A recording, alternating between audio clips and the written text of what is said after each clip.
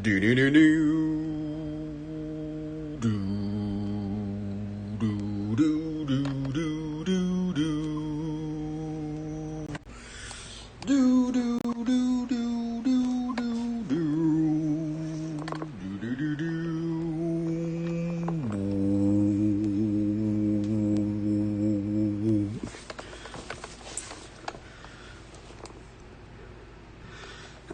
Okay, let's do this. Let's go.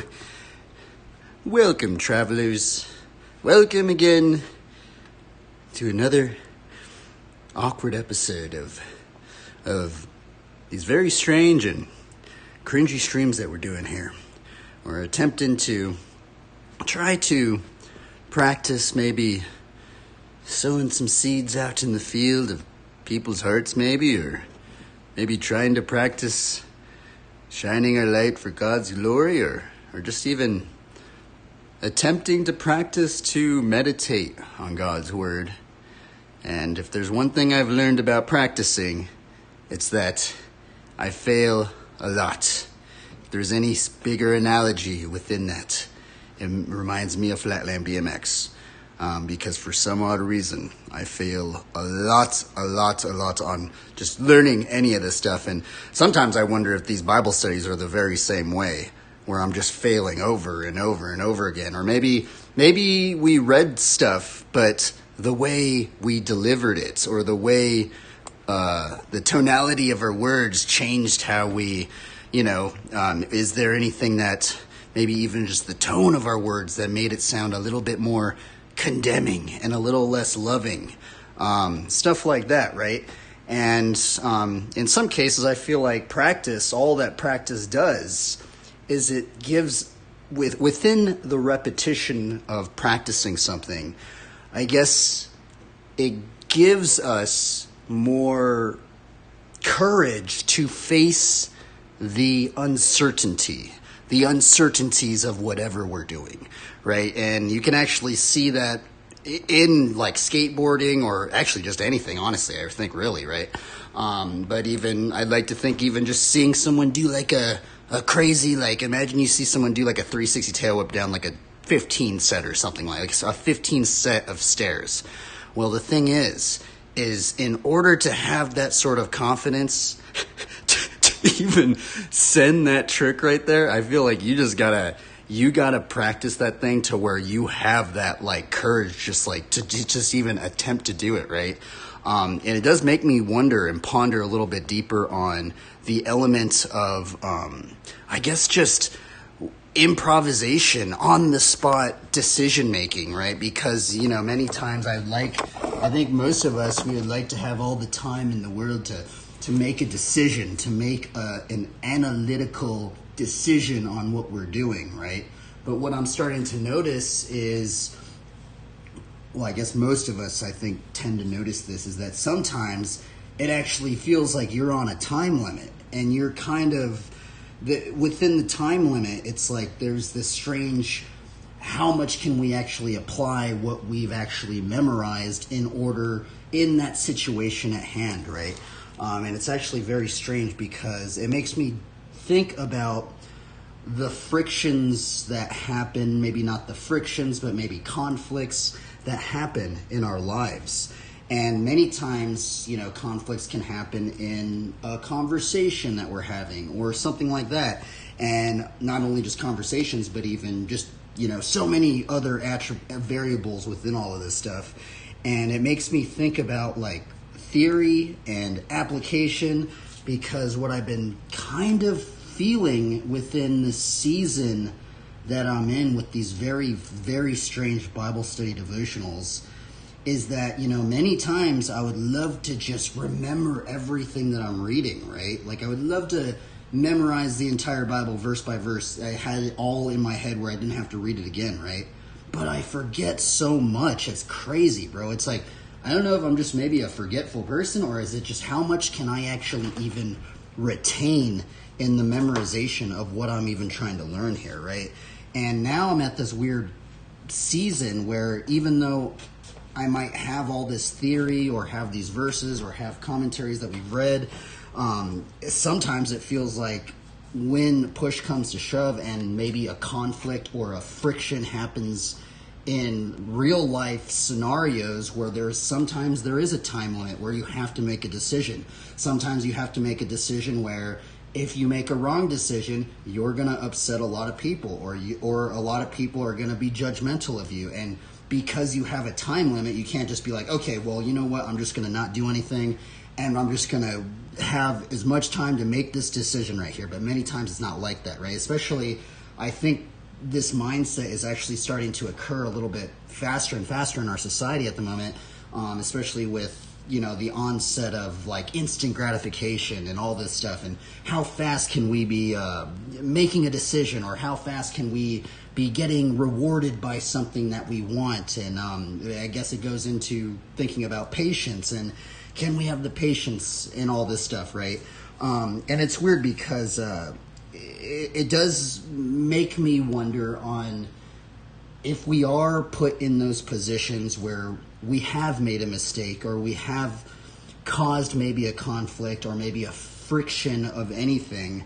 How can we handle these wrong choices we might be putting out there, right?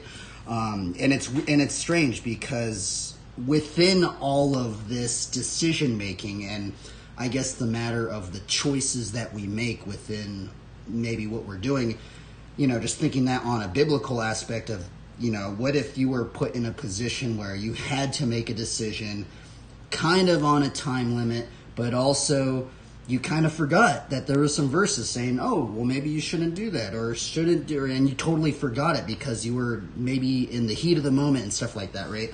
I'm wondering if there's any sort of sermons on this, or maybe some sort of and it's very interesting thinking about the element of choice that people make, and I find that very intriguing, and I feel like what I've started noticing within even the drawings that I do, even just the style, even just how we stream, that's actually why I like streaming at the moment a lot, is because it gets me just commit to something, and then we're just gonna go with it, right? Because many times that's probably not the best way to do it. I do feel that it gets me kind of gets the momentum for me to kind of just at least try to attempt to do something, even if it is embarrassing or if it's very awkward or something. Just getting the ball moving, for me personally, it kind of gets me just kind of going. It's kind of weird because that's why I like streaming, and that's why I like doing these Bible studies like this, because many times what I've been noticing, especially it was kind of more so within the drawing realm, but sometimes with so many choices that you have to pick from, right? Sometimes it gets me to overthink things. And within the element of overthinking things, I just go, I don't even want to do anything anymore because there's so many options. I'm almost overwhelmed with the amount of options I have, right?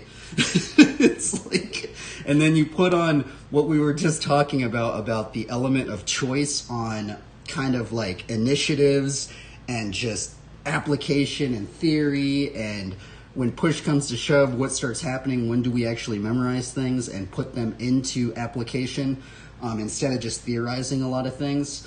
That stuff is very, very, very, very interesting for me, because I don't know about you guys, but this has happened to me so many times where it's like I've done these Bible studies, but then something happens in my life, and for some odd reason, I would like to have some of these Bible verses just in my mind, just boom, boom, and I could just deliver them right on the spot and then totally maybe divert from a negative thought or a negative feeling.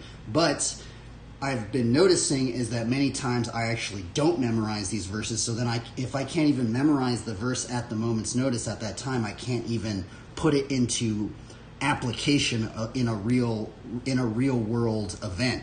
It's like I probably make no sense whatsoever, but I've been noticing this more and more and more, and it's it kind of even. I know there's another weird thing about, I brought up two things about the bike thing, but even just thinking about all this theory crafting in some weird, like you could have all of this theory, you're just learning everything, right? But the thing is, like, even just thinking about the cliffhanger, right? That trick the cliffhanger. Dude, I have watched every single how-to. I have tried to look up, I have read all of these things on how to do this trick, and I feel like I should know how to do this trick. But the thing is that when I actually try and do it, it's like way different than I actually theorized, and I have even been told by other people. But when I actually try and do it personally, it feels so much different, right? And it's just so weird thinking about that, and it makes me wonder, like, how much theory crafting is there out there, but how much of this are we actually, can we actually apply this to real events? Or do we even remember to even apply these things that we're even learning to real world events? But I don't know. That's what I'm thinking about lately. It's a weird thing, and I'd like to think that if we continue, I feel like the big one is remaining consistent. I feel like if I can just keep being consistent, but there's something that's kind of hard with being consistent, right? And it's burnout. I feel like burnout, and not only burnout, but I think boredom as well, right? How can you do something for a long period of time without getting burned out, without getting bored, without getting, and another thing I've noticed when I quit things, generally when I quit things, is that I have kind of an overthinking mindset, and a big one is that I have the fear of what other people are going to think of me.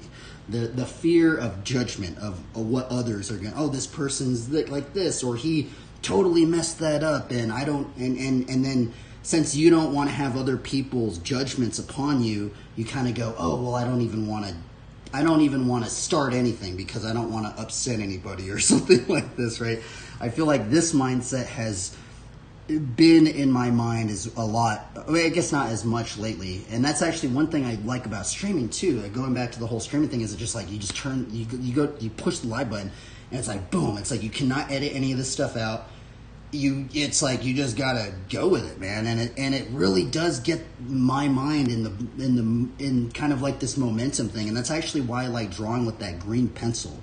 The green pencil. It's like that pencil where it's just a Crayola colored pencil. You can buy it at Walmart, right? The thing is why I like that pencil is because when you put that mark down, it's almost like you kind of can erase it, but you can't erase it all the way.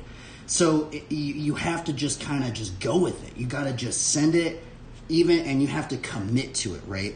And I find that it's been making me a little bit more faster in my approach of just even trying to draw things, but also it can be very, very frustrating at times because then you can't go back if you mess up sometimes, right? And then it's also weird about the whole streaming aspect is that it's kind of, I feel like it's a little bit more akin to even just real world encounters. I mean, though I know there are a lot of people on the streaming atmosphere that, might be playing a character, right? They might be a little bit more excited or be a little bit more just angry, and even though they might not be angry, maybe they're kind of acting out a character, right?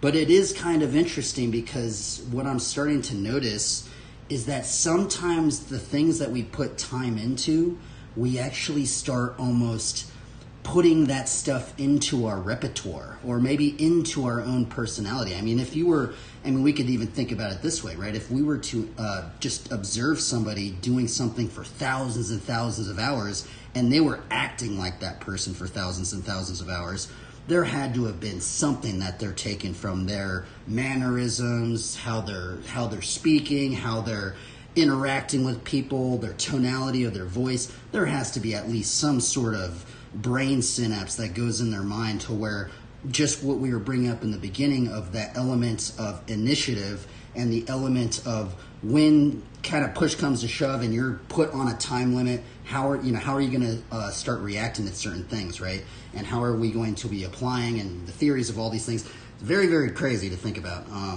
But I also, and it's kind of weird how all of this stuff started making me think about all this stuff. And a lot of this stuff made me start thinking it was when we did the Bible study on loving our neighbor as ourselves, right? Because I started thinking, if we were to love our neighbor as ourselves, right? And imagine if I encountered somebody that was like totally making a lot of mistakes, maybe even they were a believer, and maybe their theology was completely off or something like that, right? But the thing is like, it's strange because what I've been thinking is, would I even have the empathy to understand that they might not even know that their theology is told? Maybe they don't even have memorized some of the verses. Maybe nobody's even told them that they maybe got a definition of a word wrong, or maybe they didn't understand the Hebrew definition or the Greek definition. But can we have the patience and understanding and empathy to help to maybe build that person up? Because what I'm starting to notice now is that many times it feels like believers can just be condemning other believers to the point where it makes people not even want to be a part of the faith anymore, because they're like, man, this is really kind of toxic. I don't even want to get into this. I don't even want to start a Bible study or something like this, because I'm just going to get hated upon, or I'm just going to mess up in front of everybody, and it's just going to be humiliating. So why am I even going to start it if I'm just going to fail at everything, right? And it's kind of weird to think about it that way, but I have been noticing this, and a lot of this has been weird because I see a lot of these similar questions getting brought up, and a lot of these questions are, people that were once in the faith, they actually left the faith not because of unbelievers. A lot of people, it's weird because I keep seeing these questions get brought up. A lot of times these believers are saying they leave the faith because of other believers. And it's so crazy when I think about that, because I'm like, man, like, shouldn't we be helping to encourage and build one another up and exhort one another? I mean, it would be crazy to think that what we could be doing would totally rip the seed of faith out of people's hearts that were once even believers themselves. And it's very strange, and it's made me have to really look back and really just ponder on just the empathy and having the understanding of, not knowing what someone might have been going through at the time, and maybe the tone of how I even maybe delivered a verse or something like that totally maybe triggered that person, or maybe and that's a weird awareness to have, right? It is a strange awareness that I'm wondering, is this important, right? Is it important to have the awareness of we might be triggering somebody just because of how you say something, man? You could just be like, oh, you could just like bring out a verse. Imagine if I said some of these verses, I'm just in a microphone just yelling at people. Just like, just like yelling at people, right? Do you think that would actually, would this cause more friction upon people, or would it be more accepting to people, right? And it's really weird, and it's strange because there is actually this other believer on Twitch. We had this quick little, I guess it wasn't a quick conversation. I was listening to his Bible study with his wife and stuff, and we brought up something about the cross, right? And how there's all these verses on trees, right? And there's all these verses on lifting our hands up to the Lord. And ironically, guess how the Lord died? He died with what? He died with his hands lifted up, right? And it's strange because he brought up this element of trees. And it's weird to think, and we look at trees, what do trees do as like kind of an energy source? They kind of don't go like this. They kind of spread their branches out, right? We're kind of spreading our branches out to get the energy, right? And it's so weird because now another believer was bringing up this weird aspect of, like if the cops were coming towards you, right? And they're like, they think that you're hiding something. Maybe you're concealing a weapon or something like that. What do these people say? Lift your hands up. What do you got in your hands? And you lift your hands up, right? And it's also a weird thing because what do you do when we give somebody a hug? We lift our hands up. It's almost like we have this inviting presence of like, I am not going to hurt you. I mean, imagine if we were to lift our hands up to the Lord and we had just a straight, just like sword or something in our hand, right? It's like we would have to be welcoming, right? And even to people that we might find maybe controversial or maybe we don't agree with or something like that. And a lot of this stuff is very, very interesting because I never took into consideration a lot of these things until these deeper looks into the verses of, loving our neighbor as ourselves and loving our enemies and stuff like this, right? And also not only that, but also the critiques I've gotten from the Knights and stuff. Well, I guess not the Knights, but many other things as well. About like me promoting violence or something like that. And I just go, well, I don't know. What do you guys want me to do? It's like strange, right? And that really just put me through a loop. Honestly, like I feel like there was those two verses of loving our neighbors ourselves and loving our enemies.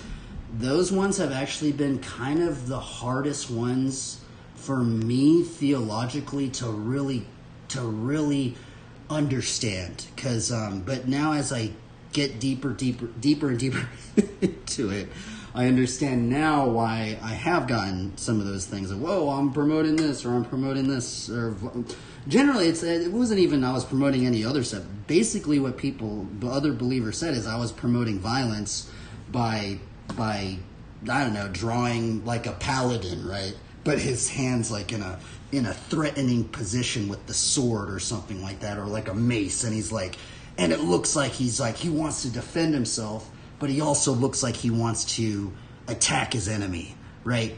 But it's like weird because where did I learn that from, right? I learned that because I took a lot of that from like I took a lot of that from just drawing video games and stuff like that. I mean, that's what you kind of, it's like you got to defend yourself. It's like, and it's weird because then it was like I had this strange like paradoxical mindset of like, man, like how it's so weird that I'm triggering other believers into thinking that I'm promoting violence, but also, now let's get deeper into studying about all this stuff, and it now goes into just, loving our enemies and treating our neighbors ourselves, and it's been kind of a very hard journey, but it's also been a very interesting journey. But now it's also into the weird realm of what happens if, what would happen, right? If I were a believer and then I had to maybe, I got paid to maybe promote some things that might not be completely godly, right? Is that bad for me to do? And it's weird, right? Because then some believers say, oh, well, we should give God glory in everything that we're doing. But, imagine if you were in that strange position, like what kind of choice would you make, right? And what if that choice was on a time limit, right? That's a very intriguing one, right? But anyway, let's go into reading a commentary. I've totally been ranting that probably make no sense whatsoever. If anybody has any sermons on any of this stuff, I'd love to hear sermons. I think this is the really cool thing about God's Word is that you can multitask and have God's Word on. Like many times what I do is when I'm like doing the dishes or I'm driving or I'm doing anything, bro, you could have headphones in and you put a sermon on and you can listen to a sermon while you're just doing whatever you're doing. It's actually really cool. But anyway, we're going to read some commentaries on Luke 9:23. And Luke 9:23 is kind of what we went into, like bearing the cross every day, which kind of got me really tripped out because we have done some Bible studies on bearing the cross. And it's so weird because as I read this one again, it's this verse right here, Luke 9:23. And he said to them all, if any man will come after me, let him deny himself and take up his cross daily and follow me. Now, I might be wrong on this, but it's weird because I kind of remember the other Bible study we did on bearing our cross, right? Bearing the cross, right? Many people equate bearing our cross with suffering that we are going through and stuff like this, which I actually kind of still do think that way as well. But what's weird is there's a lot of commentaries now that say that bearing the cross was actually this grand act of humiliation. It was this humiliating way to die, and not only was it a humiliating way to die, it was a symbol that everybody would see because you're basically dragging your death sentence with you, right? And it's so crazy, right? Because there's a lot of other deeper stuff that I never really even considered until some other believers were bringing it up. And some other believers were bringing up like when Christianity started emerging in Rome, right? Which actually some people kind of brought this to my attention when I was drawing certain, I don't know, the violenter things, right? And the thing is that they were saying something like, well, what were the Christians doing in the beginning? Were the Christians out there just trying to just kill the authorities, to try and just overthrow all this stuff, right? No, what was actually very interesting, what they were doing is that they became martyrs, man. They did not retaliate. They just totally just sacrificed themselves to the point of humiliation, to the point where it actually did the complete opposite of within the Roman Empire, right? What was so crazy about it all is that, these Roman, emperors and stuff like this, they sentenced these Christians to get died on the cross, get, burnt alive, to get oil and feathers put on them and burnt alive at the stake, man. All this crazy stuff, right? And what was also really crazy, there was this story of this guy, this Christian that was in the Colosseum, and there was a lion within there, right? And it was crazy because everybody wanted him to start flipping out, to start fighting the people and stuff like. You know what he did? He sacrificed himself. He said, "I'm not even going to do anything. If you want to kill me, boom. All right, I'm just going to sit here until you guys just execute me," right? And it's so crazy because you think everybody wanted him to retaliate, to fight back, to try and kill the other people. But you know what he did?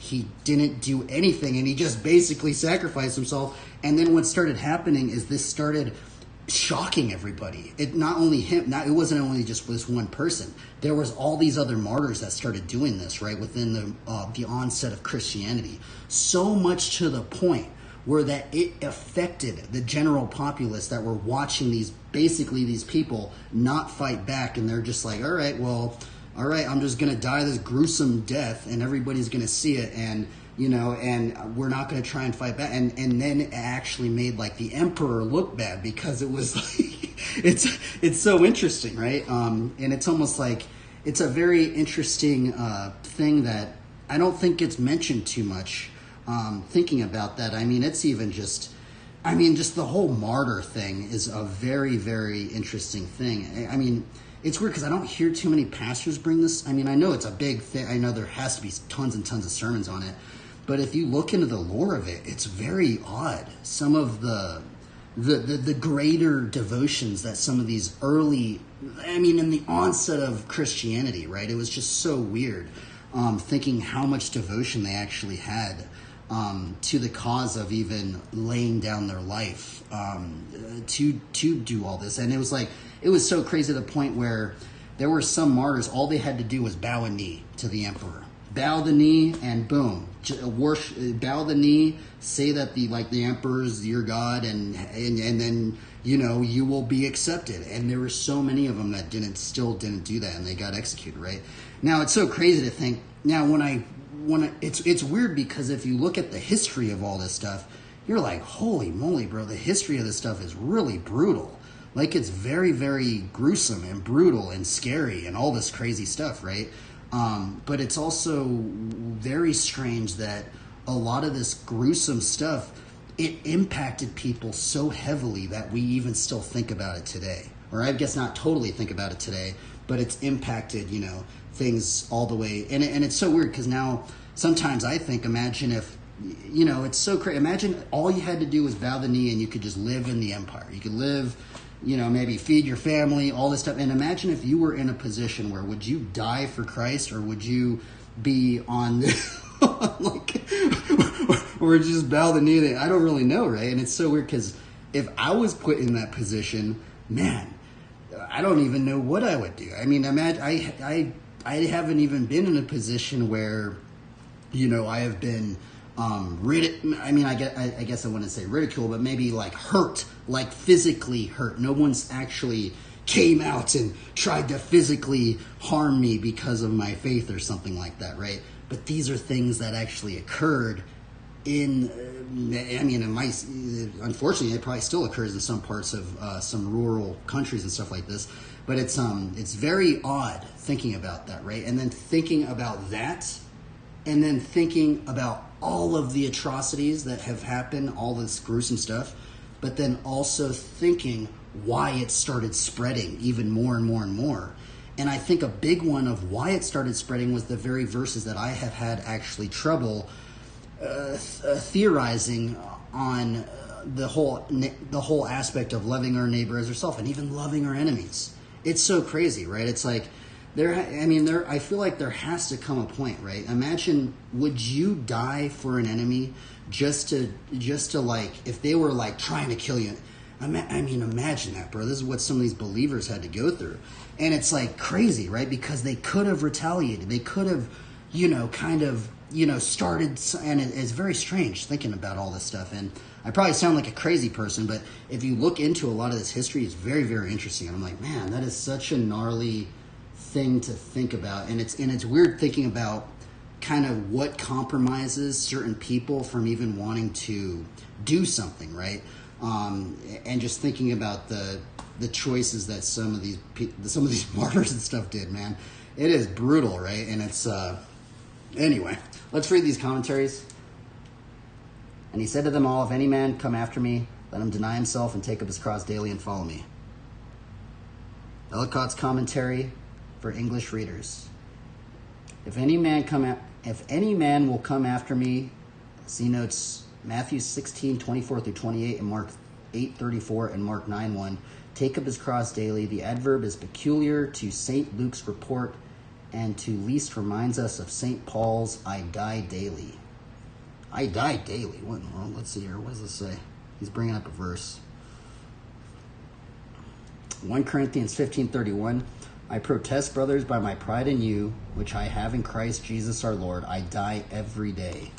What does the KJV version say? I protest by your rejoicing, which I have in Christ Jesus our Lord, I die daily. Man, that is so crazy that they would actually bring that up right there.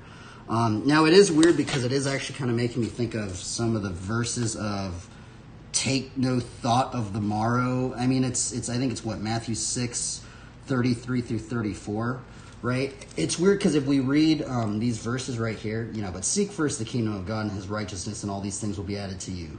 Therefore, do not be anxious about tomorrow, for tomorrow will be anxious for itself. Sufficient for the day is its own trouble, right? It's weird because the KJV says, take no thought of the morrow, right? Now, I have looked up some sermons, and what some pastors have kind of brought up is like, it's like, if we are to not even be anxious about the morrow, and in the KJV, for instance, says take no thought of the morrow, which I feel like you could misconstrue that, you got to be careful thinking about that. But also thinking, if we are to, and just in the beginning verse, if we are to seek, it's like, it's so crazy to think, how could we be, imagine if we were to die every day. How crazy would that be? Imagine if you died every single day. How would you seek first God's kingdom, right? Is there any sort of, even the most minuscule little level, would you maybe try to think about a verse, maybe look up a verse, maybe even just share a verse? It's so crazy to think about that, right? And I don't know really what to think about that because it's just very, very kind of scary actually thinking about it. I guess it also kind of makes me think about kind of like that cheesy phrase when people say like live each day as your last or something like that. I'm wondering if some of that has actually just been inspired by, I guess, what Paul has been writing right here, right? Yeah, I don't know. It's a strange one, right? I protest by your rejoicing, which I have in Christ Jesus our Lord, I die daily. Man, that is such a gnarly one. It's weird because I don't really know why they're kind of bringing this up. I mean, I guess it's because it is somewhat related to this verse. Taking up his cross daily. So does that ultimately mean, and he said to them all, if any man come after me, let him deny himself and take up his cross daily.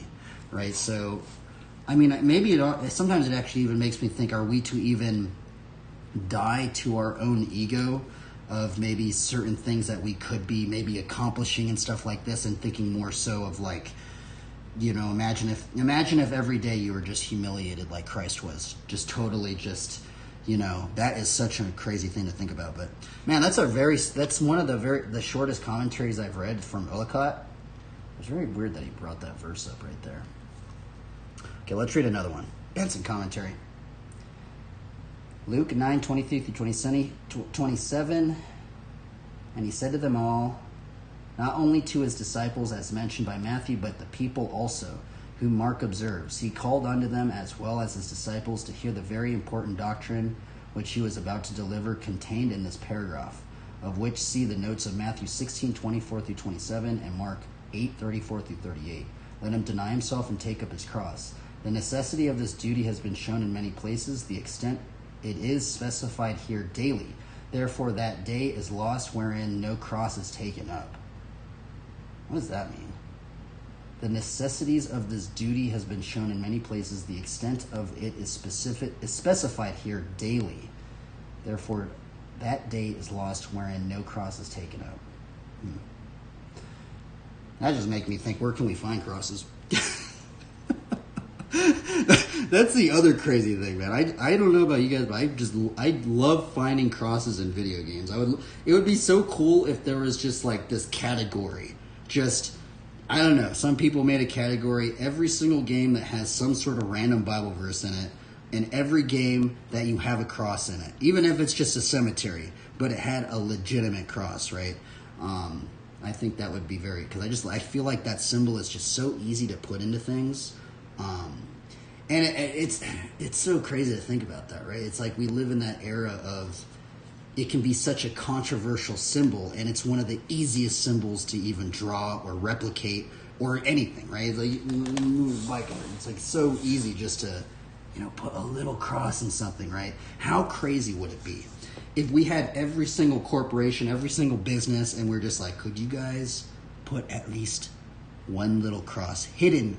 You don't even have to have it apparent anywhere. Could you just have it hidden somewhere?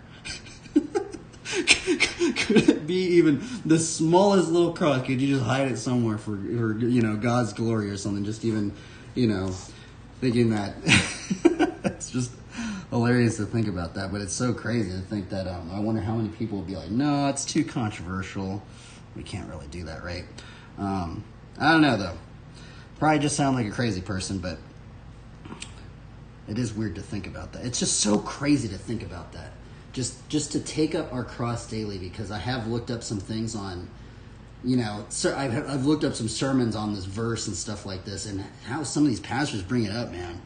It's like, it's because that's actually the other crazy thing. You could look at a little cross and like, but the thing is, some of these people, they did like some replicas and stuff, and they were saying like the cross was like 200 or like 200 or 300 pounds or something like that of this wood all put together, and you would have to drag that thing around, man. Like, it's like, that is, I don't know, it's just so like crazy. I mean, I've never personally seen anybody drag a cross around like that, but man, it's just, it's a very strange thing to think that you would just be dragging your own thing that you're going to die on, and man, it's just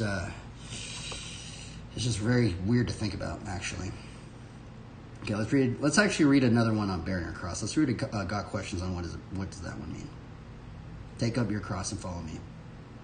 Take up your cross and follow me. Got questions. And it really makes me wonder, right? Like, because also what's kind of making me think about this is, what happens if Christianity affects your life so much to the point where maybe it destroys your business, to the point where maybe it nobody wants to hire you because you're promoting Christianity? What happens if it gets to the point where it's like, what happens if you were so on fire for God that people just thought you were crazy, that nobody wanted to hire you, that all this stuff? Like, how crazy would that be, right? Now, has this ever occurred? This is another thing. Has this ever even occurred in our? I feel like it would. I mean, it had to have occurred in some people's lives, but yeah, it is kind of strange, right? What did Jesus mean when he said, "Take up your cross and follow me"? Matthew 16:24, Jesus told his disciples, "Whoever wants to be my disciple must deny himself and take up their cross and follow me." Let's begin with what Jesus didn't mean in this verse. Okay, I actually did read this commentary before, because it's the one that I have read in the previous Bible study. Many people interpret this cross to be taken up as a burden they must carry in their lives, a strained relationship, a thankless job, a physical illness, with self-pitying pride. They look at their difficulty and say, that's my cross I have to carry. Such an idea is not what Jesus meant when he said to take up your cross and follow me. See, that's what this one said, by the way. But I do feel like I have heard some believers say that our cross can be our sufferings or maybe the trials that we're going through. But I don't know. I don't know what, like, it's so crazy. If I were to read, if every pastor were to read this Got Questions one, I'm wondering, like, what would they all agree with what that just said right there? That's not what it meant. I don't know. Let's keep reading it, though. When a person carried a cross in Jesus' day, no one thought it was a persistent annoyance or symbolic burden. To a person in the first century, the cross meant one thing and one thing only: death by crucifixion. To carry a cross was meant to face the most painful and humiliating means of death human beings could develop. 2,000 years later, Christians view the cross as a cherished symbol of atonement, forgiveness, grace, and love. But in Jesus' day, the cross represented a torturous death. The Romans forced convicted criminals to carry their own crosses to the place of crucifixion. See John 19 through 17. Bearing a cross meant one was about to die, and that one would face ridicule and disgrace along the way. And so it's so crazy thinking about that, right? But then it's sometimes I wonder, like, kind of thinking about what would cause somebody to maybe, it's kind of strange. It would be a strange question to think. What would cause someone to drop their cross and not follow? I don't know, right? It's like that's a whole nother one. And I think there's a lot of variables to that, right? Therefore, Jesus' command to take up your cross and follow me is a call to self-abasement and self-sacrifice. One must be willing to die in order to follow Jesus. Dying to self is an absolute surrender to God. Isn't that crazy, right? Just reading that. Like, it sounds so gnarly when I read it. Maybe I'm reading it in a bad... Let me read this again. Therefore, Jesus' command to take up your cross and follow me is a call to self-abasement and self-sacrifice. One must be willing to die in order to follow Jesus. Dying to self is an absolute surrender to God. Right? It's so gnarly when you read it that way, right? I mean, I wonder what other people think about this commentary. And it's so crazy. If we were to even be willing to die for the Lord, right? It's like, man, we could at least try and share one little cross in something, or like a verse or something, right? I don't know. It's really crazy to think about that way. After Jesus commanded cross-bearing, he said, "For whoever wants to save their life will lose it, but whoever loses their life for me will find it. What good will it be for someone to gain the whole world yet forfeit their soul? Or what can anyone give in exchange for their soul?" Matthew 16:25 through 26. Although the call to take up our cross is tough, the reward is matchless. Nothing in this world is worth passing up eternal life. Man, that's a very strange verse. I'm going to have to do a Bible study on that. He said, "For whoever wants to save their life will lose it, but whoever loses their life for me will find it." Man, I'm wondering how... I feel like I don't understand that verse right there that good. Because, like, it's like, what does it mean to lose their life? I mean,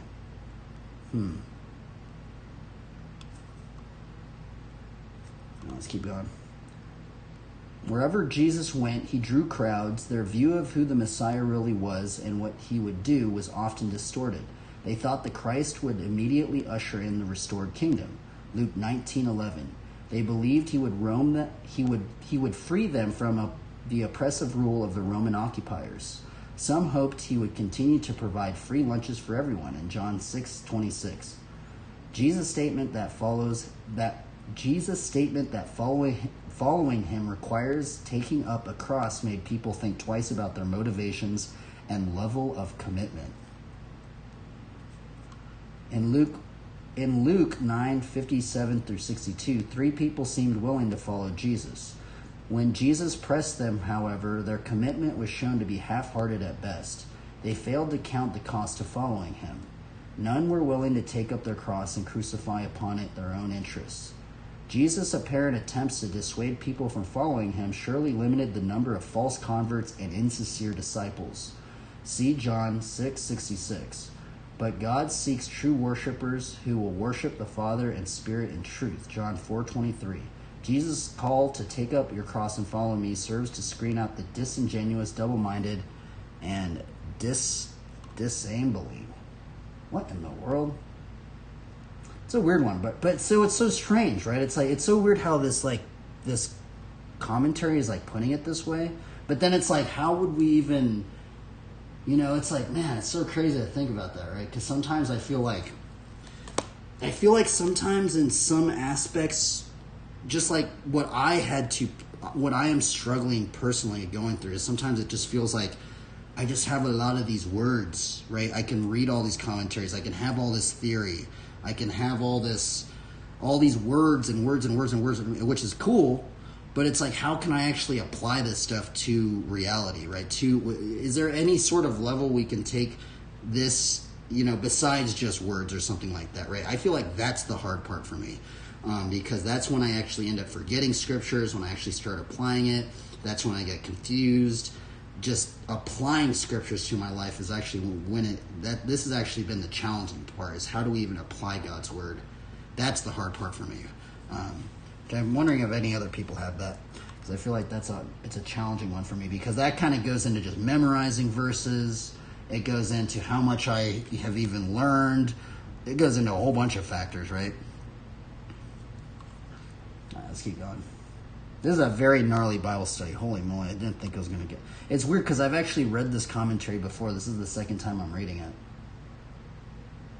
Are you ready to take up your cross and follow Jesus? Consider these questions. Are you willing to follow Jesus if it meant losing your closest friends? Are you willing to follow Jesus if it means alienation from your family? Are you willing to follow Jesus if it means losing your reputation?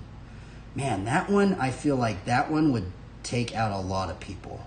I mean, not people, but just like businesses, corporations.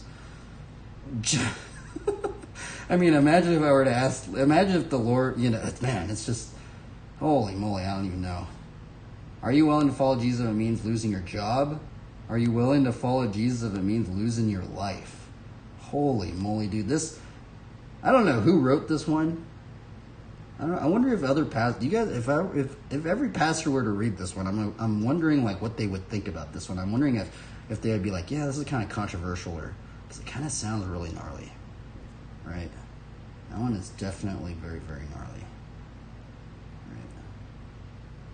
Are you willing to follow Jesus if it means losing your job? That is a brutal one, right? Man. Let's keep going.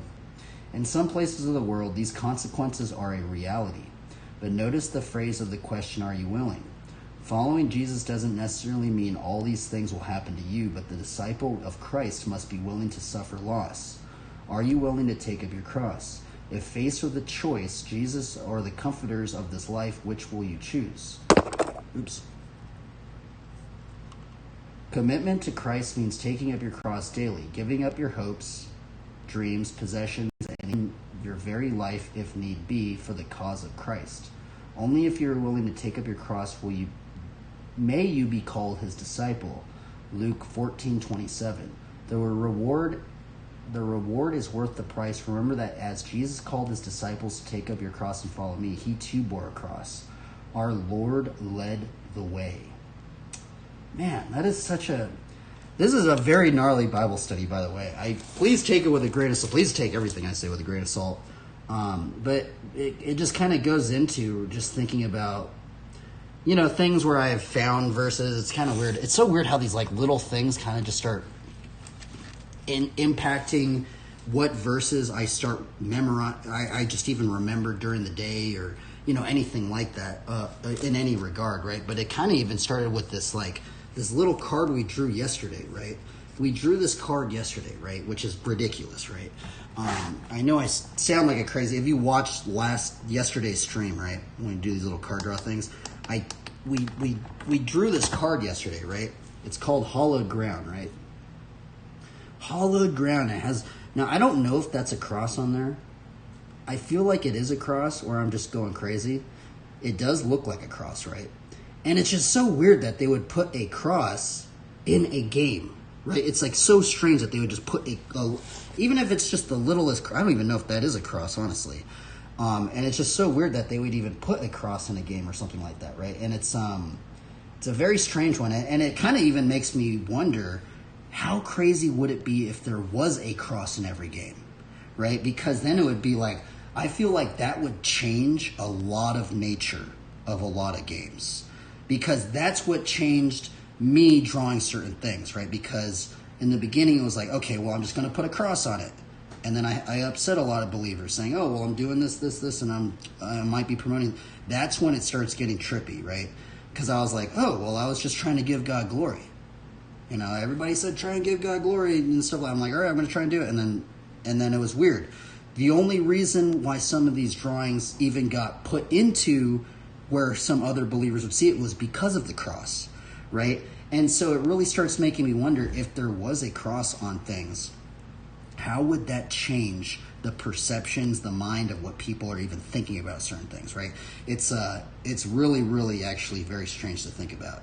And I wonder what the Lord would think about it. If I were to say that very same question and the Lord was in front of me right now, I'm wondering like what like he would say on that, right? Like, are we even to bear our cross in everything? Like, is it just, because I'm going to be honest, I will confess, sometimes it feels like I can't bear my cross in everything, because sometimes I might upset some people, or I might, it'll just kind of like what is like that. That's why this commentary is kind of conflicting with me, because it's like, picking up our cross, and it's like, are you willing to lose your reputation or your job? Are you even willing to lose your life? It's like, man, I'm going to be flat out honest.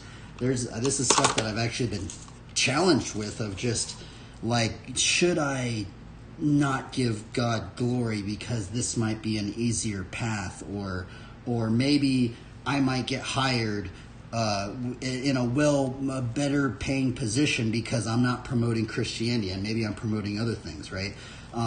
And I feel like a lot of people do start thinking about this stuff. Now, what I'm also thinking about is, what do businesses and corporations, do they think about any of this stuff, right? It's like, it's like, man, it's so crazy to think about that, right? Like, just even think of it, if it's just like even the littlest, not even a Bible verse was on things. What if it was just a little cross, right? What if it was just a little cross in the corner, right? Like, that would change the nature of a lot of things, man, because I just feel like, yeah, I don't know, man. Right, it's weird that they put this one in there, right? Or I'm just going crazy. I just feel like that looks like a cross, but man, like, and I'm also like, I'm wondering, like, what games have you guys found where it has a cross in it, right? Like, are there any, like, I'm always just intrigued, right? Now, the only ones I personally kind of know that there was a cross was in Diablo 1 and Diablo 2. What was weird is in Diablo 3, that's when they kind of like changed the look of the cross. I think probably because maybe it was controversial or something. But it is kind of weird, because Diablo 1 and Diablo 2, in terms of games, it does seem like people like to like those ones a lot better than the more recent ones. But I don't know, man. I don't know, and I feel like I am conflicted with a lot of this stuff, because it's just like, are we to really give God glory and everything, right? Like, at what point does the economy or something like that affect us within us bearing our cross or trying to give God glory in all that we're doing, right? I don't know. It's been something that I've been struggling with, but it's something that I feel like this Bible study was actually very, very difficult for me, because, man, it's just, I don't know what to really think about it, right? What do you guys think about this one? Does anybody have any ideas on this Bible verse? It's a very gnarly one, right? It's a very, very gnarly one. For me personally, I just like finding crosses now. I like just seeing, okay, well, where are the crosses? If I even go to Walmart, I like just finding crosses. It sounds ridiculous, but just crosses anywhere.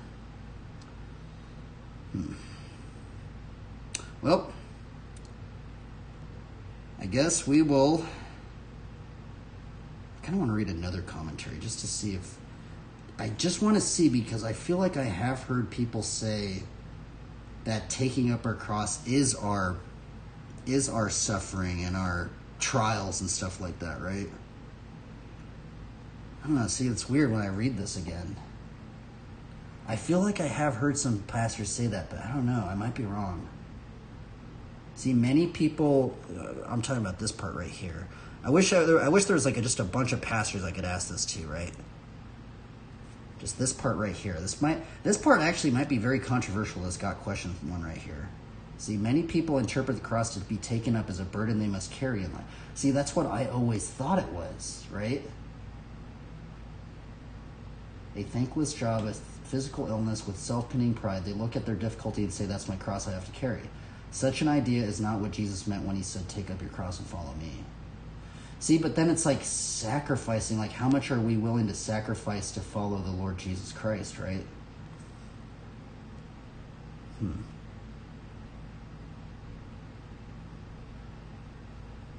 That's a really gnarly one. Man, this is a very hard Bible study. Oh well, we tried. This is a very hard topic. I feel like I should kind of go back into trying to do... The only one reason I kind of did this one was because we kind of drew one yesterday. And then every time I like look deeper into it, I'm like, man, this one's really, really brutal. Like, it's just so gnarly to just like think about that. I think what's really gnarly to think is like, is there ever a situation where Christianity just would affect your life to the point where it just, I don't know, right? It's like, man, it's like such a crazy one, right? Like what if you had a business, right? And you're like, okay, I want to give God glory. We're going to do something like in and out. We're going to put Bible verses on things. And your entire business just, boom, just went under. What if your total market was just not even about that? You know, what would you do in that situation? And then what happens if your business failed and then you had to go and promote things that were ungodly to survive, right? Would you ever be put in a situation like that, right? I don't know, right? It's a very hard situation to think about, but ultimately I think that kind of goes into faith then, like just thinking, can we have the faith to trust God amidst confusion or maybe strange situations like that that might occur, something like that, because I feel like if it would be so weird, right? It's just so weird. Imagine if we were just to ask, just like, imagine you just taking your cross into your job or something like that. What would people, I know, a physical cross, right? Like a gigantic cross. Imagine you have to drag that thing in there. It would be crazy to think, it would be very crazy to see all the reactions of people, right? Like, just like, hey man, we cannot be promoting that stuff. You put that giant cross over there, you don't say anything about it. You do, it's like, how would people react? Man, that is so crazy to think about, right? That's very, very interesting for me to think about. How would people react? How would your job react? How would people, anybody would react, honestly. That's, Anyway, today's Bible study was extremely hard. I probably made no sense whatsoever, but at least I guess we tried. Not everyone. I wish every single one of these Bible studies was just easy. Today was actually a very, very challenging one. That I actually still am. I'm going to be honest. I still am conflicted about many parts of that one, about taking up our cross. Right? It's like, I am conflicted on it. I'm going to be honest.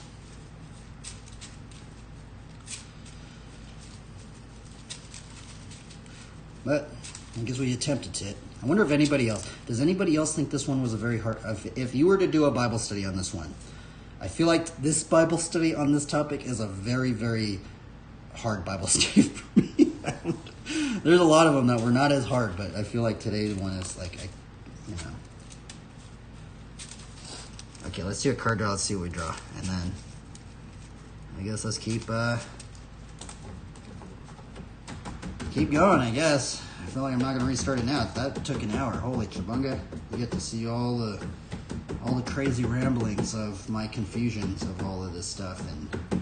And it's kind of weird because I feel like I read all of this commentary and I feel like I'm still kind of confused. I'm still kind of like, honestly, it's kind of overwhelming to read all that stuff, right? I'm wondering how much does that even have, I feel like if I get too overwhelmed, I don't remember that much stuff. And I feel like that's what today might be again. Just kind of just this overwhelming, just this barrage of all this all this lore and stuff of taking up our cross. And it's like, man, am I even going to remember any of this stuff? I'm going to be honest. I feel like I'm only probably going to remember just a snippet of it, right? Huh. I mean, I guess if anything, we think about how Paul says he dies daily. Well, my bad, Lord, if I did a bad job. Oh well, I'm not going back now. We're just going to keep going with it. that was a brutal Bible study. Holy moly. Oh, we drew what else?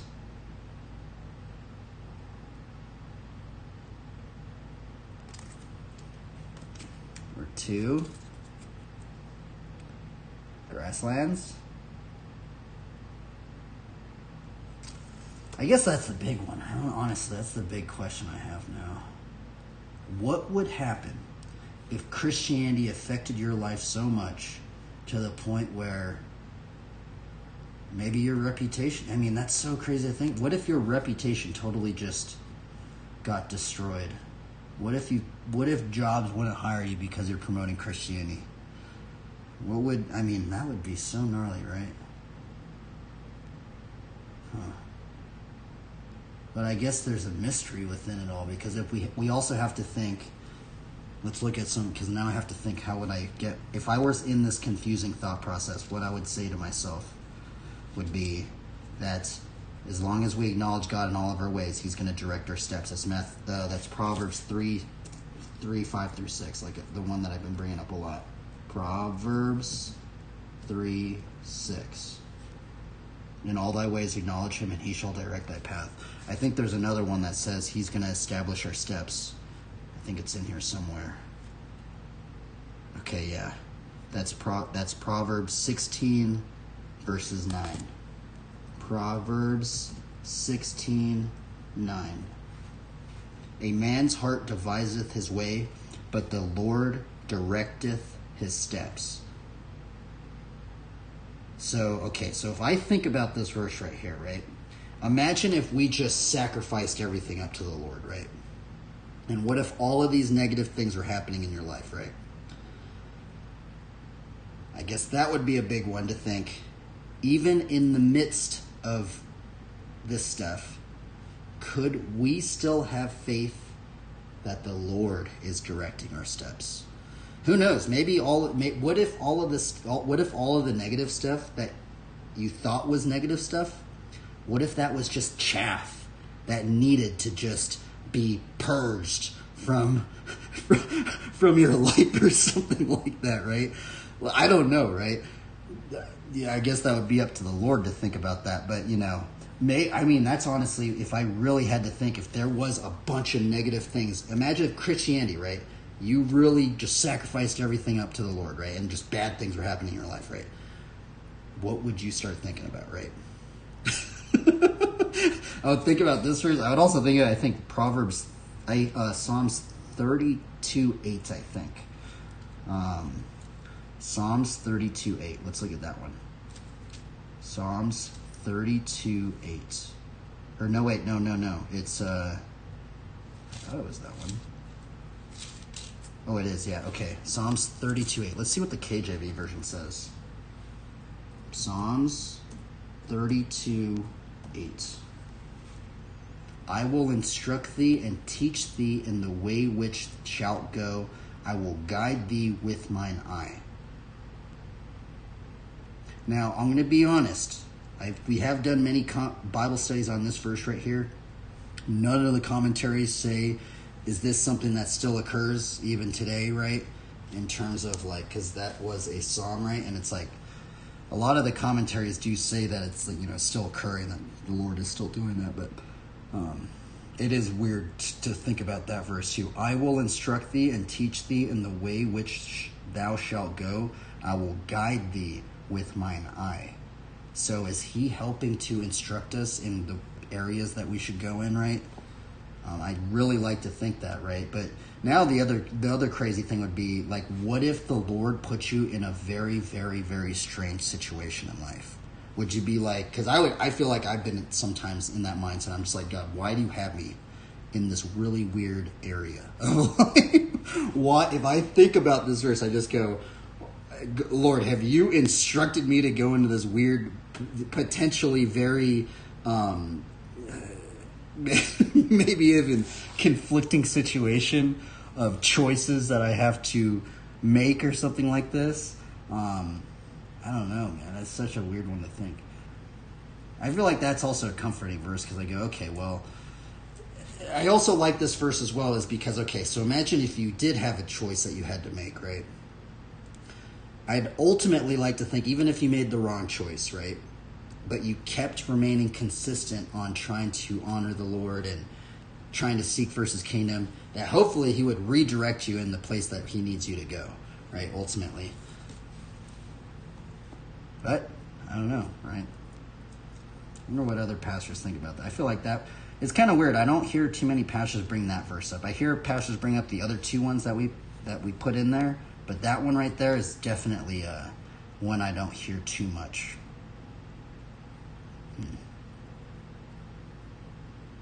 It's weird because he says, and teach thee in the way which shalt go. And teach thee in the way which thou shalt go. Huh. And it's weird. It's also weird because it says he guides thee with mine eye. Is that his eye? Is that God's eye on us? Huh. That is a strange verse right there. Huh.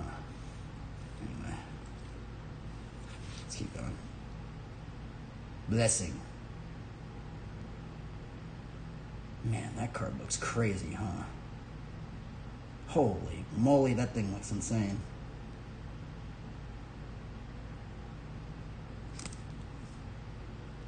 Man, that's just dude, isn't that just such a cool card? Like, it just says blessing. Blessing. That's why I have it in there, right? What is a blessing? Let's look that up right now, because now I'm curious. Blessing Bible definition. Blessing Bible definition.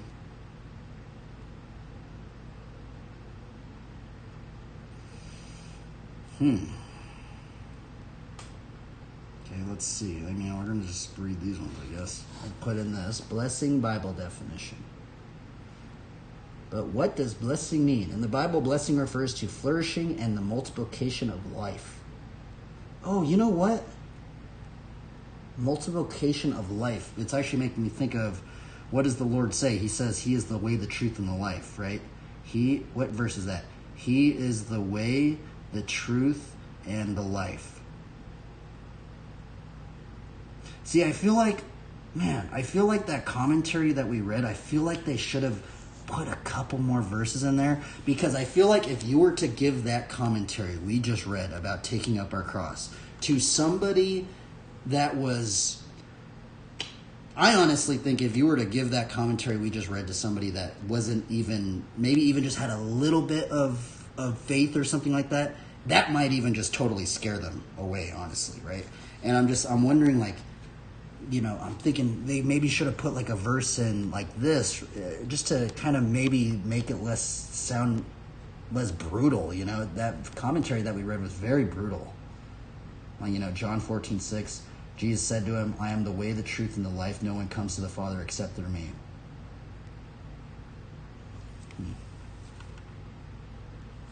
What other definitions for blessing is there? Multiplication of life.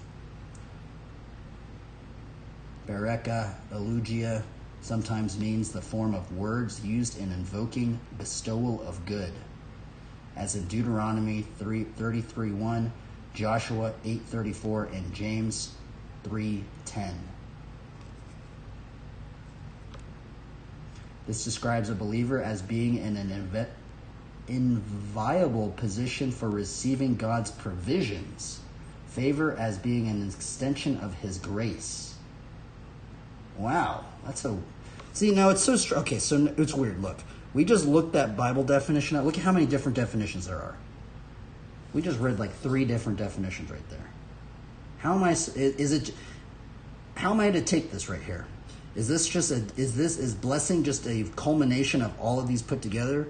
Or... See, that's what kind of confuses me sometimes.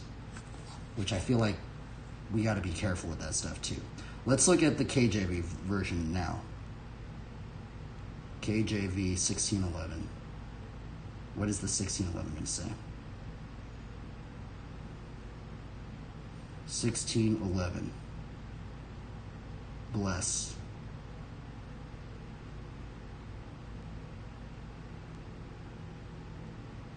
Okay, let's read the KJV version. They didn't bring the KJV version, right? Bless. To pronounce a wish of happiness to someone, to express a wish or desire of happiness. When Isaiah called Jacob and blessed him. To make happy, to make successful, to prosper in temporal concerns, as we are blessed with peace and plenty. The Lord thy God shall bless thee in all thou doest. Deuteronomy 15. Now we have to remember that these are Old Testament verses, and so we have to remember that, sometimes, within the New Covenant, I just want to bring that up. To make happy in a future life. Blessed are the dead who die in the Lord. Revelation 14. To set apart or consecrate to holy purposes. To make and pronounce holy. And God blessed the 7th day and sanctified it. Genesis 2. To consecrate by prayer, to invoke a blessing upon. And Jesus took 5 loaves and 2 fish and looking up to heaven, and he blessed them. To praise, to glorify for benefits received. Bless the Lord, O my soul, and all that is within me. Interesting, to glorify. That's weird. I never thought about it that way. Huh. That's really strange. Dude, it's so crazy. See, now it's so weird, because if I did not draw this card right here, I feel like I just never would have even looked this definition up, right? And it's so weird, because now it's crazy to think that that's actually a way that we can give God glory, by just blessing whatever we're doing for his glory. What in the world, bro? And so, man, that's like such an interesting one to think about that. Huh. It's like a blessing. It's a blessing to give God glory in whatever we're doing. When whether we eat or drink, let us do it all for the glory of God. To praise, to glorify, to benefits received. To praise, to magnify, to extol for excellencies. To esteem or account happy with the reciprocal pronoun. The nation shall bless themselves in him. Jeremiah 4. To pronounce a solemn prophetical benediction upon. Dude, that's so weird. That's such a weird one right there. Benediction. I would love to ask every single WoW player, where have you... Now, I sound like a crazy person, but what's very, very strange about this word right here, right? Benediction. The first time I saw this word was in the game WoW. And it's this priest staff, right? Let's look at it. There's this staff called Benediction, and I remember. Benediction. And it's so weird because it's the staff in WoW. It's this staff right here. Look at this thing. Isn't that weird? I don't really know. I think benediction means, because I have looked it up a long time ago, but benediction means something at the end of something, I think. But look at that. Isn't that weird that they named that thing benediction?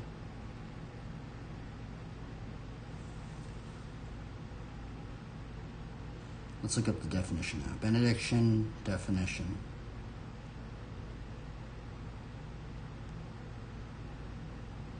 Okay. Oh, interesting. Okay, yeah. This is the normal dictionary. The utterance or bestowing of a blessing, especially at the end of a religious service.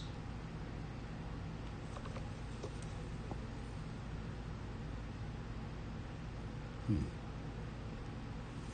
says devout or formal invocation of blessedness. Weird. Benediction. I feel like I hardly even hear that word.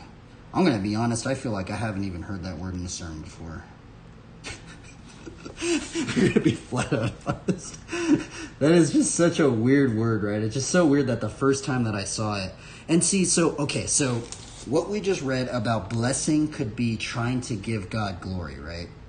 So now I would love to ask this question if there was a bunch of believers right here, right?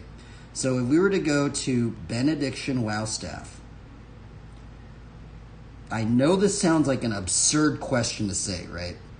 But would this staff right here be maybe even some sort of exaltation to the Lord? I know I sound crazy, but like them even naming it benediction, some sort of, thing like that, is that even in some way some sort of glorification? Could that even be some sort of glorification for God in some weird way? Because I will say what's very strange is that's the first time I've ever seen that word, and it was the staff right here, and I don't know what people would say about that. I mean, I guess we could look at it. This is actually what it is. Benediction, right?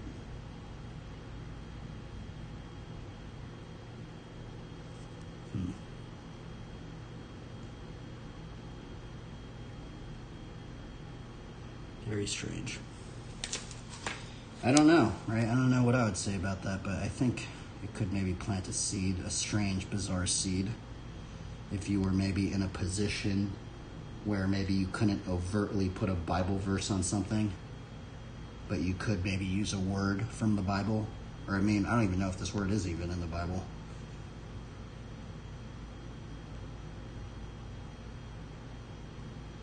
Johnson supposes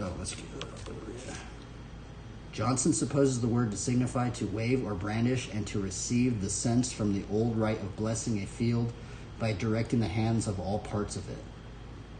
Bless and Spencer for bliss may be so written not for rhyme merely, but because bless and bliss are from the same root. Huh. Oh, darn. Man, okay, so it's basically the same thing. They do have blessing right here, but they kind of just Weird. Blessing, a wish of happiness, pronounced prayer, imploring happiness upon another. Huh. Interesting. I've never heard anybody say that blessing something could be even you just giving God glory.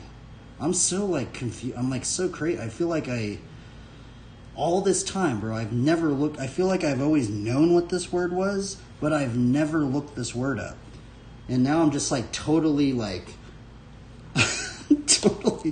I'm so tripped out now. I'm just holy moly, bro. You even trying to give God glory, that could be a blessing. That's cool, man. That's really cool. Huh. All right, number 4. Forest. Number 5. Ooh, divine favor, cool. Divine favor. Man, that thing was gnarly. 1, 2, 3, 4, 5. Planes.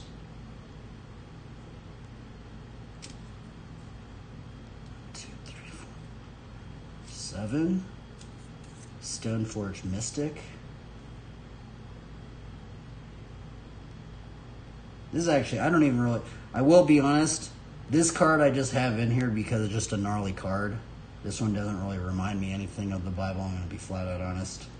This is just a really gnarly card. 1, 2, 3, 4. I guess I'll do one more. I guess we'll do more. Oh, crazy. Last card of the day. Righteousness. You know what? Now I feel like another thing that some of the critiques that I've gotten, it's like, bro, what would people think if Now, I didn't say that I was drawing the Archangel Michael, right? But the Archangel Michael is in Revelation said to, he is going to battle the devil, Satan. So maybe that's a way that you can draw like battle scenes without. But it's weird because nobody really brought that up to me, right? But I feel like that would be maybe a way to do it.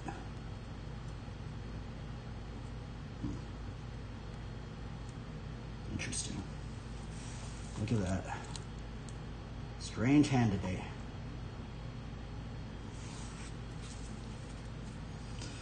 Let not the dragon be my guide, as they say, right? Let not the dragon be my guide. All right, well, that Bible study was brutal. Holy moly, that was a very awkward Bible study. People are going to think I'm crazy. But I feel like that one was actually so brutal that it was like it's going to be hard for me to, I don't know. Yeah, the taking up your cross one. Those Bible studies are brutal, man. It's like I'm almost like thinking about what are some ways that I could say this in a much more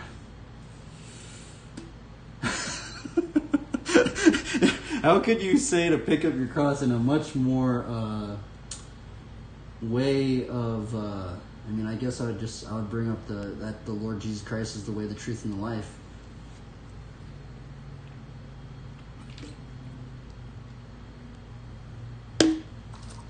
Okay, we're done. Man, that was a gnarly Bible study. Holy moly, I haven't had one like, I guess I have. Lately, these Bible studies have been pretty hard on me, mentally, because we've been talking about a lot of stuff that's been a lot gnarlier. What I might have to do is I might have to just go back to just looking up more simpler topics, instead of some of this stuff where I know today I kind of went into today kind of knowing, because I kind of knew I was going to maybe do a Bible study on bearing our cross. I was kind of a little bit knowing what I was getting myself into, but just like I said, I forget a lot of things, so I kind of forgot a lot of the other stuff of how brutal it is at times. All right, let's do this.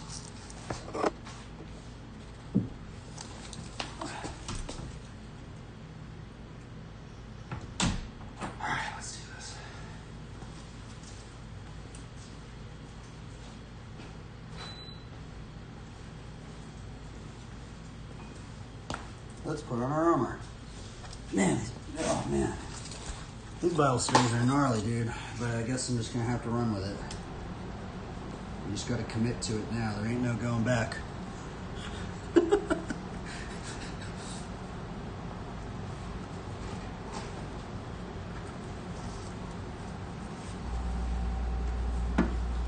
there's any advice you guys can give me, please leave it in a message. If you don't want to say it in the chat, give me a message or something. Send me some sermons or something like that.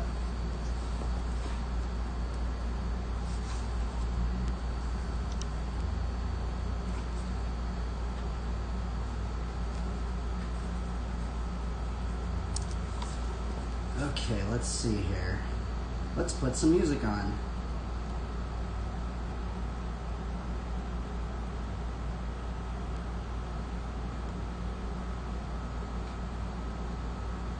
Holy moly, that was insane.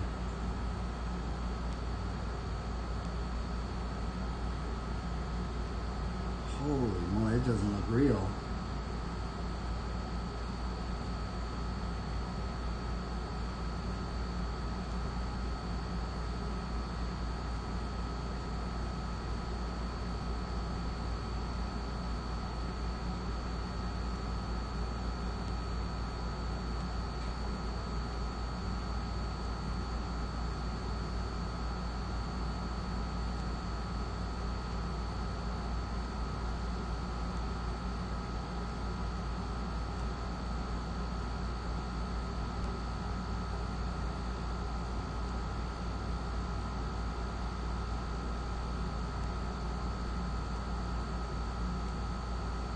used to have that card a while.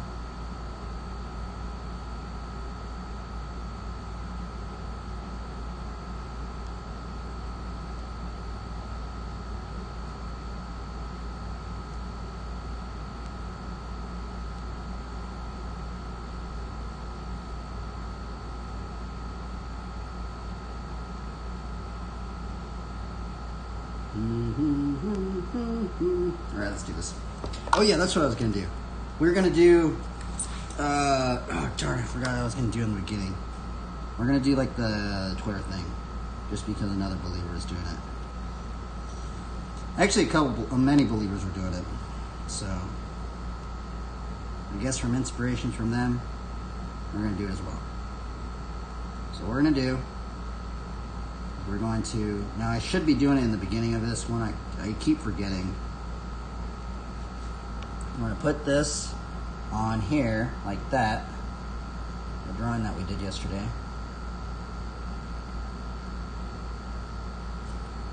And then, what we're going to do, is we're going to go, drawing from yesterday, inspired by Luke 9:23, on bearing our cross. That's the other thing about man, I will say, I feel like the easiest way to get into like Christian illustration for me was just doing the armor of God one. But sometimes I feel like what's actually very, very, very, very challenging is doing other things besides the armor of God ones, because I like the armor of God ones, but I've been kind of wanting to get a little bit more into some harder stuff. But drawing from yesterday, inspired by Luke 9:23, on bearing our cross. I'm live right now on stream. If anyone wants to share verses or ask questions.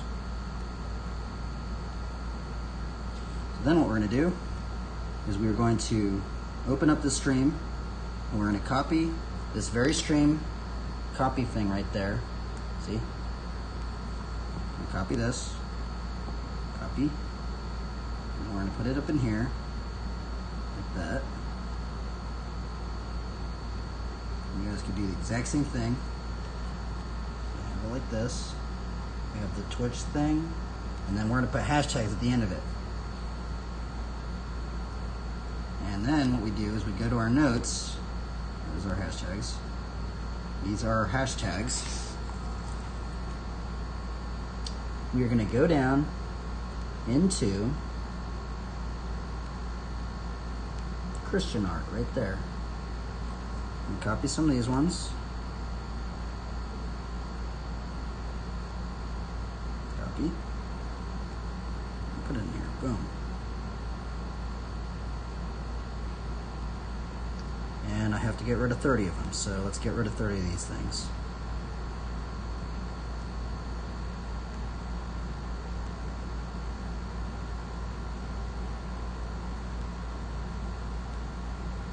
Okay, there we go. I guess I'll put cross in here. Cross, boom. Okay, so this is what it looks like. Right here.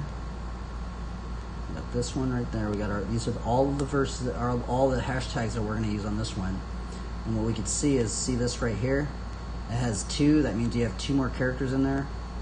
Now what we're going to do is we're going to post this thing, and hopefully we can maybe plant a seed or something like that into the field of people's hearts. Which I don't know if it will, but maybe it might. I guess it's an attempt to plant a seed in people's hearts.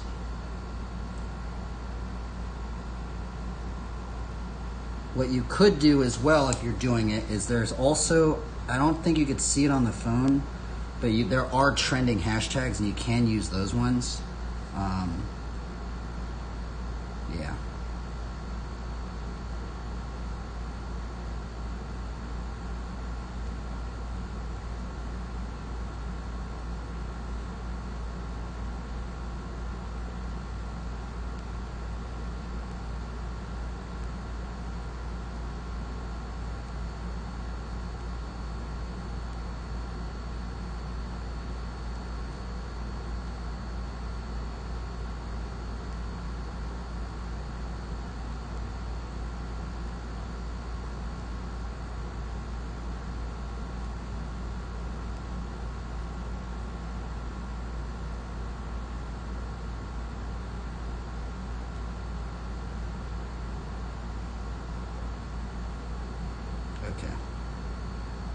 Darn, I should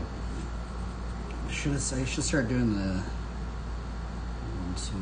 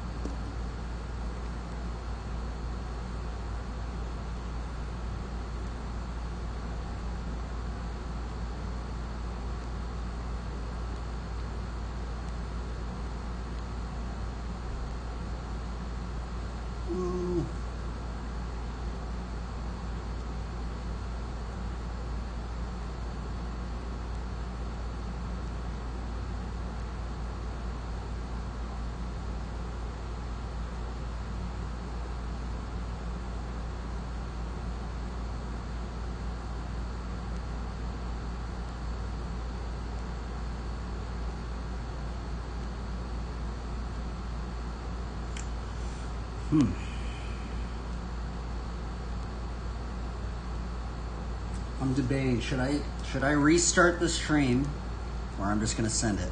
I feel like this Bible study was brutal. Oh well, I guess people need to see my mistakes and stuff, so if you guys have any advice on what I should be thinking about?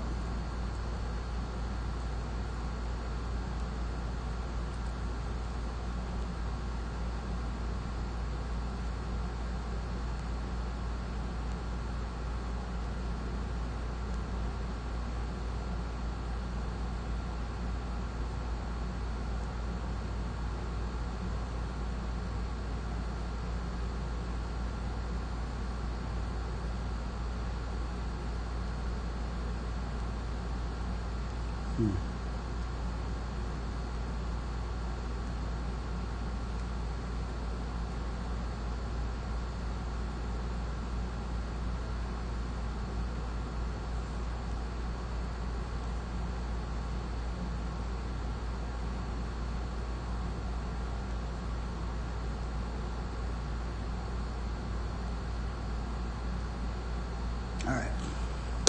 Oh, let's try and ride a bike. Maybe we can land something.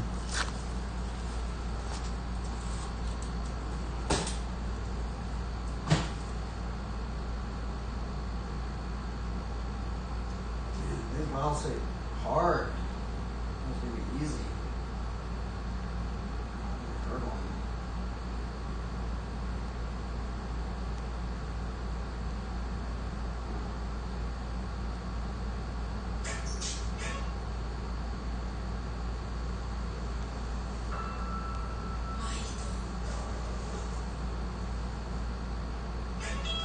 Oh well, we try to give God glory.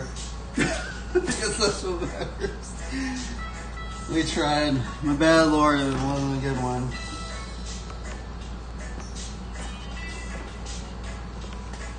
You gotta think about it as a practice run, I guess.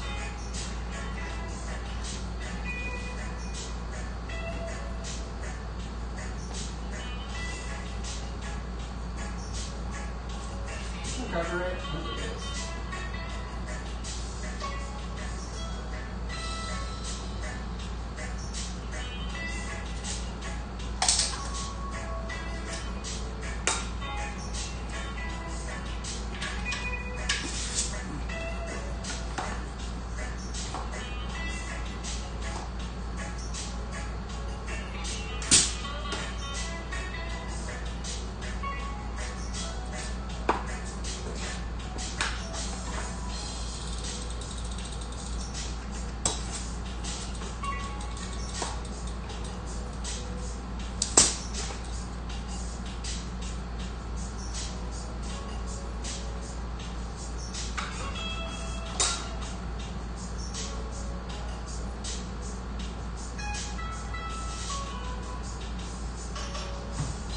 open this up.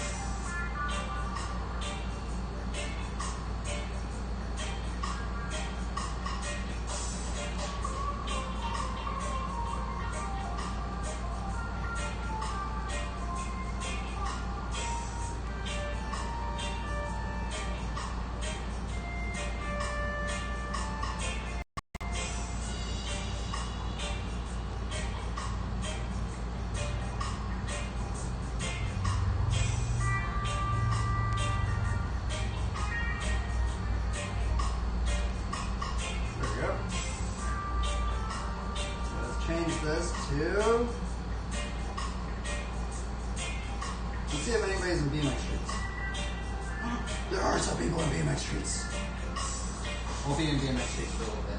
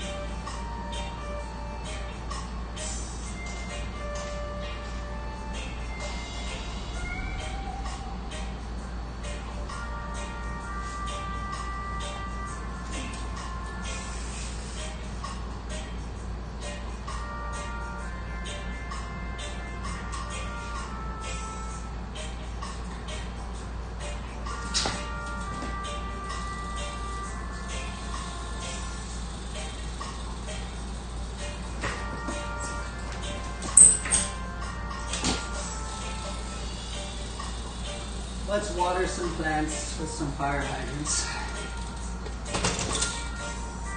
Actually, I need to be learning double-footed stuff.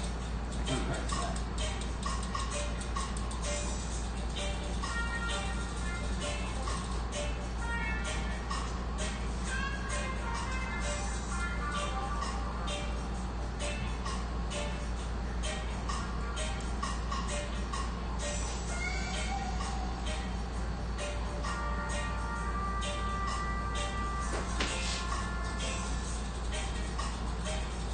I was told by somebody to learn both the hands. So we gotta learn this one, we've learned this one. Now I gotta learn this one. Which I actually feel like I need to actually learn this side of how to do that.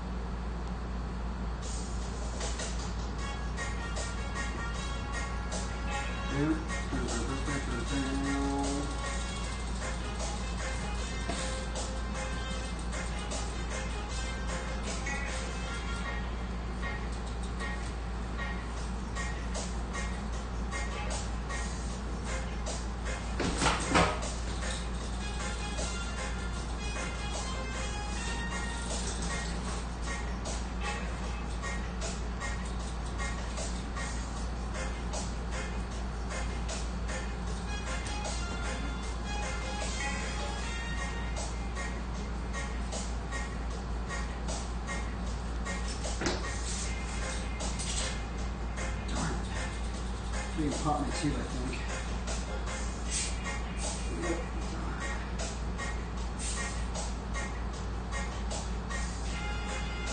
Jeez, I keep popping these tubes.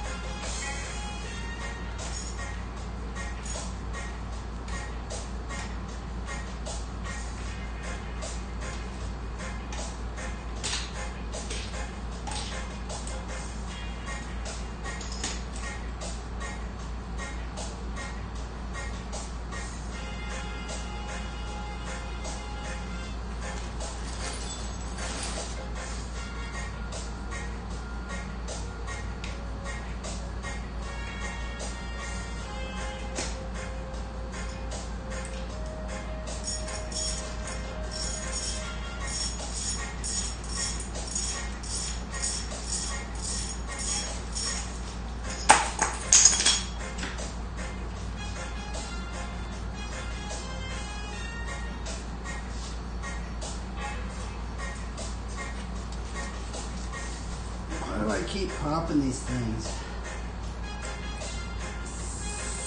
I ran over a sticker yesterday. A piece of thorn in here or something.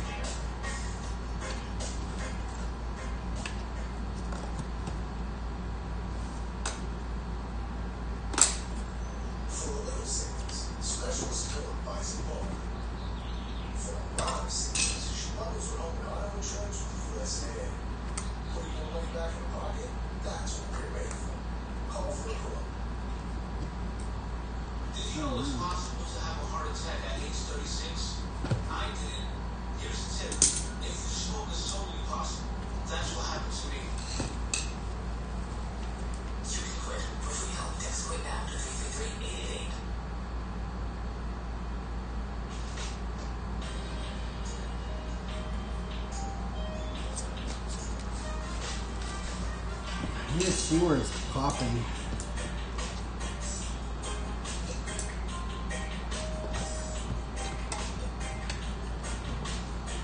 It's like the third tube in like a week, 2 weeks.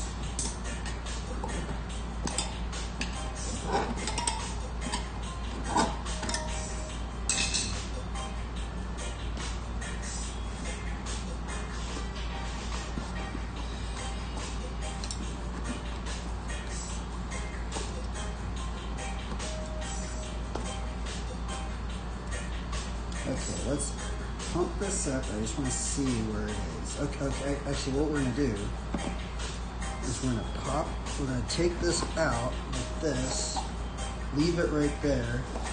I'm going to inflate it again. I'm going to see where I pop this thing. Because there might be a hole in somewhere.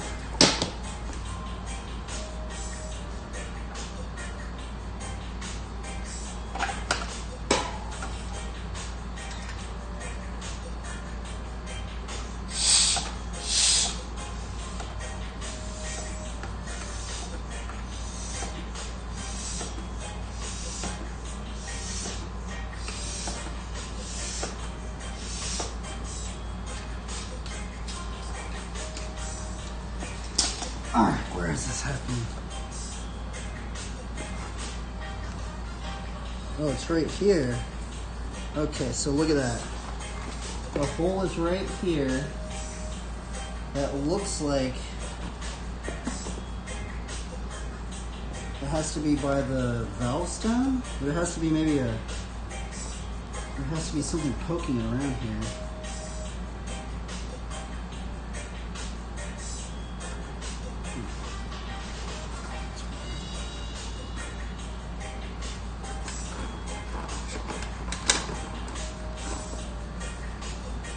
Yeah, that's at the bottom. Look at that. That's weird. That's strange. There's a corn over here. Let's see.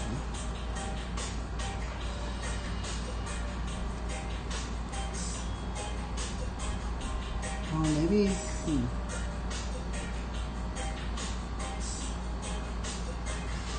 Maybe that's cutting the tube?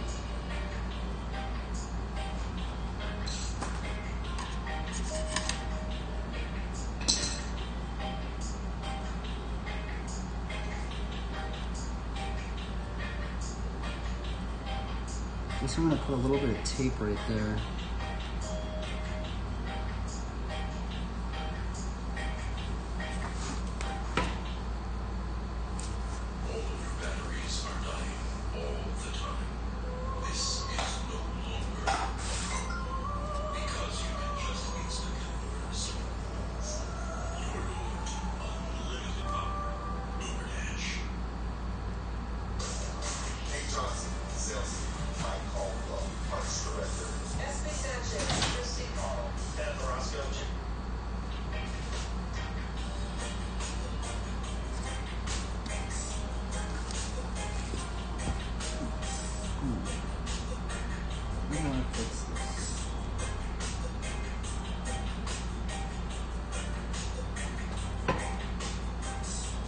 Has to be something poking it right here.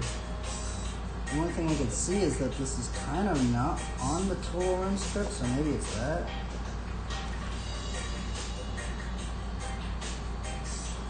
Let's try it like that, and boom. Hopefully that works.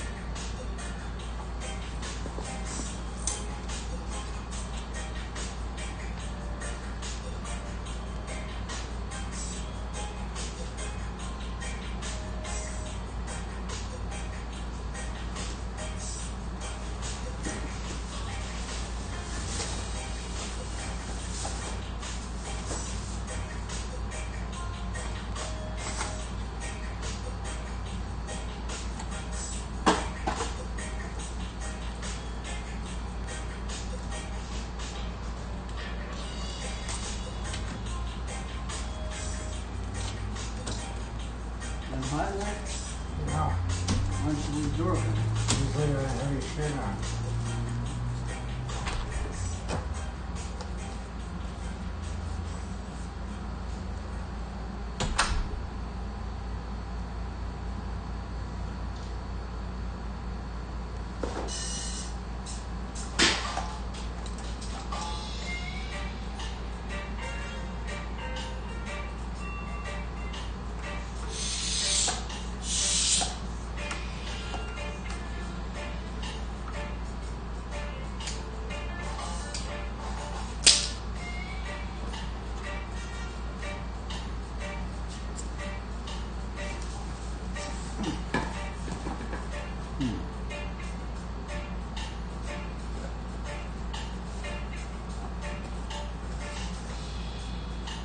Pretty bad.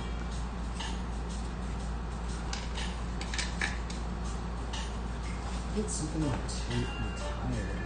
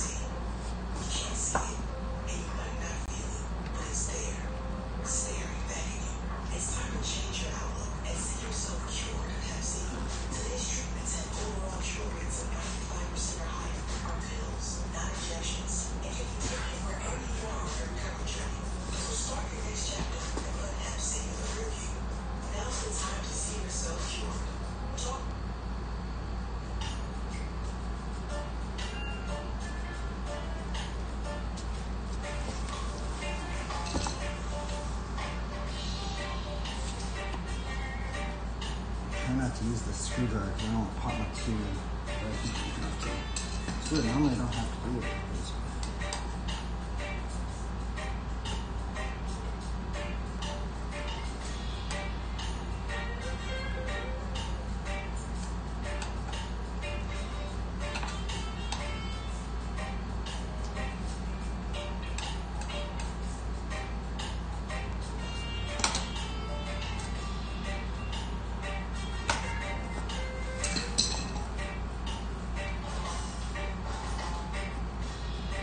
Darn it. It's stuck on here. It's tight.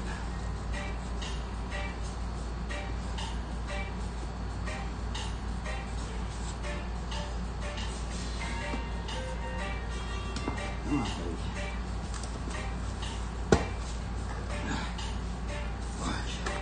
Something on there. It doesn't have to use the screwdriver. I generally try not to like this screwdriver.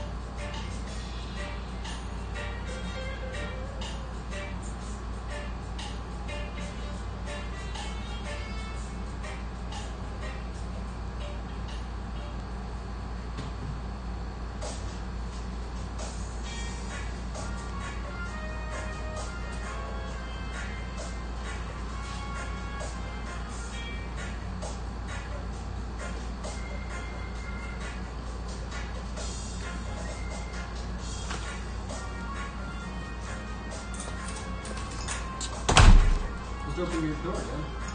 Huh? Just open your door so you can get some air in there. And I kept it close while you were on the tracking.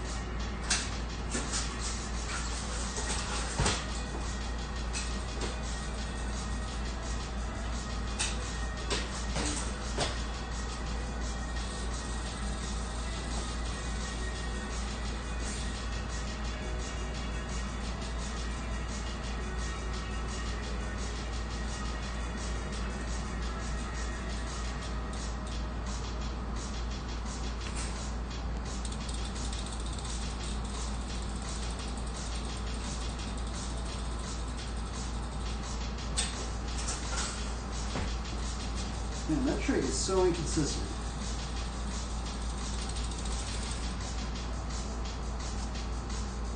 It's a very inconsistent trig.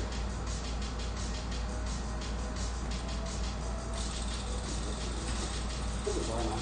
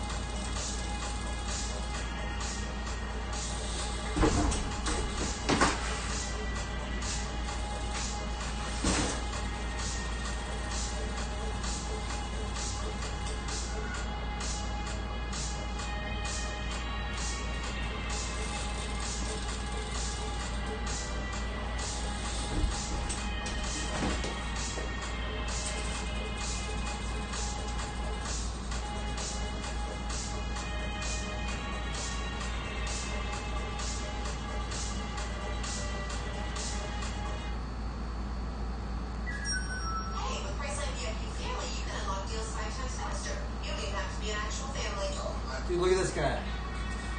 Sam Folks, bro. Such an early rider.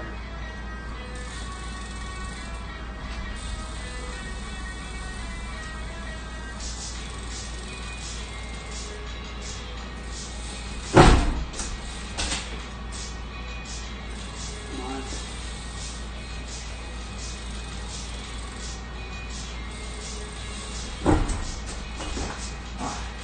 Can't get it.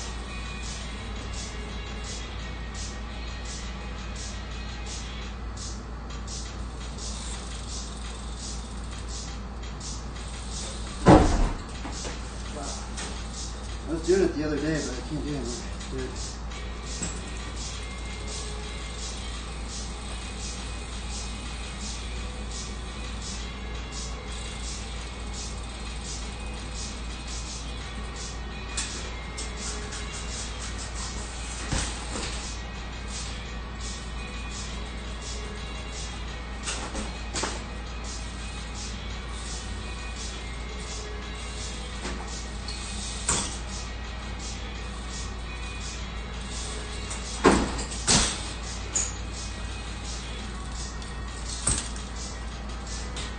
At least I landed that kind of.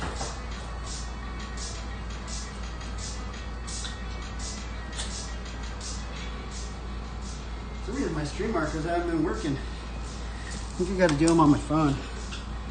I'm trying to do it on this thing and it doesn't work. So we're gonna have to do it manually like this. Stream manager. How do we do this again? How do you put the streamer? Oh, here we go. I think it's that one. You guys are wondering how I get my clips. I think it's that.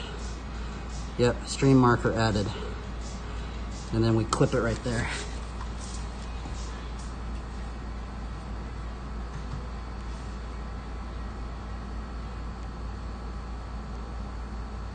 Let's do another one for safe measure.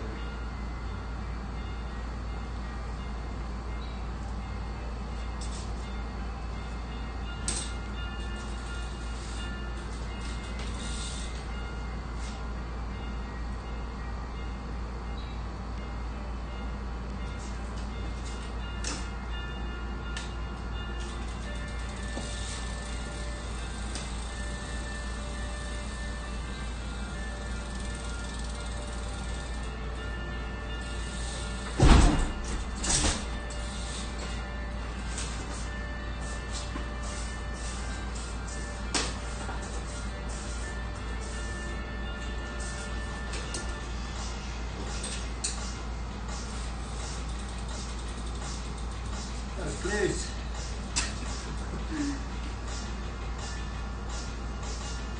Try not to do a shirt. I'm trying to do a sticky.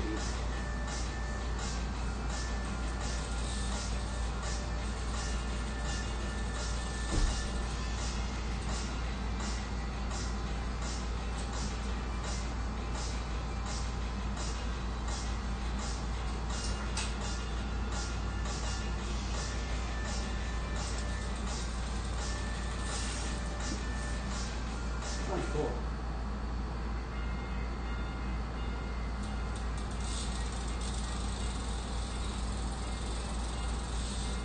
Oh, what was that? Can you bring the thing?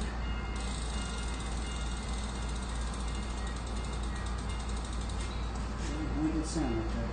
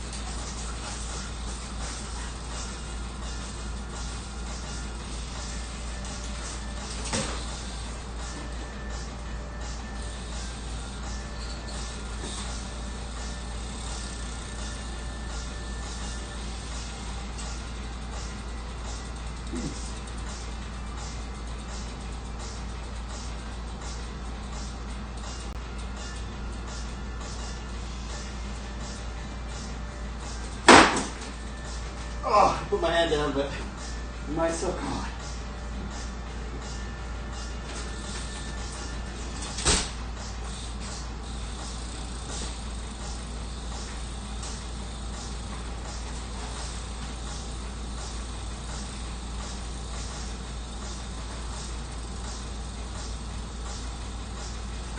Alright. Really landed it. That was fun.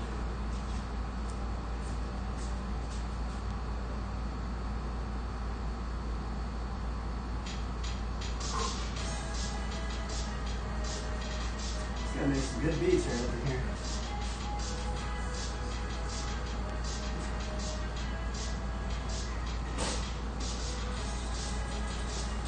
Alright, well, we got our no-handed quest out of the way. Now we can learn some other stuff.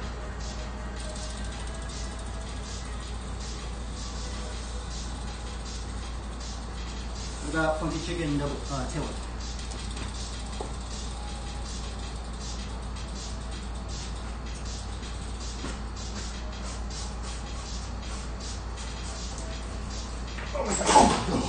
That was scary.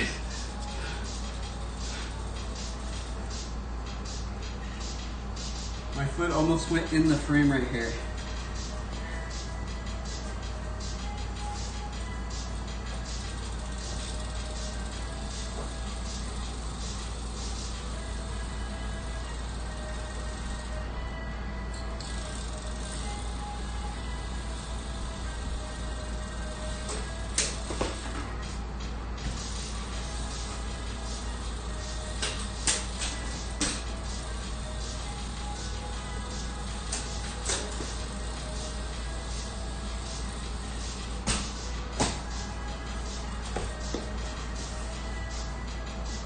I wonder if you could just keep doing that.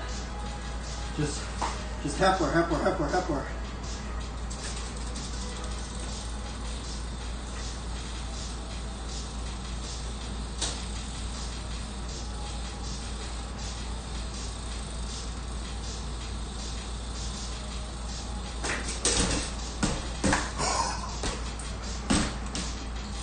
That was fun.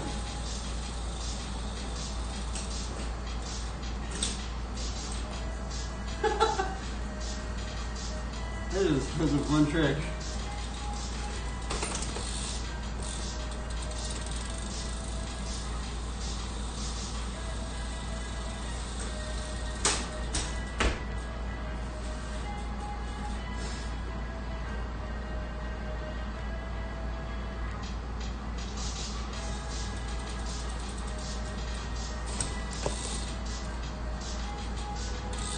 I like this piece. This piece is cool.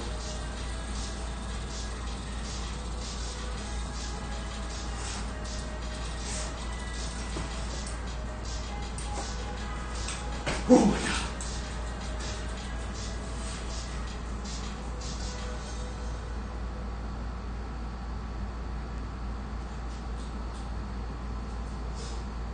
I gotta save that beat.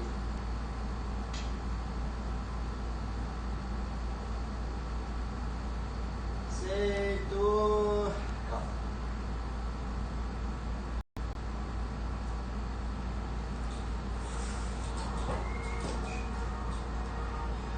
Wash your hands.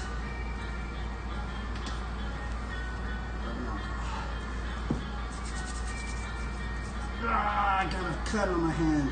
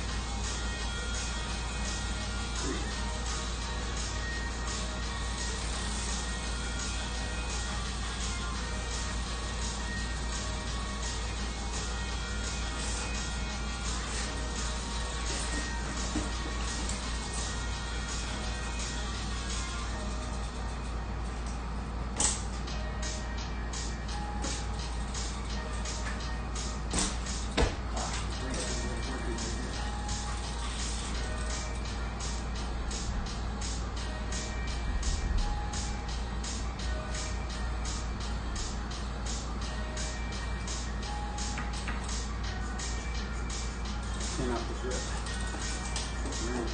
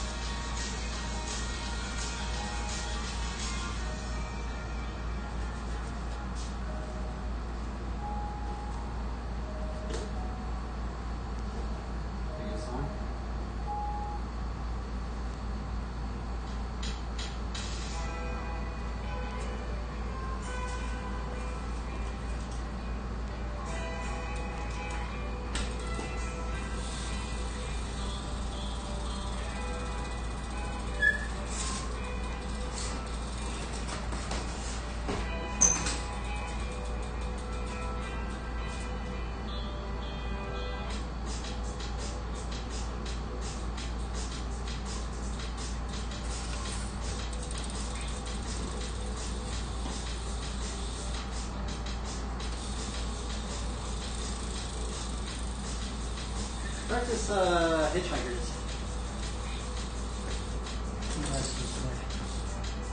So we can practice cliffhangers too.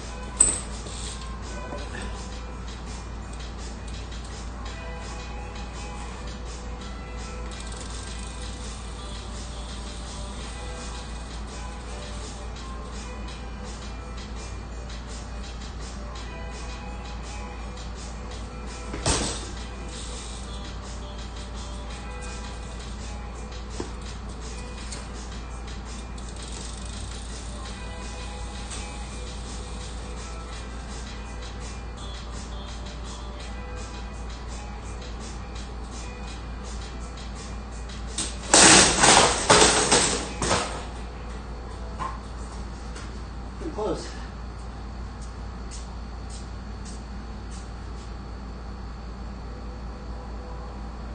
It was pretty close when I almost landed it, actually. I feel like I was about to land it, and then I just flipped over.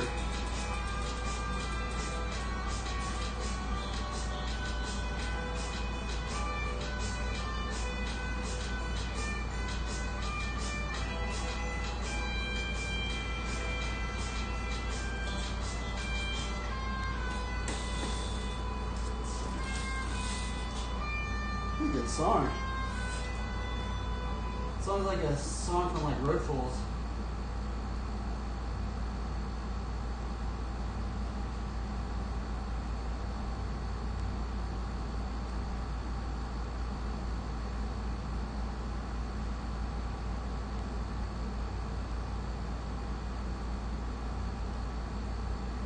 Oh, it's just hot in here. I don't know why.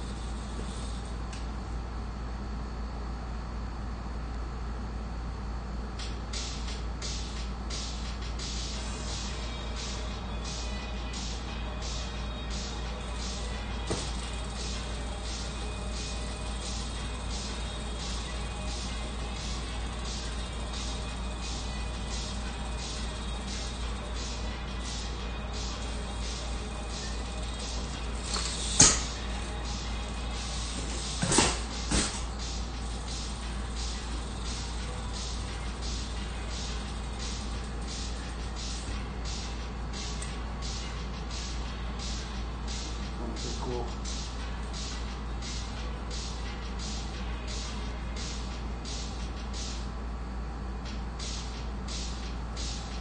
Practice hitchhikers.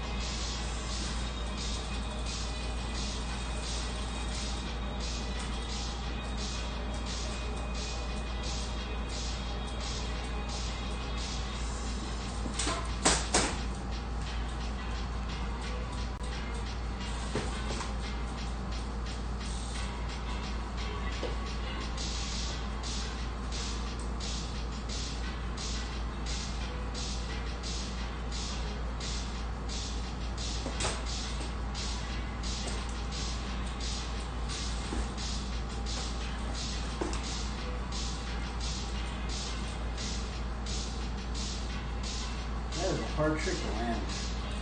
I don't know how they really land it. So like this.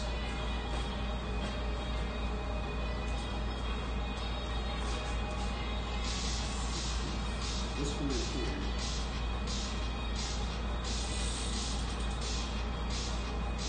See, what you do is you like this. You grab this peg and then you grab that seat. You grab the bar. And you lay it down like that. I think that's how they land it.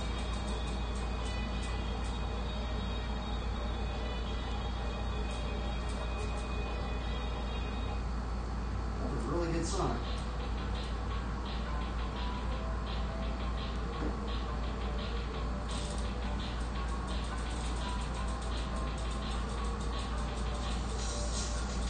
That's it.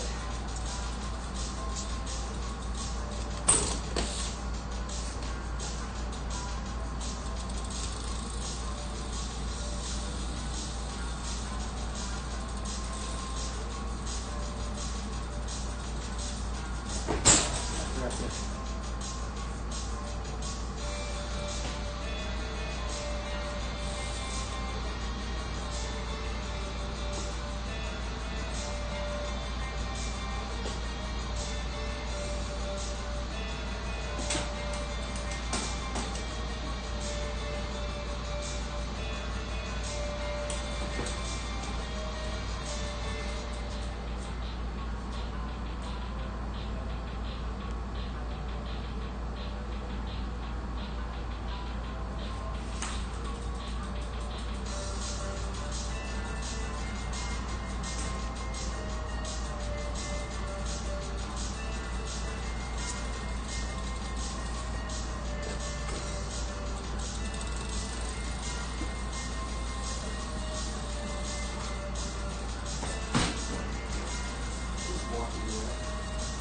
That's what I was doing yesterday, just walking into it. It's less effort. I know I could do the whiplash, it's just this part's when I'm hard at. It's hard. Just walking.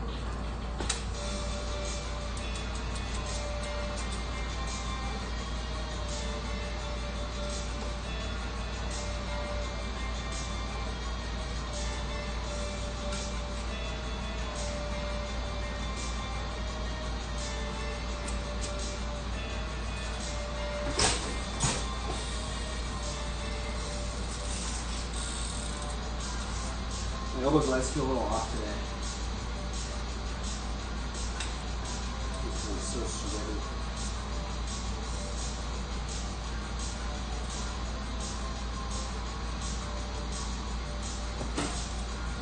Oh my god, I almost did it.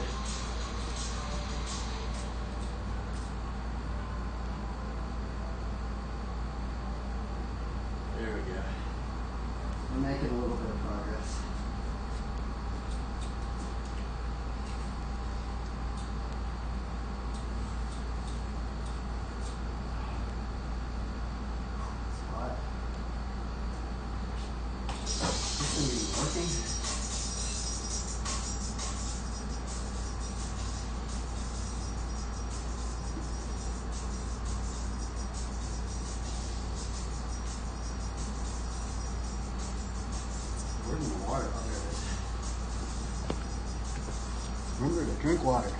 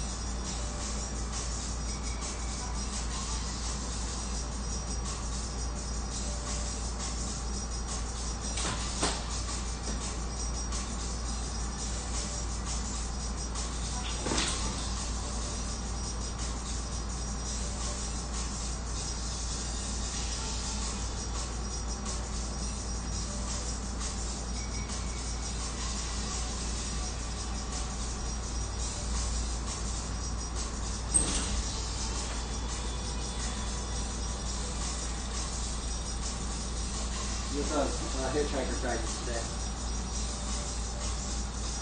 Just to try a couple from the whiplash. And I say just a little bit every day.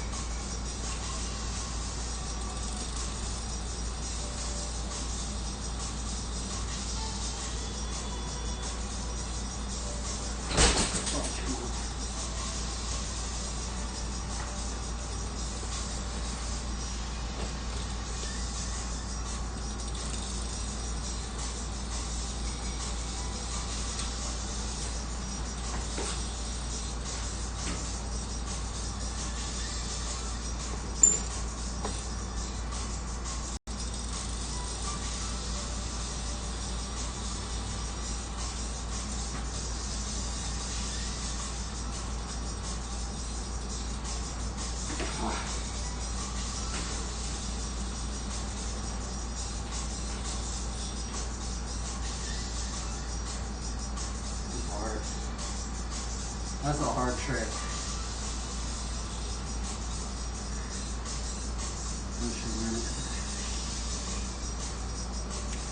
I get kind of taxed here a little bit trying to learn that trick. So I'm just going to learn it little by little. I think what we're going to do is every day we're just going to have a little bit of hitchhiker practice, even if we don't feel like we're getting better. I think if I just dedicate a time to it, eventually we'll maybe learn it. Because it's kind of, you get burnt out, I feel like just trying to learn that trick all in one go.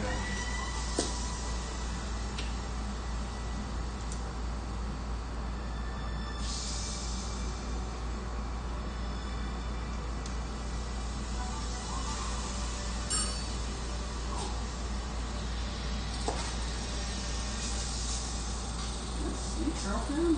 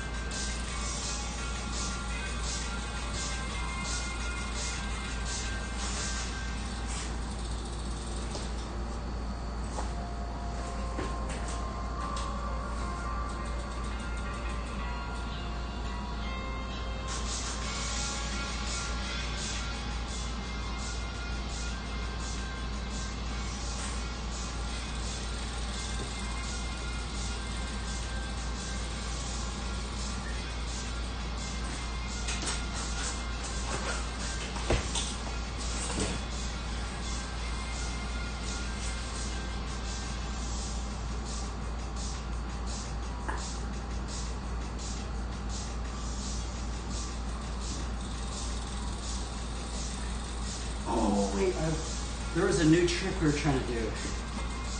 I almost forgot it yesterday. I'm glad I wrote it down.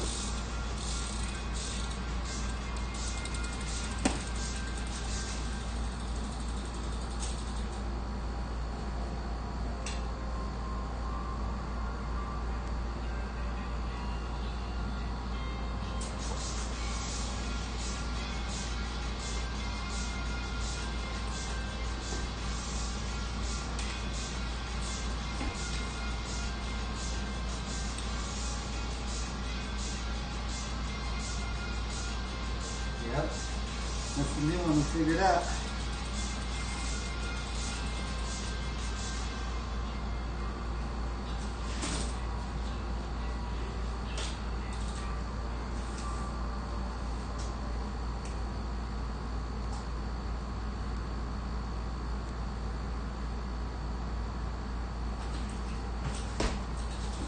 Hard.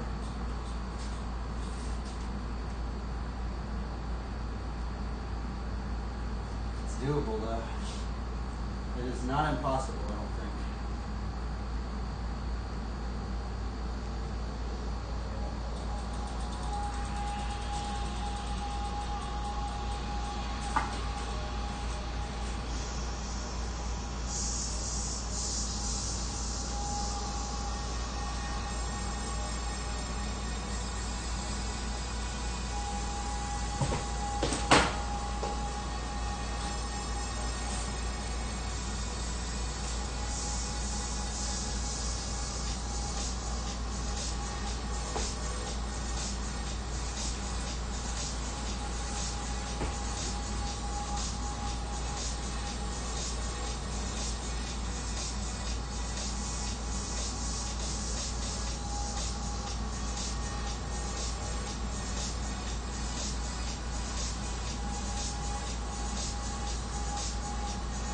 We need to look at the weather outside.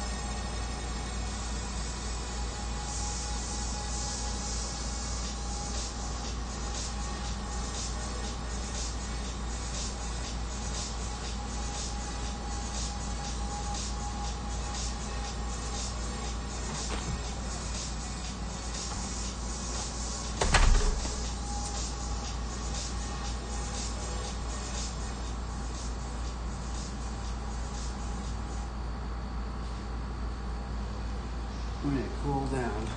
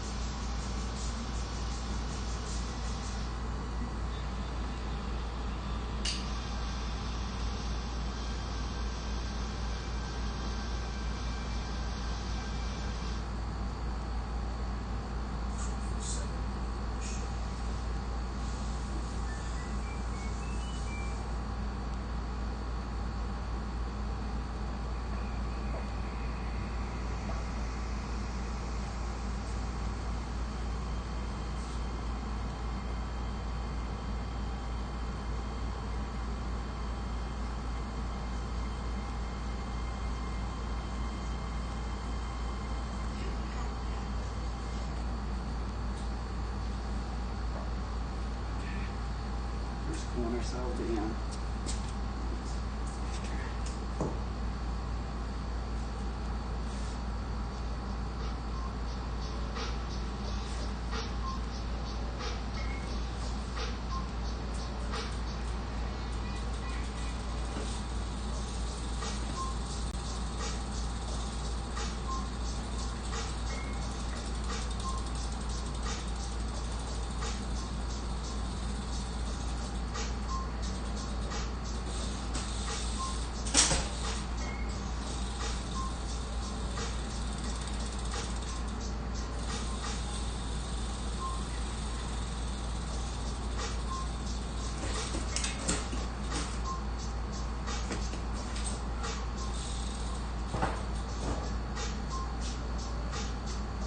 I'm tired. I need water.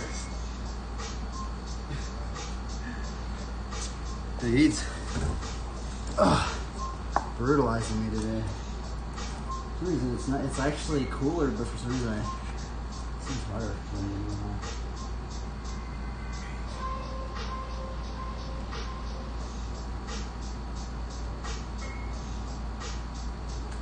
I'm just dehydrated.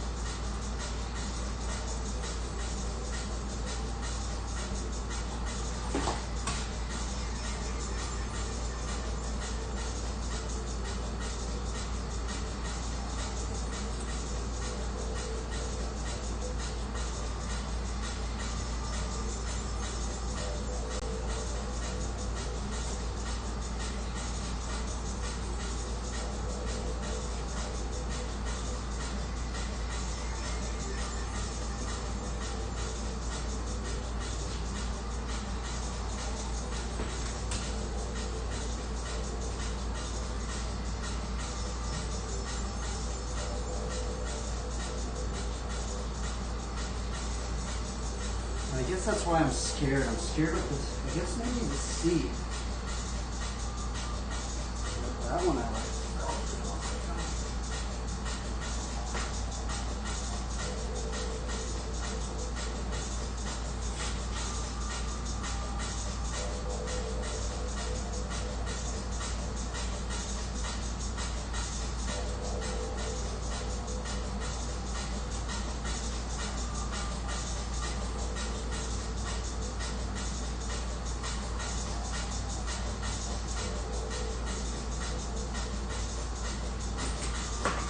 I'm going too slow.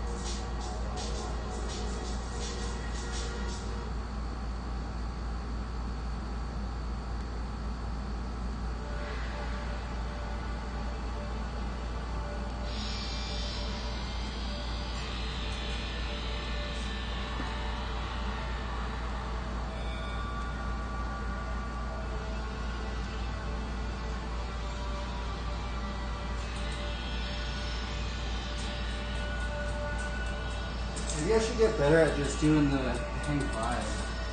Hang five, land in the hang five behind the seat.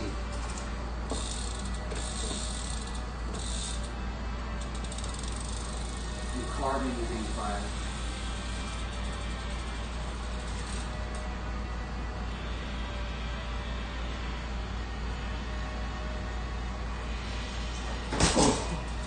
Okay, maybe that's what he went.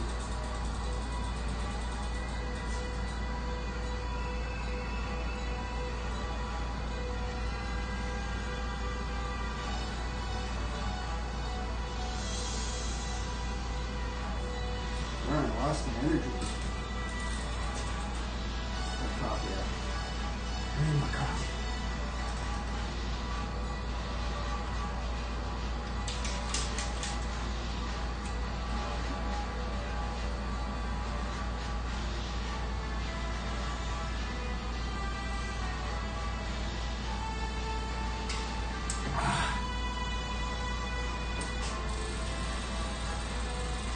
What else were we trying to learn? We were trying to learn,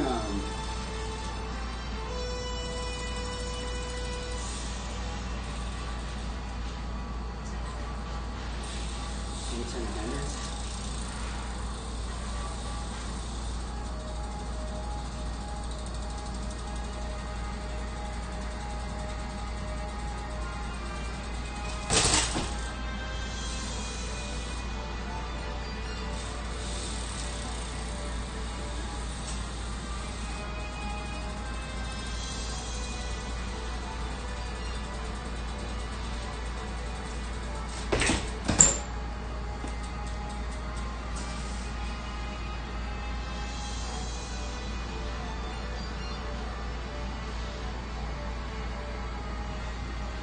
Very hard trick.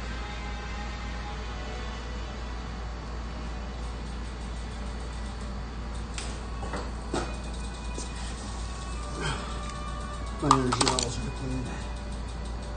I'm tired now.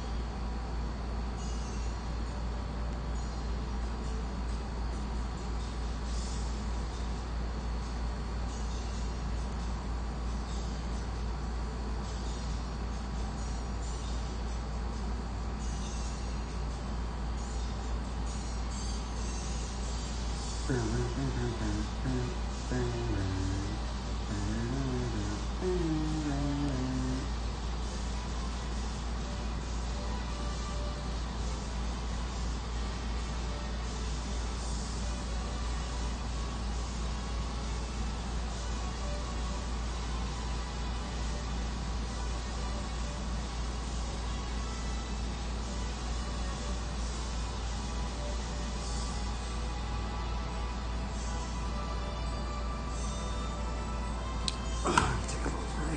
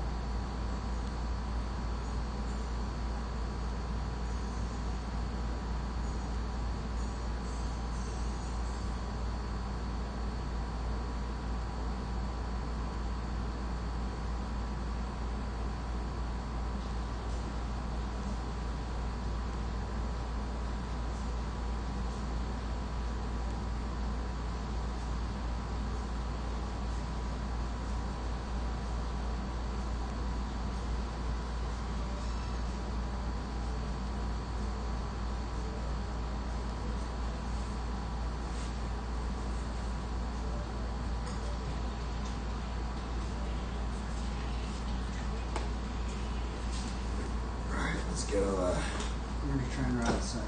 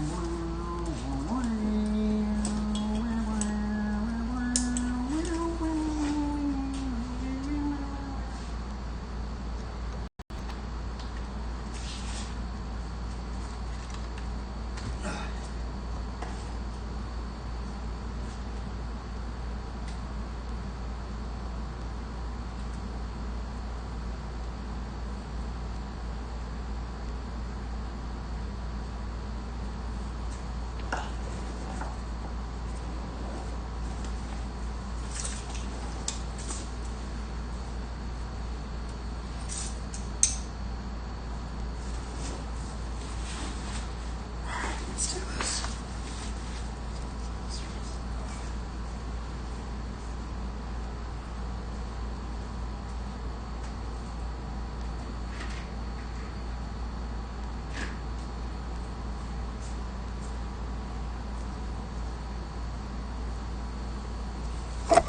Maybe we can land something out here.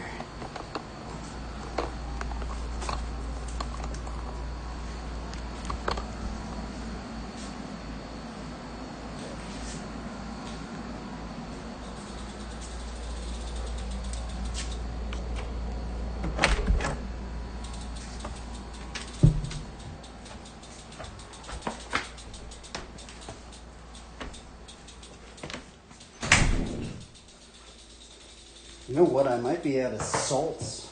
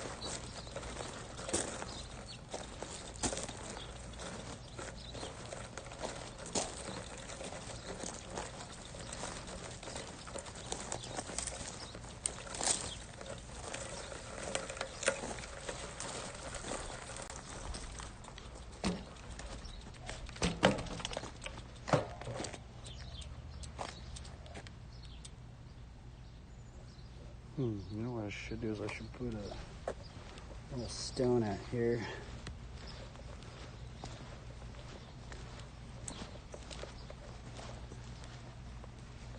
Huh.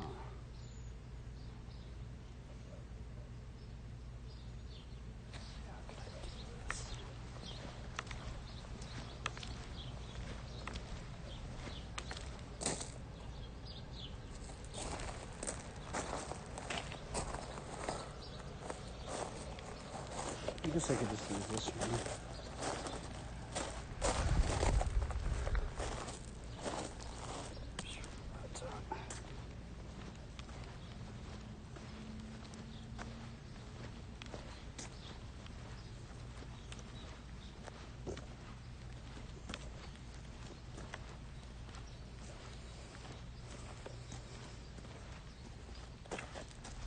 I'm tired today.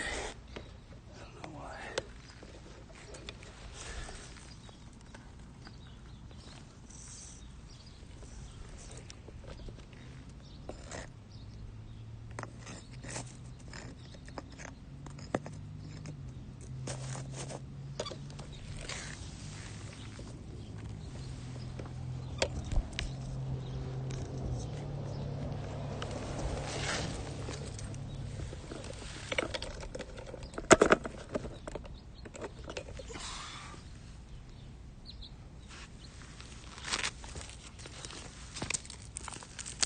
Today's Bible study is gnarly. Just taking it across. And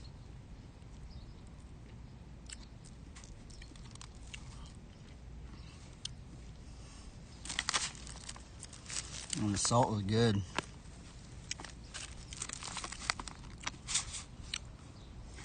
That's probably what I need.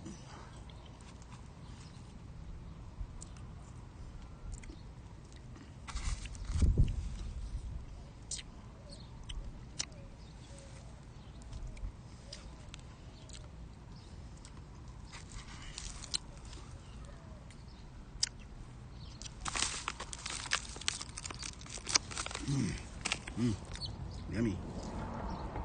Oh yeah, that's what I'm gonna do. We're gonna put a little area so the ants don't climb up the laptop.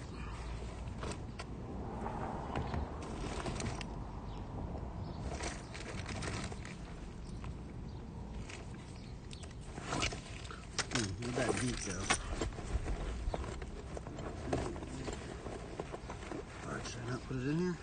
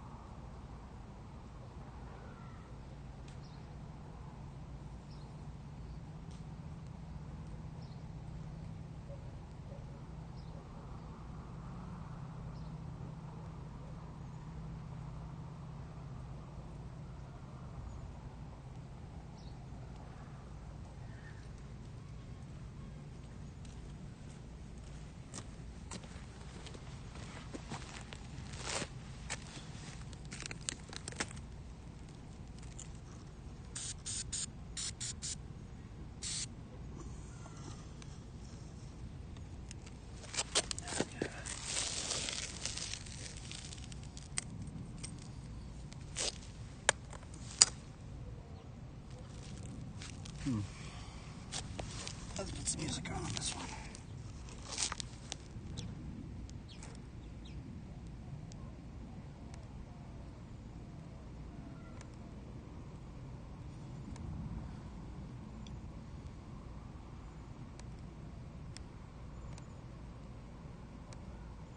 Oh, let's do it to fitness and health. Wow, there's only 52 people in here. Not many people in this channel.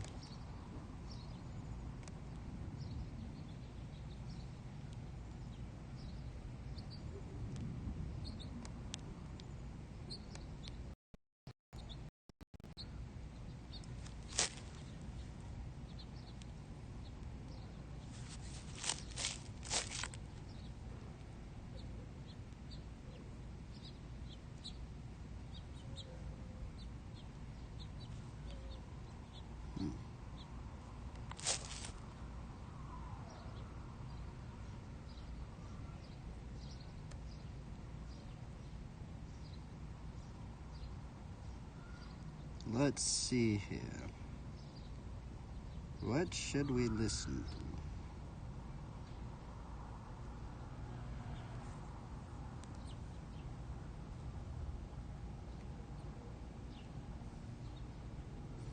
Actually, some of the stuff we were listening to yesterday was pretty cool. Actually, I haven't been on this one in a while.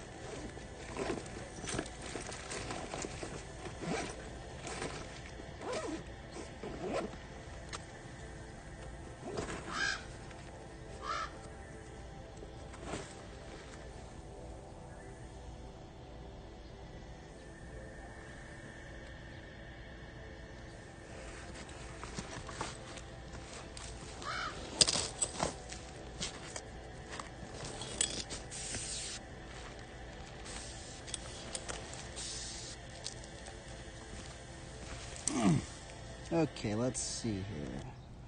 Let me find it.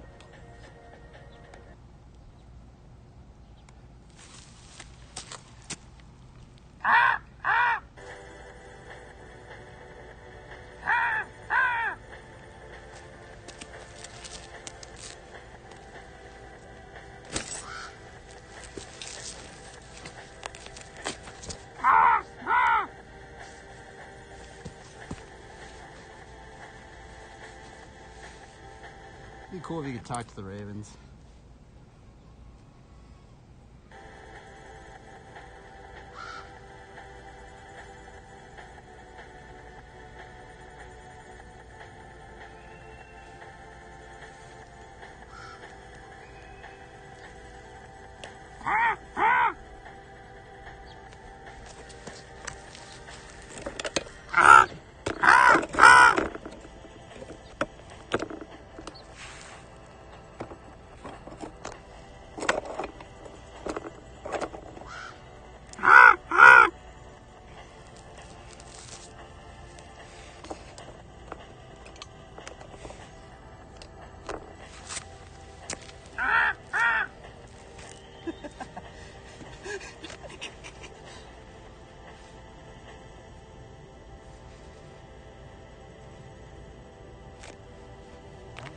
Talking to the ravens, man.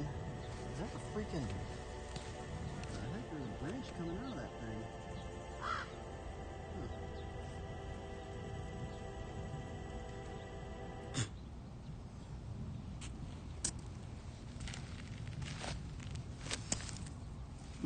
Why is this not loading?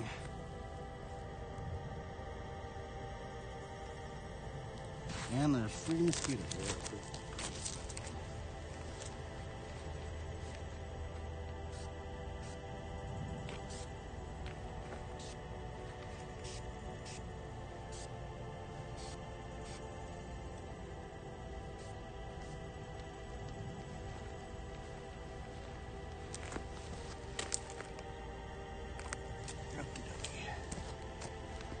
Tired today. I don't know why. I think I just got dehydrated. I didn't drink enough water.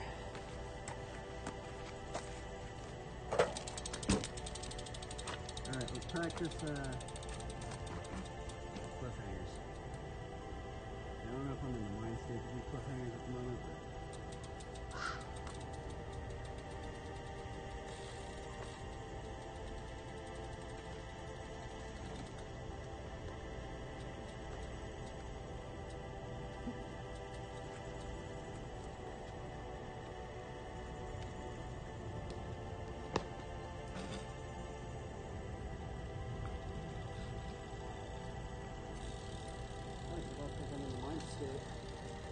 coat hangers right now.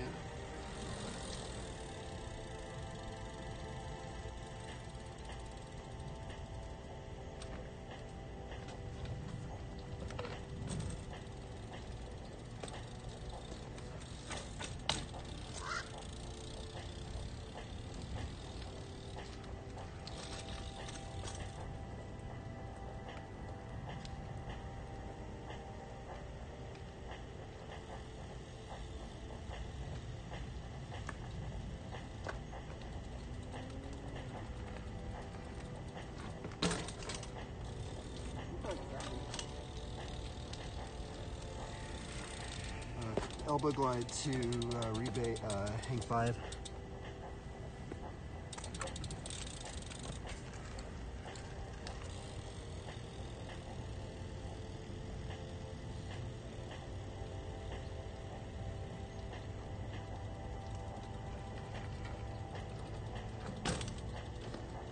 It's hard.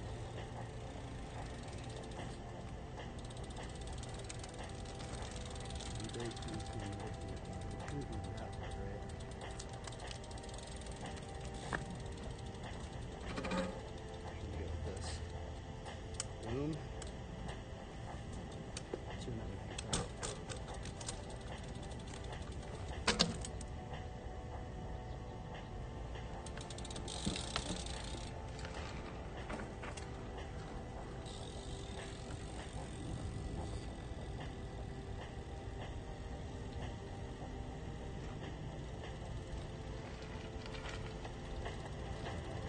Oh, dude. I think we might be able to do it.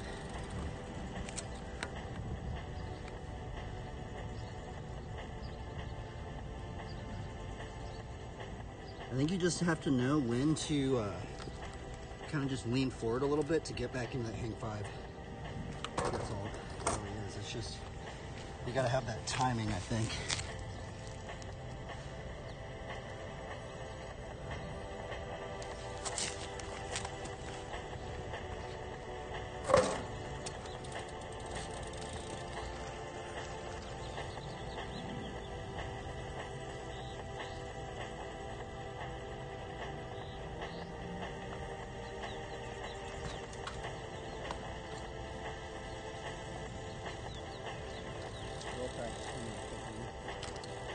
Might as well.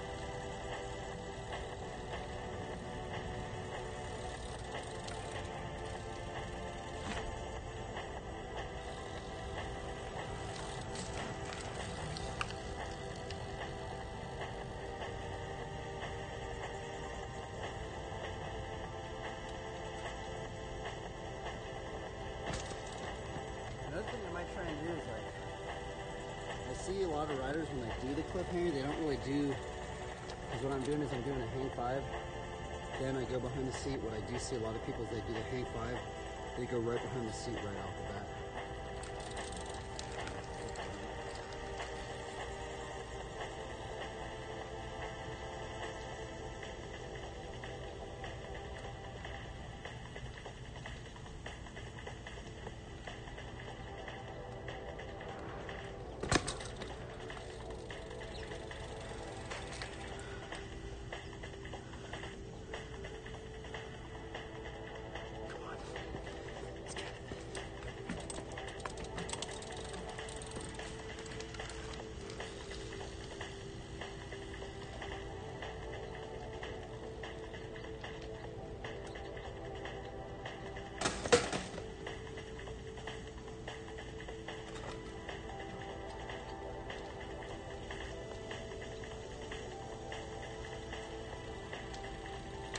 I think I'm spending a little bit too long on the hang 5. I need to somehow quicken it up.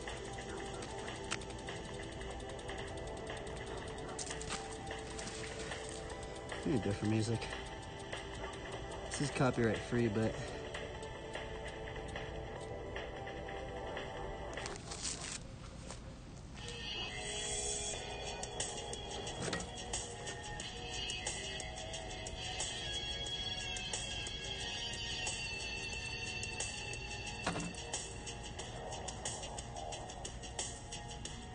spending too long in the hang 5. bolster, there's a crack right here and it's making me turn off like that.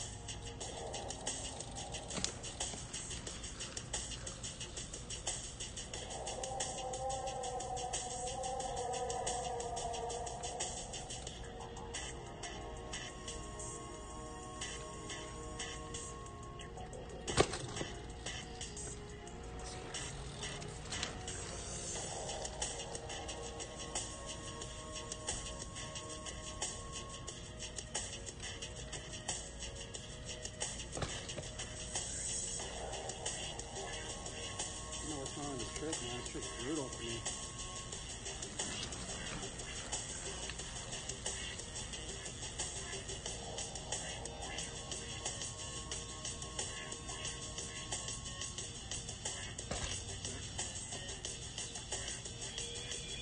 And you really gotta like commit to it. You gotta be in a weird mindset. They make it look so easy. I struggle with it so much. New song.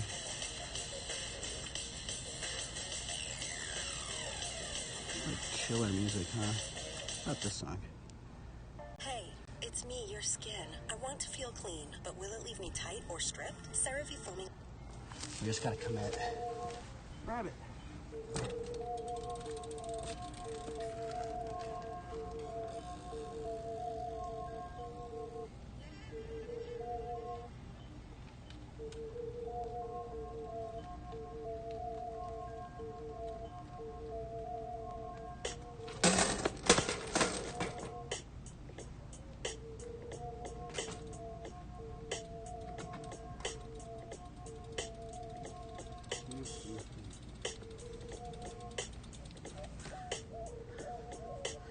So that's kind of cool.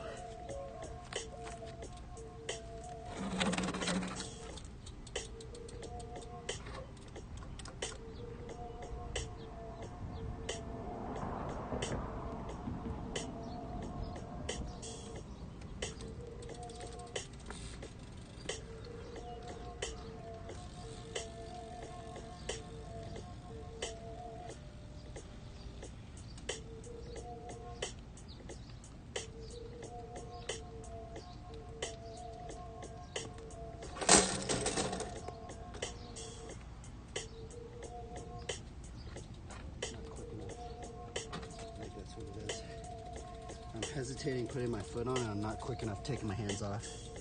That's what happens. You like hesitate putting that foot on and then taking your hands off, you like kind of, if you're like too slow at it, you're just gonna flip over. That's what it is.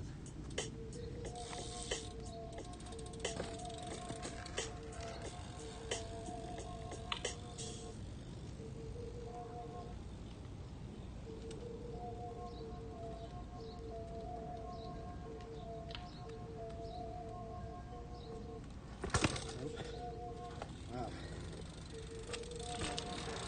I don't know what's wrong with me today. I was kind of doing it yesterday, but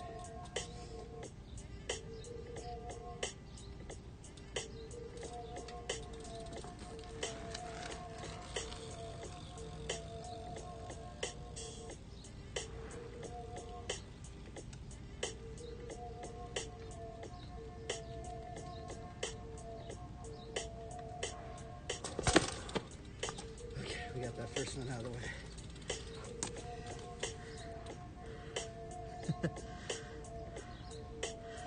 That's all it is. I think that's what makes it hard. You have to do everything kind of like, you have to like level it out. I think that's what makes it hard. Because if you kind of mess up the level, it kind of like bucks you off like a horse, I think.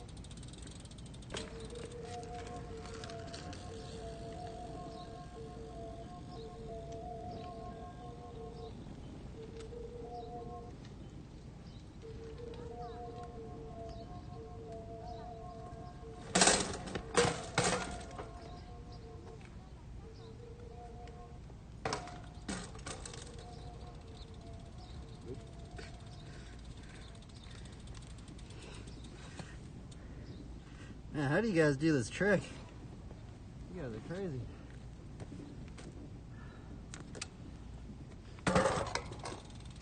This is my bike geometry.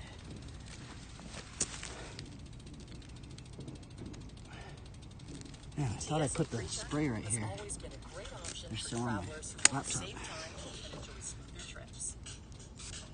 And now, enrolling in TSA PreCheck has options too.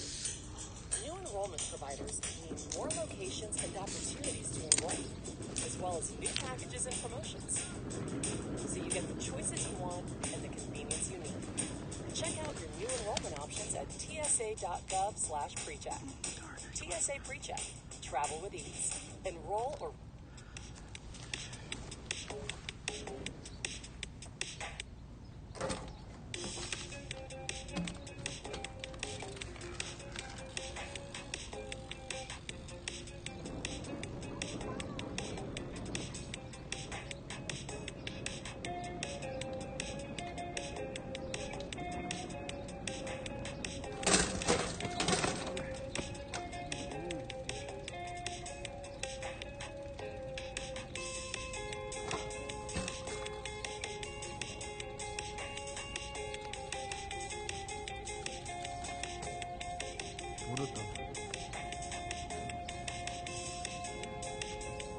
I guess the practice is put today.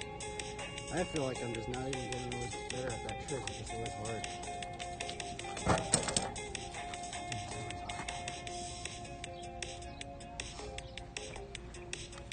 I guess we could try elbow glide, double foot one-hander.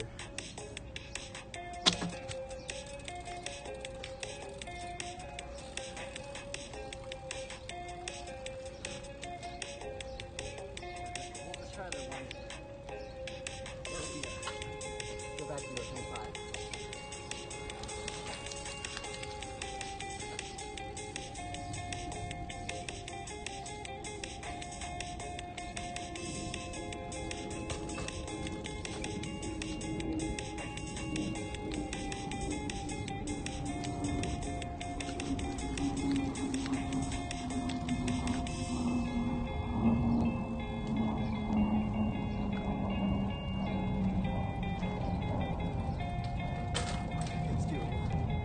Feel a little bit.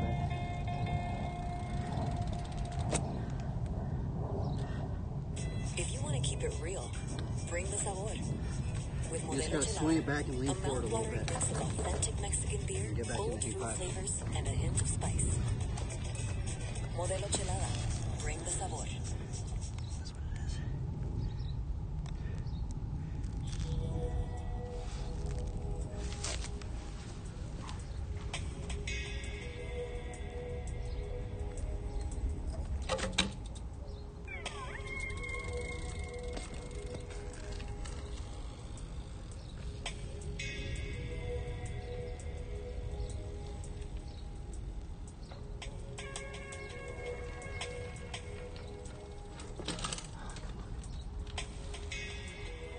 Bring it back, lean forward, and go back in hang five.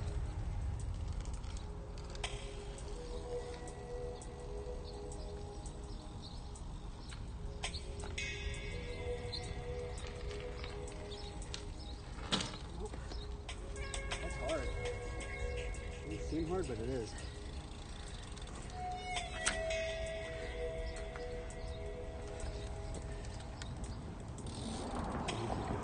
So we're in this. Like, it's such an easy concept, right? You just let go, boom. Put your leg over this. You lean forward, and then you just go back into hang five. It's like the simplest concept, but it's so hard for some reason.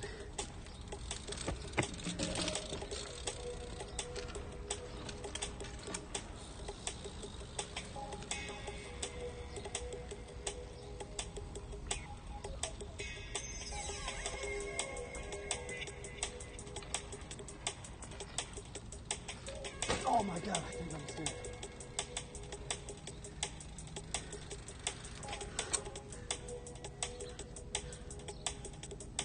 Yeah, you just gotta like kind of just like lean forward a little bit. Man, the mosquitoes are attacking. Oh, wow, these mosquitoes. Stuff doesn't have to do here. I should have put the stuff that had deed on. somewhere in there. Somewhere in the garage or something. There's a shortcut to platinum status in the Fuel Rewards program.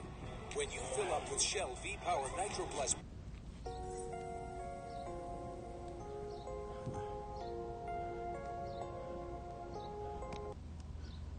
Hello everybody. Well, here we are again on the fork.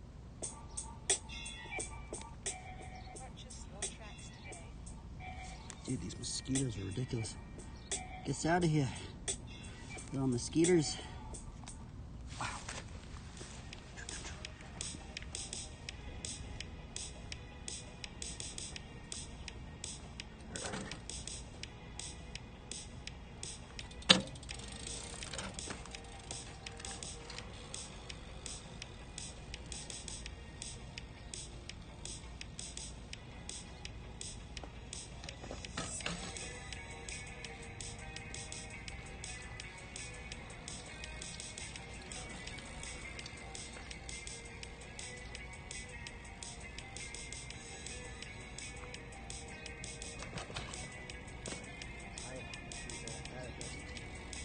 Pretty bad at this.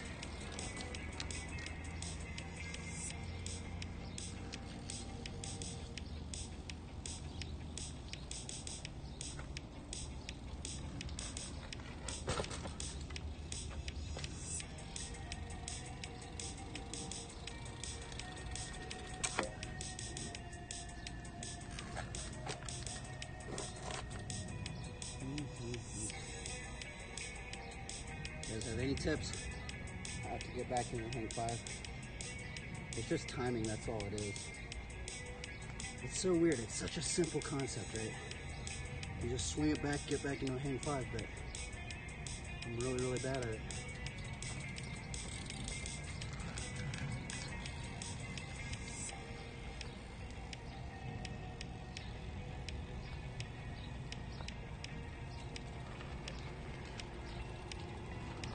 See, it's like, I don't know. Like, you really got to lean forward, I think, because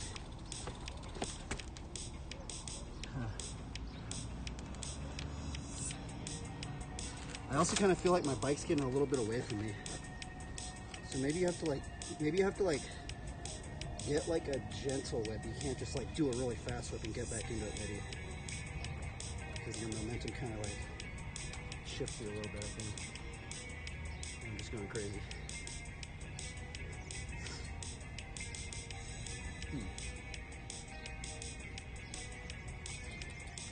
Go back to the platform.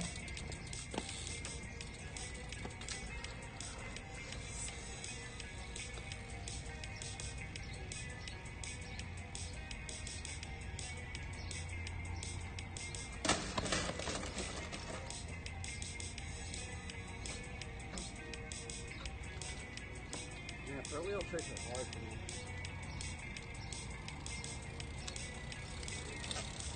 I feel like the front wheel tricks take like double as long for me to learn.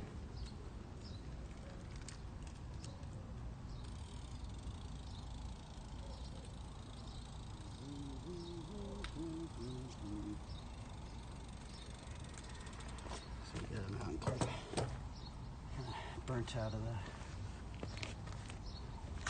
straight line.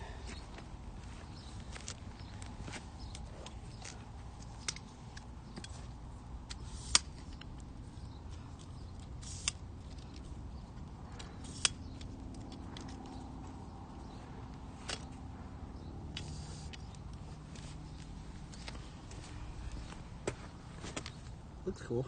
It actually looks really cool, huh? I guess let's keep riding this. It looks really cool, actually.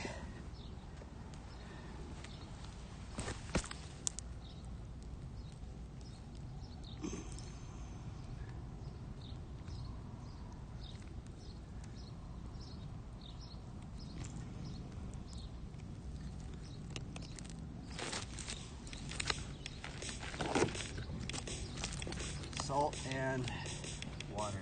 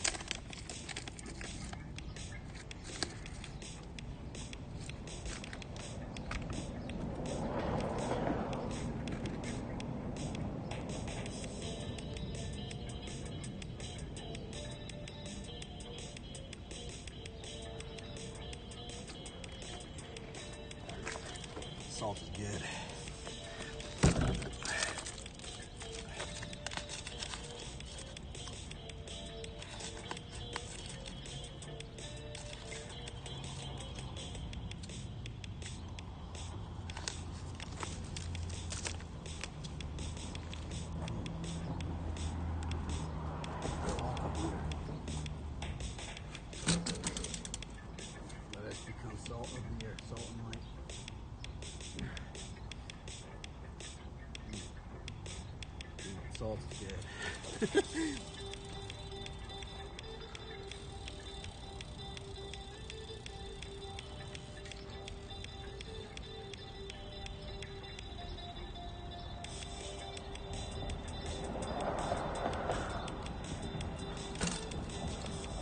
Oh yeah, what about hang 5 to whiplash to elbow glide? Yeah, to rebate that, that would be kind of cool.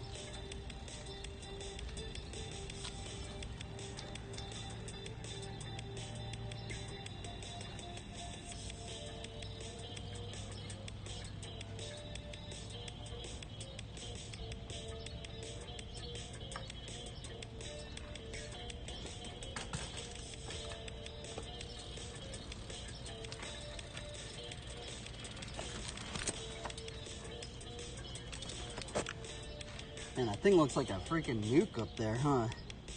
That cloud straight up looks abnormal. That's an abnormal cloud right there.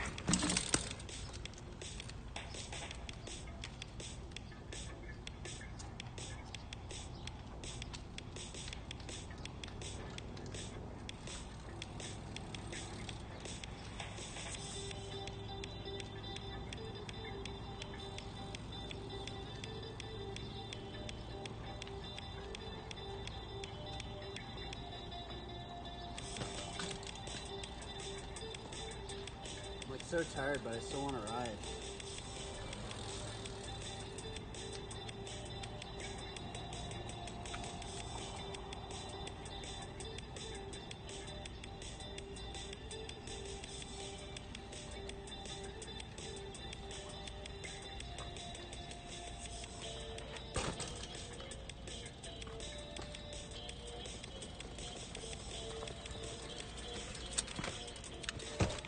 I can't even land anything. I haven't even landed anything out here, man. This has been brutal.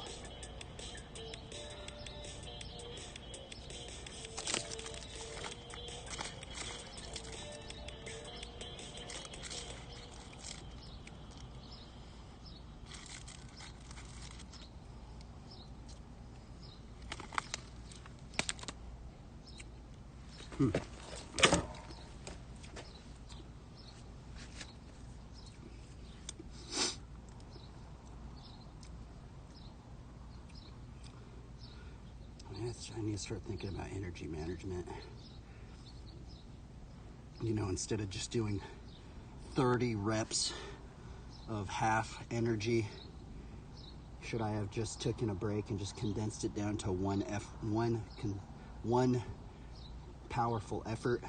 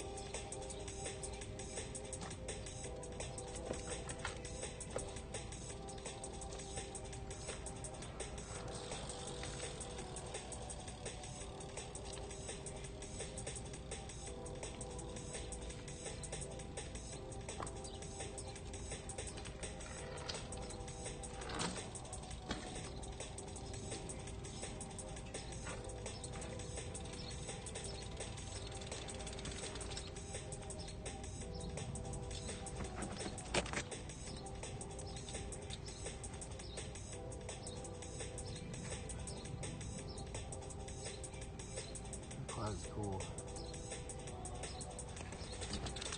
More than anything, I clogged off. Even if you are tired.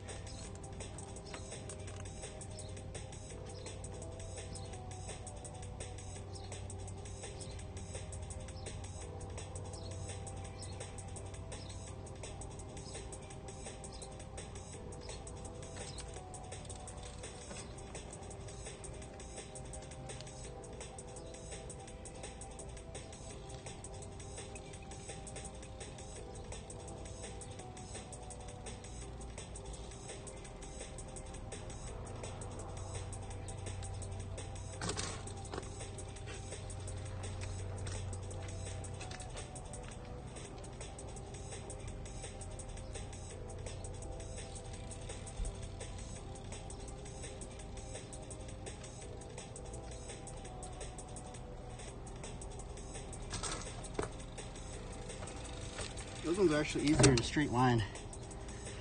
Instead of trying to do it in a circle.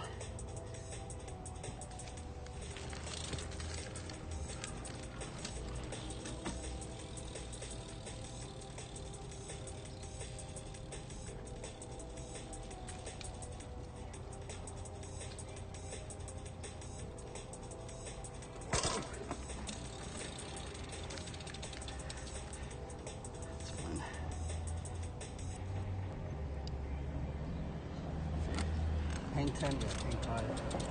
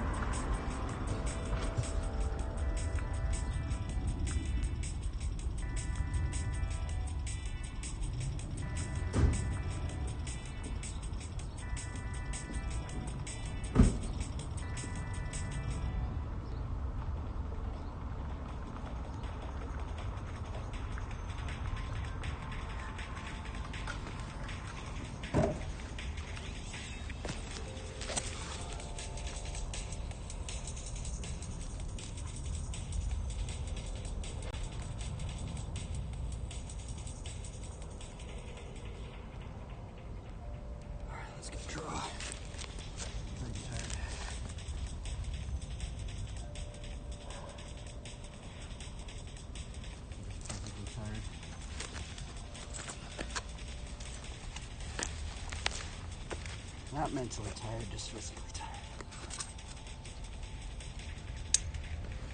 I'm gonna go draw now.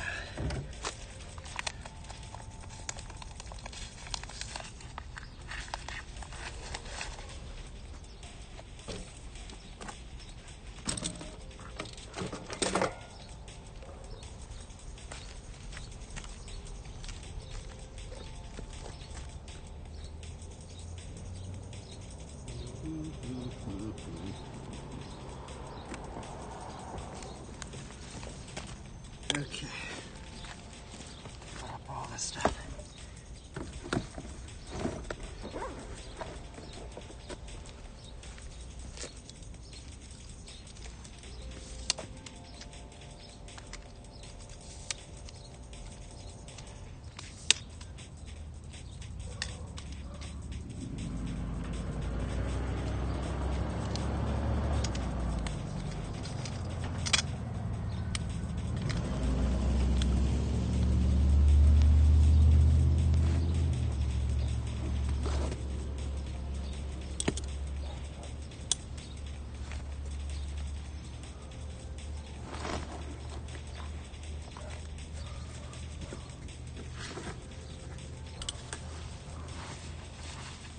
No, we're gonna draw today. I don't want to ink anything out. It's too stressful right now.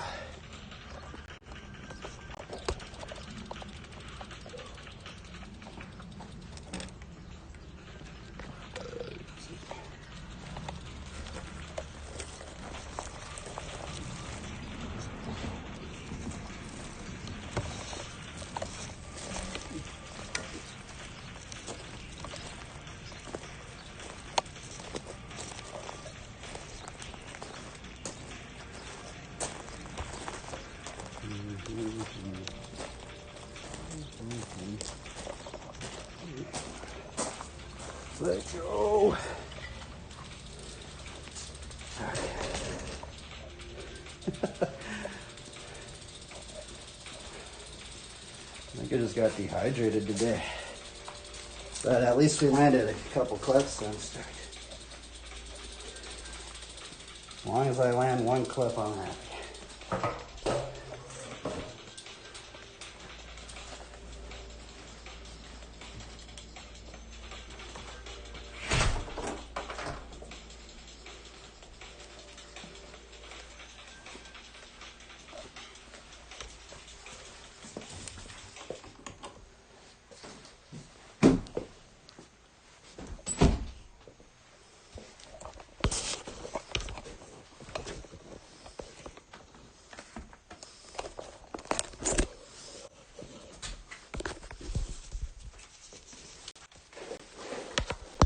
What are we going to draw today?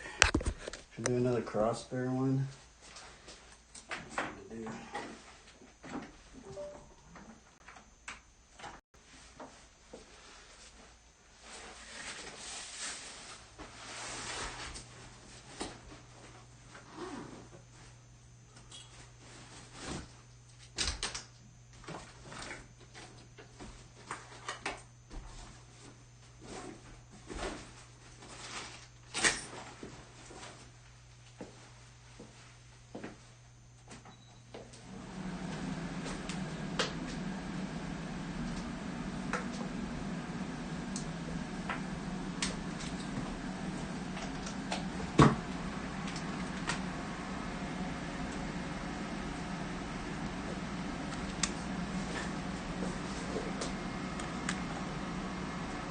This one turned out pretty fast yesterday. I was pretty stoked on this one.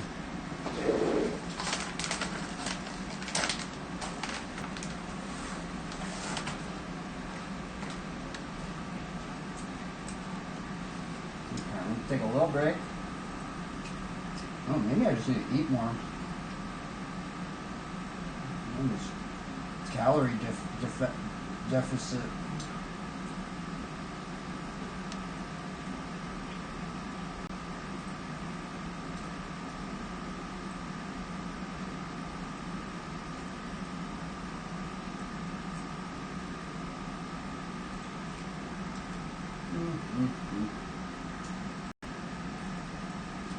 put on some more Dan Corrigan. This dude makes a video every single day. It's insane.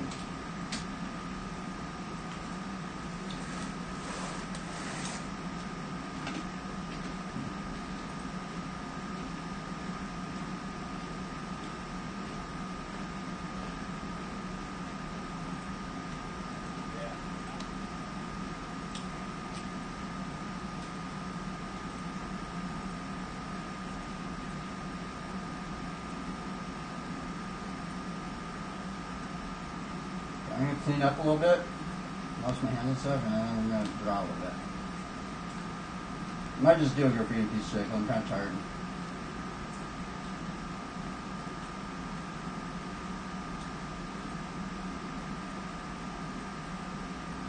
There we go.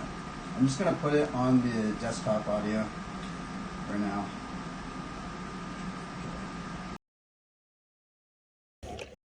Yeah. Actually, there's one thing that it doesn't have, and it's something that I don't care about. That's a square flat bar. And that's great. I like hearing that. I think like skate parks can go without having the A-frames, because Yeah. but if you have one, I think that's a good.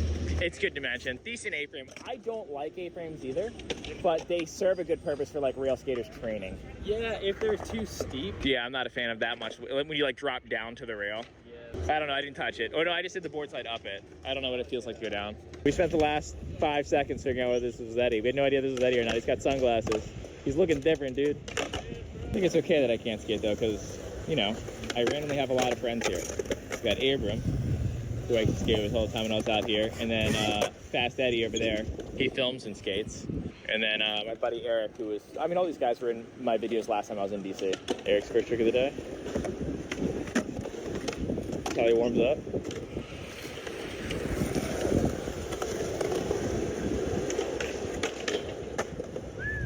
Funny, I was just talking about Eric to Victor Garcia, because Victor was trying to do those nollie hard flip frontside grinds, and Eric does like nollie hard flip front 5-0s and stuff pretty consistently. Oh, chill, dude. Why are there so many willies today? Playgirl magazine over here. Oh, Losi. That's actually a real trick.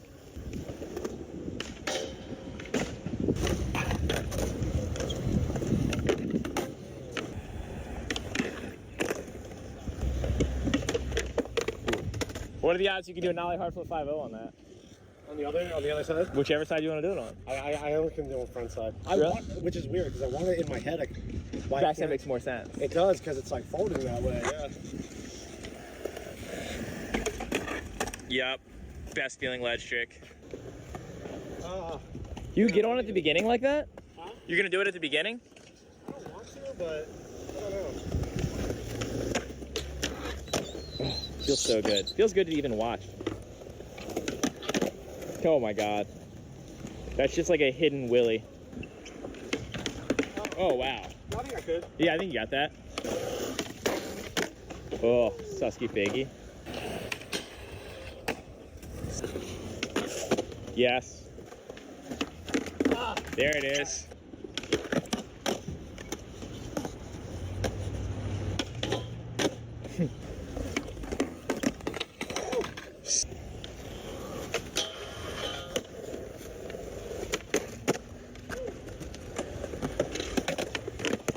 Yes.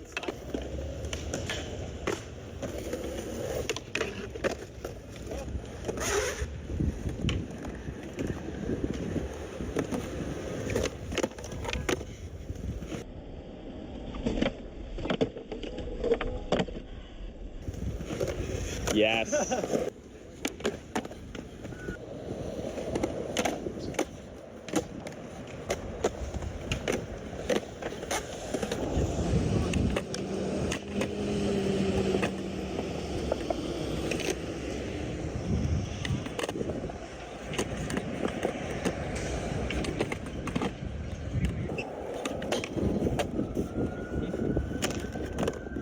Does that count?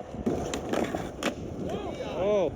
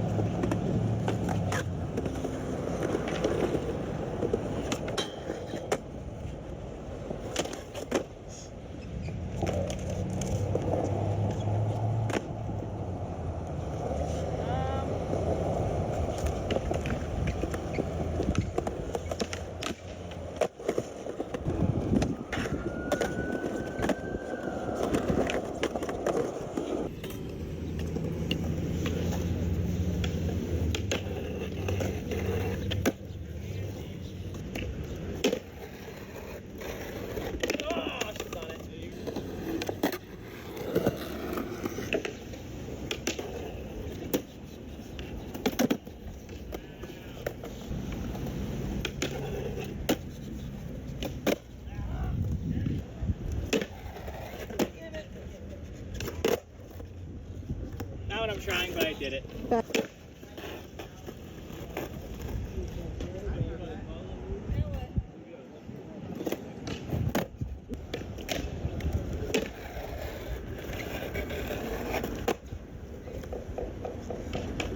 mean, I did it really shitty though.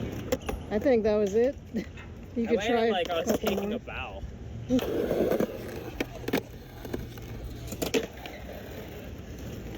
Oh,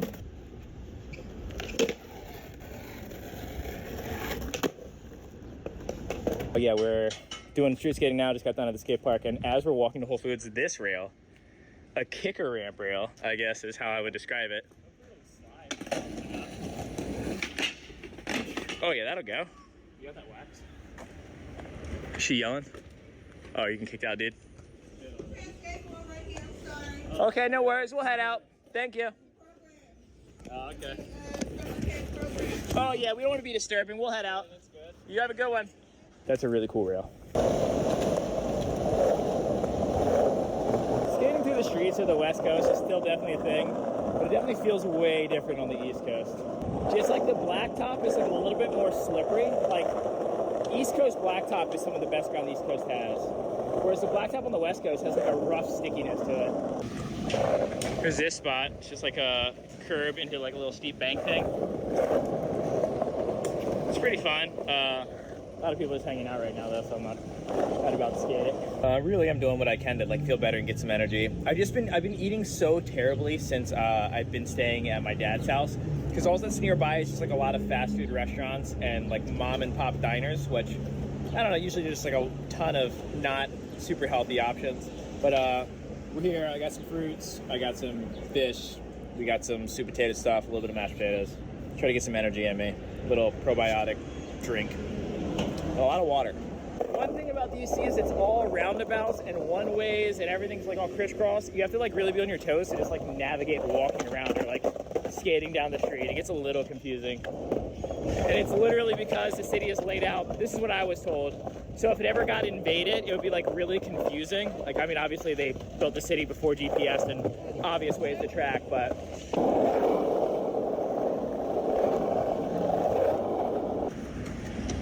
quick hit before the light changes.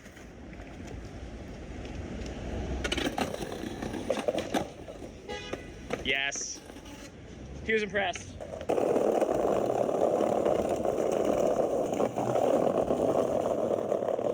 Some of the best ground. It's not the best, but it feels good. I'm a little bit more partial. Should I turn this one off? Because you can like barely hear it.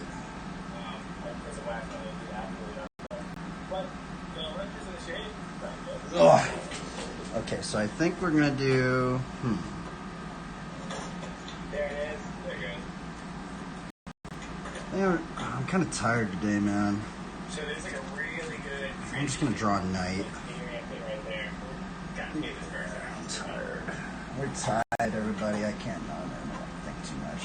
Let's just draw a night, man, with a cross or something. Right? That seems easier-ish. It doesn't rhyme, but it has so much wax on it that it gets all over your shoes.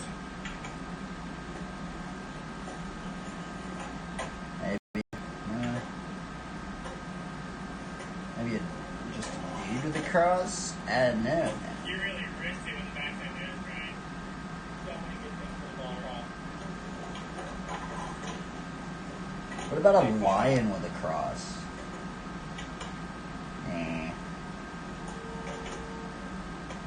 This one was for skate, it would be a 10 out of 10 skate spot. It would be so good. It is a really good spot, but I'm definitely going to film with the skate. This is nuts.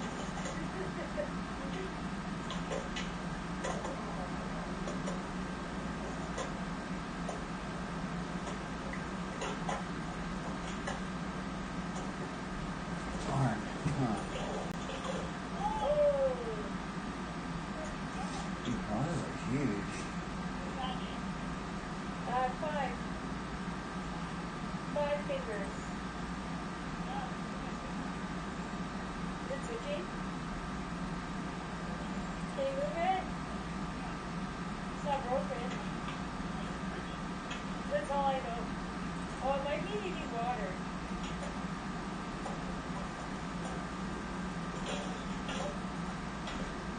Yes, counts.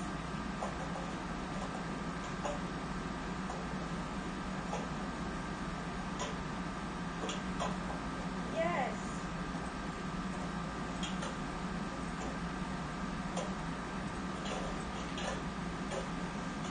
Yes. Antioxidant. Antioxidant. Gut health.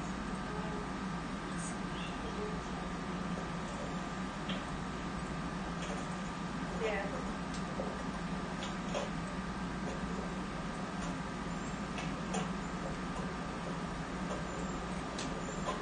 Yes.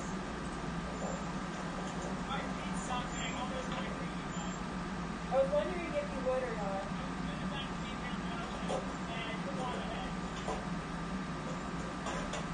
Where'd my chat go?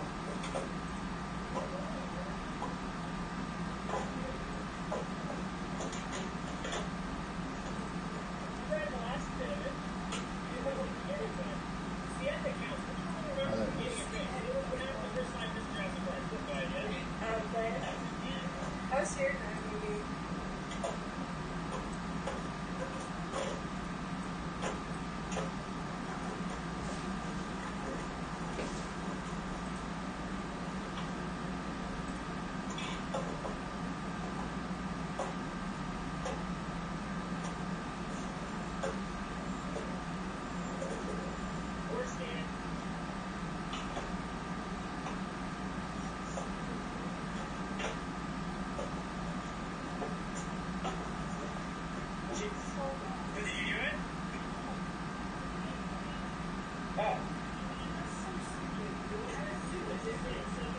I do all my tricks slow. I'm just speed up in aftermath every day of my life, but I should probably learn how to do that. I don't think I know what's going on.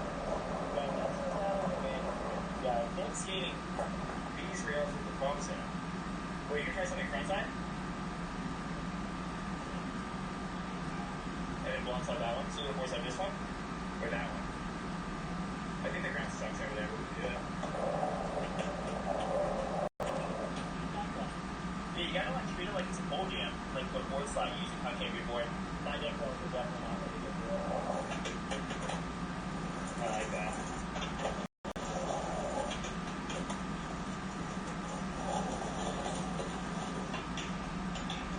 When he wants to board slide that way, and just like gap around it. Oh well, yeah, I told you. Let me give you credit, alright? I wonder if it sound like it was your idea. I was gonna love you. You can probably do that.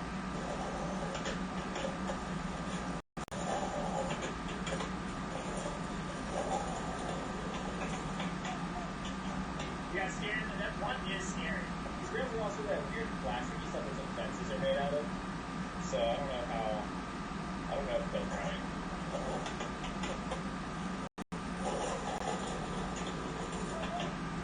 Then the ground is obviously really good. He also said he thinks like they'll go around the corner and open them out.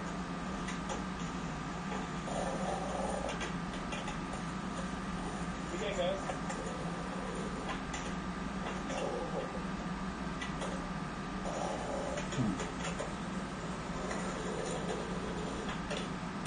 Yes.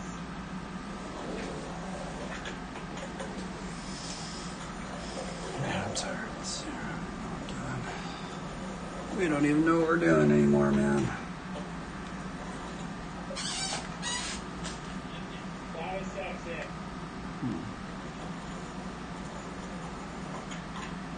Yeah, I think it's right. Okay, so I heard tell the possible board slide around the corner. Your little thumbnail. You can actually try one. I would love to see what a guy would look like.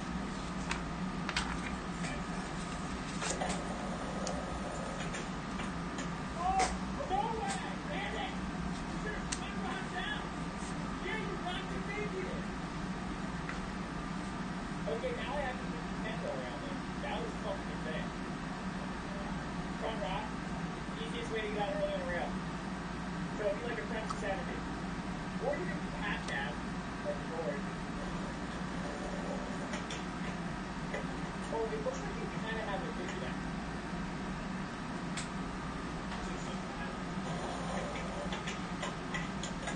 Yes, you can actually do that. But it annoys me that you got that calf tattoo. Like, if you're doing your feet and playing it as bad as that, then people are going to know that I'm not cool enough to have one. He says, how much big is next tattoo? I'll see what next goes to his next tattoo. You alright? Did I get you?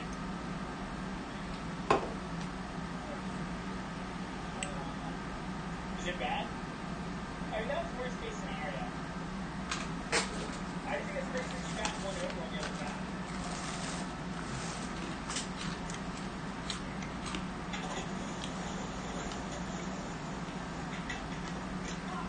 I don't know. Is it again? Or you're bleeding? Yeah, maybe this isn't possible. I mean, I think it's possible. It's not fault.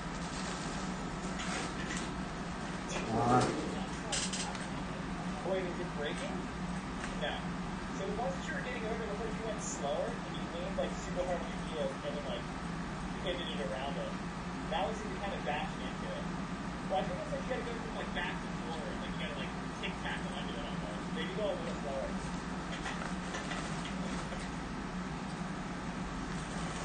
What if you do it or not? I feel like this is like definitely showing us something's possible that someone is like to do that. It's like the board slide around in 90 degree place, how would you think? But to do it like over something like this. Oh, yeah, it's like chipping up. Carving.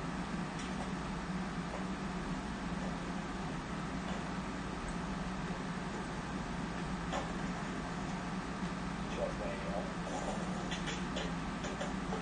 Yeah, I say go slower and keep hard back. Yeah, hard back, like tic tac over it.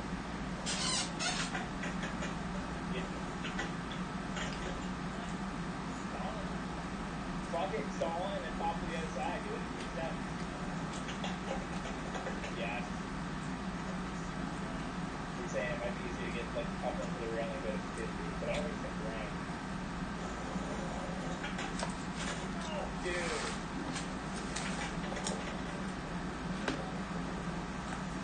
It's real. Yeah. Putting your body weight on the inside of the rail is going to be a nightmare. Yeah, you're committing to the bear trap. Oh.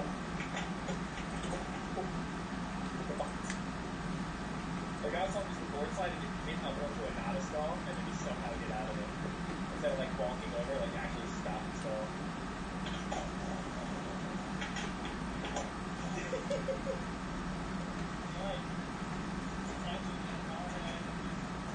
Yeah, you're fucking shooting the shit out of it.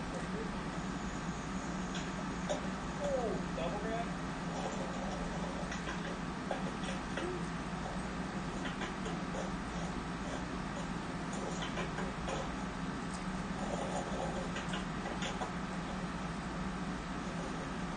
Keep it going. Oh, he's getting flat bars right here. Okay.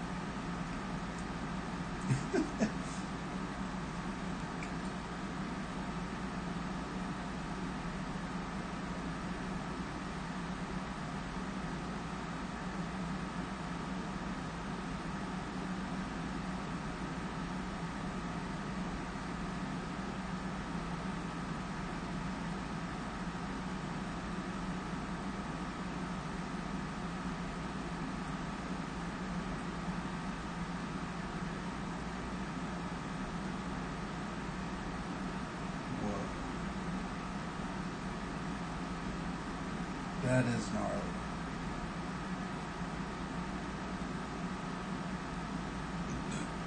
I don't even think I could draw today. I'm just tired. I need food. We need food. I don't know if I could draw today. I guess we'll try to draw something.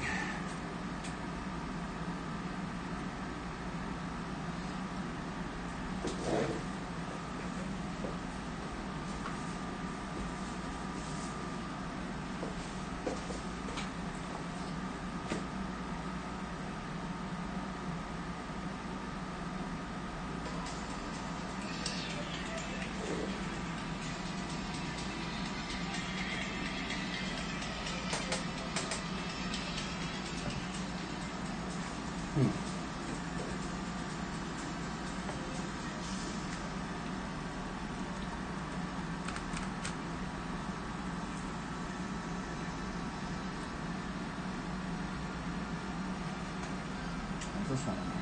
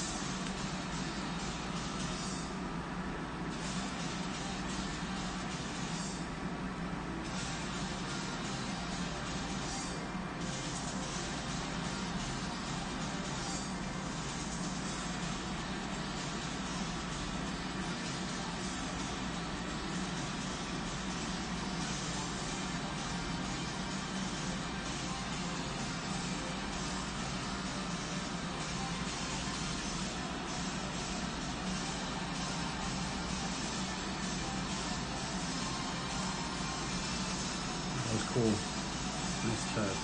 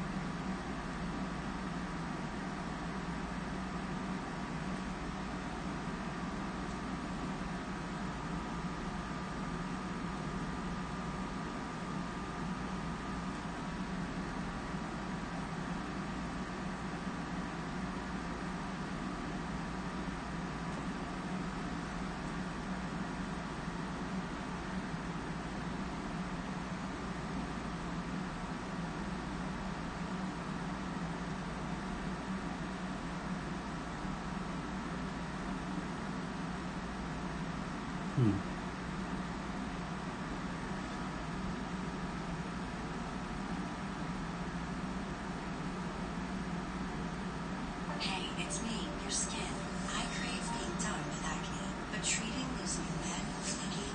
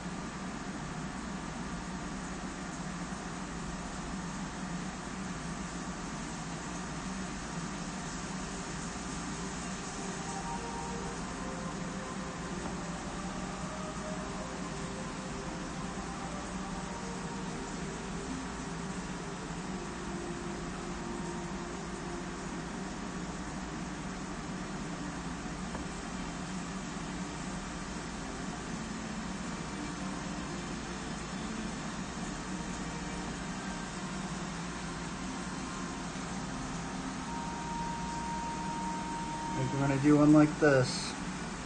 Should we just send it? Let me put a bike right there.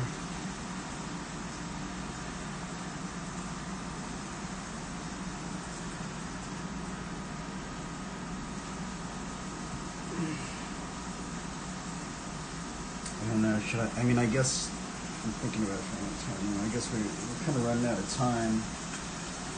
Yeah, we just gotta send it now. We're gonna try and build this one up.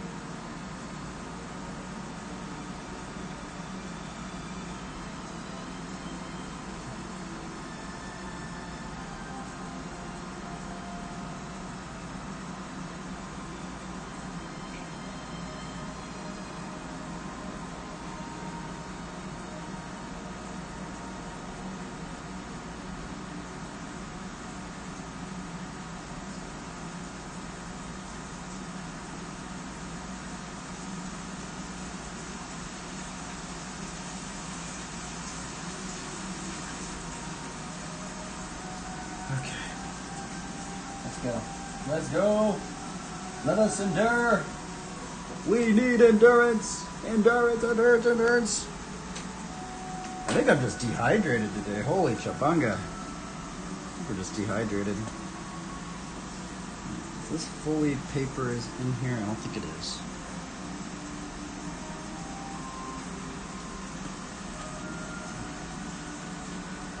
If this is not correctly on here, I guess it is. All right, here's our thumbnail. Try and build that thing up.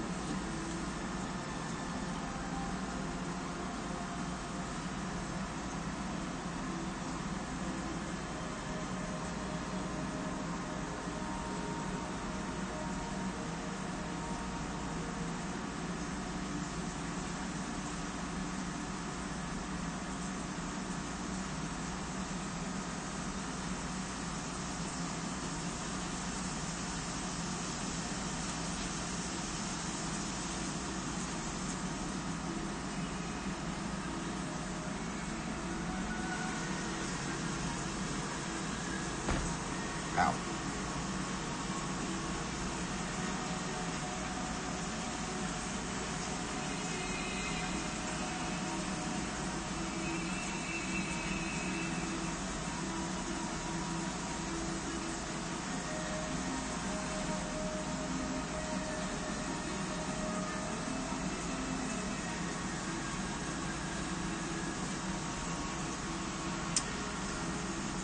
A little bit smaller. I guess I did kind of, yeah.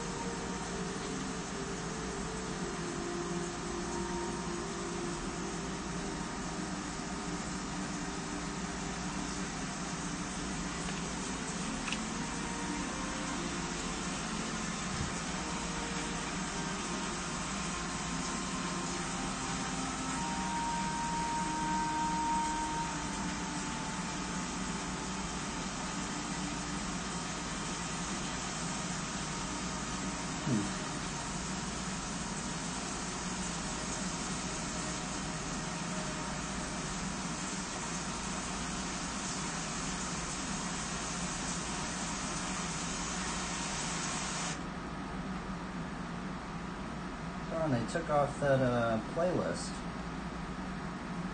No. What happened? Oh, here it is. Wait, did they delete that video?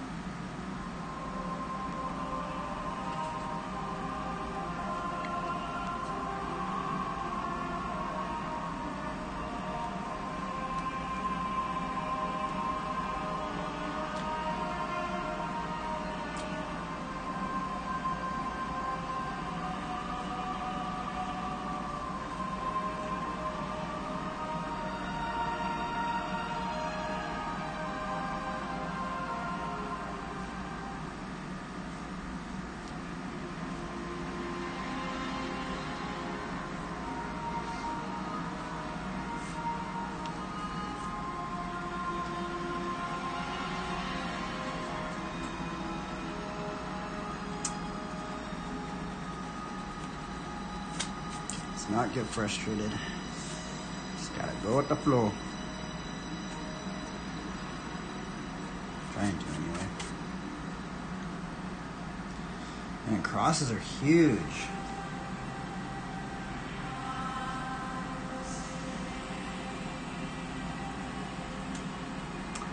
Maybe I'll make it just a little bit bigger.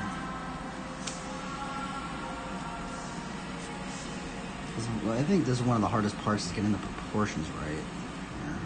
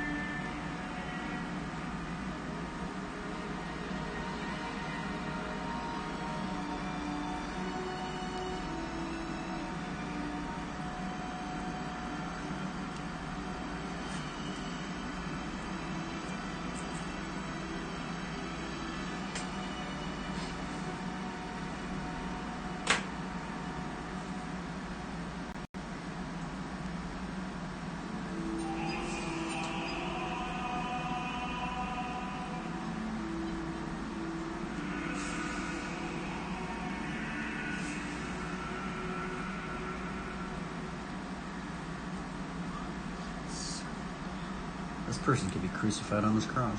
That sounds really weird to say that, but wow, that's really strange to think about. Man, dude, crosses were humongous, bro. It's actually kind of scary to think about that. Like, you would have to carry a cross as big as you are. Man, that is gnarly. Gnarly. Yeah, it's such a crazy thing to think about. Now, I'm wondering, I think I might be able to get away with making this figure just a little bit bigger, though. I don't know.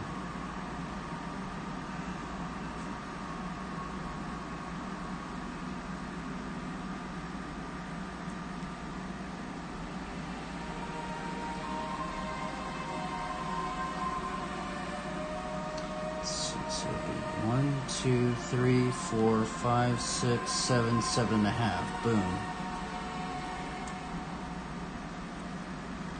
Actually, I think, yeah, this proportion works pretty good for making the cross and the figure. I think we're going to build this one up. I haven't really been talking with my drawings lately, but I guess I'm going to have to get back into doing that. I feel like when I talk and draw, I kind of draw a little bit slower. Start with a line of action, which is part of the spine of the figure.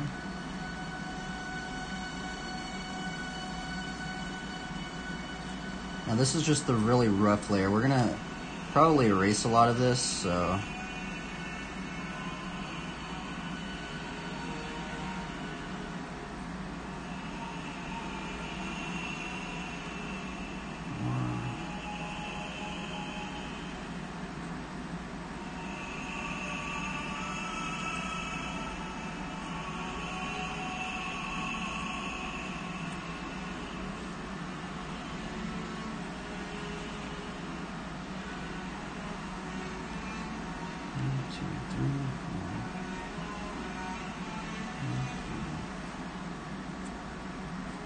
This is put in a 3/4 position.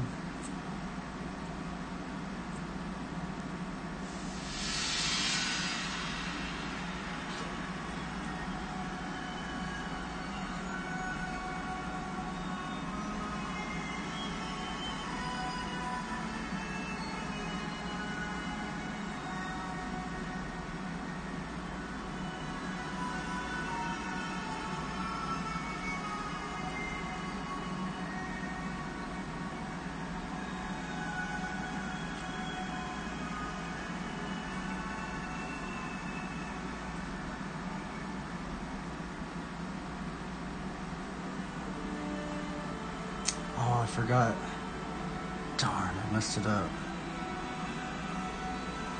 I forgot the cross needs to be on top of the shoulder. Ah, I messed it up. I'm actually gonna have to push this cross a little bit up then.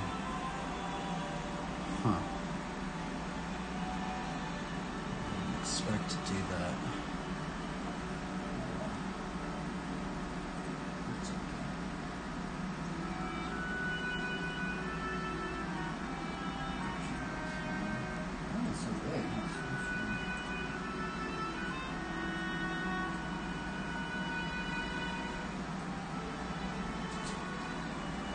Diversion retrospective. I'm confused. Okay, let me think here. Okay, so we have a proportion. Just kind of build that figure up then. I'm trying to make sure that we're kind of...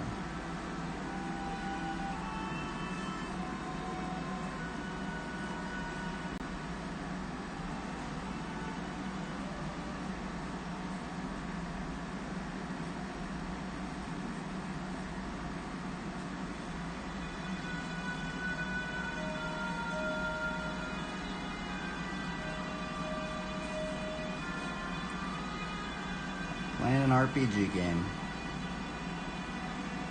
Now we have to figure out how is this cross gonna be on this character. That is gonna be the hard part. I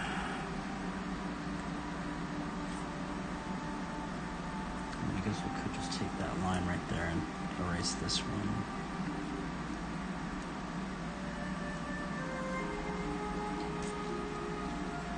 Just push this up just a little more.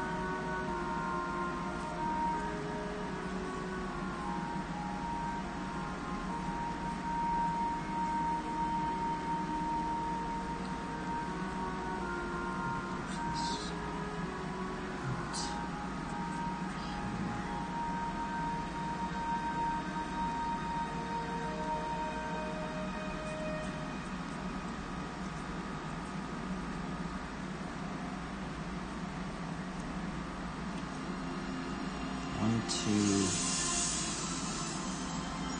4, 5, 6, 7, 7.5. It's kind of crazy to make a figure, but also make the figure to where that cross. It's actually kind of scary to think about it that way. It's like this figure could fit on this cross in theory, but it's really crazy to think about.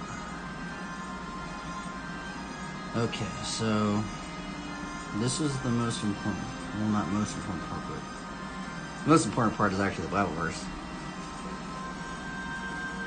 At least we have a rough guesstimation of what we're trying to do here, though. We have some sort of framework, which makes the drawing a little bit easier. We have something, we're going to try and glorify God. My bad, Lord, if I'm not doing a good job, do something like that. Trying to draw like a female paladin or something.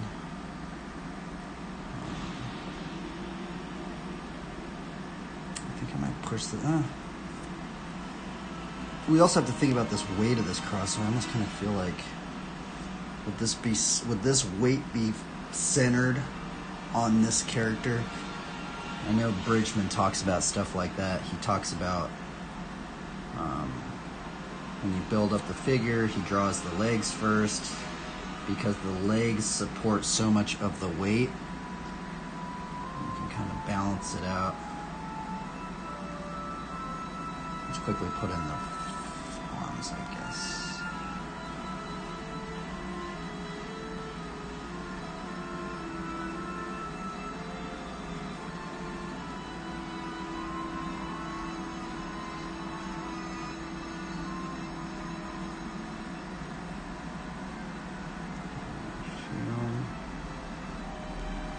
Deltoid.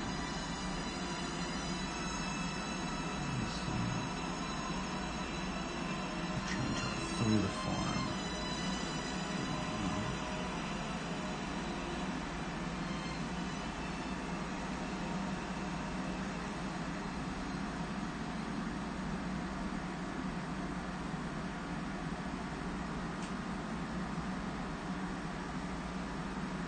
Something like that.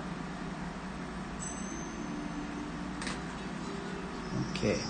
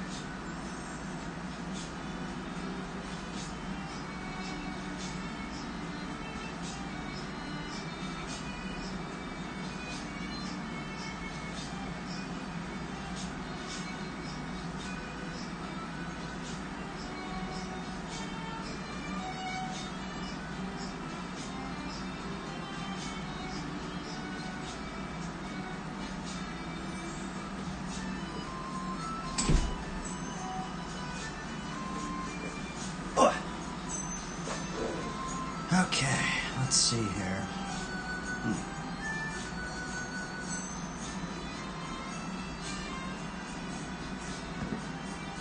This is basically the video game that we're playing. This is our video game time. So this is the video game. It's ridiculous. It's craziness. You really just say I'm crazy. Oh well. Okay, let's send it. So now we're gonna go with the green pencil. Green pencil. Like a little hesitant today. I don't know why. Like I need to just be like, you know. But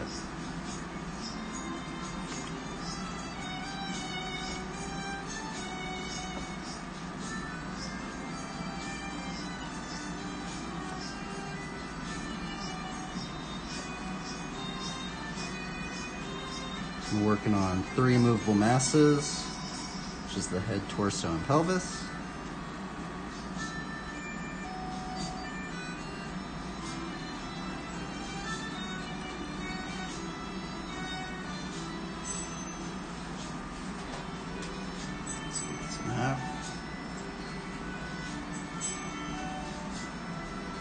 One, two, three, four, five. 1, 2, 3, 4, 5. Okay.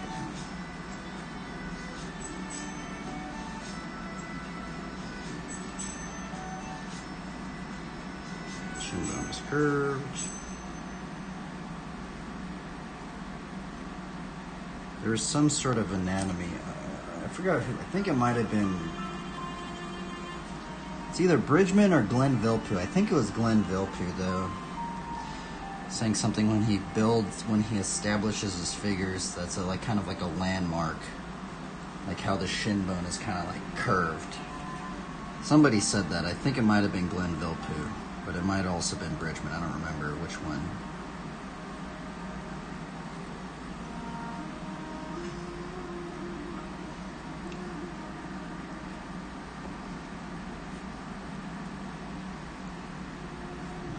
Push that leg out a bit.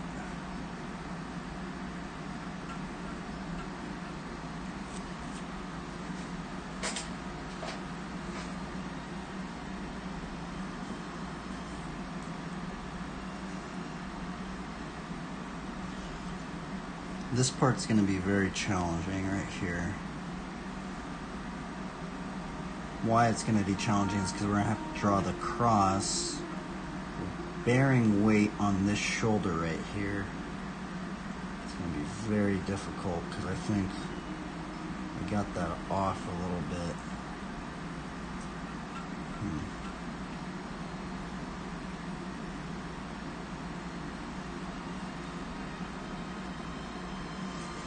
Okay, so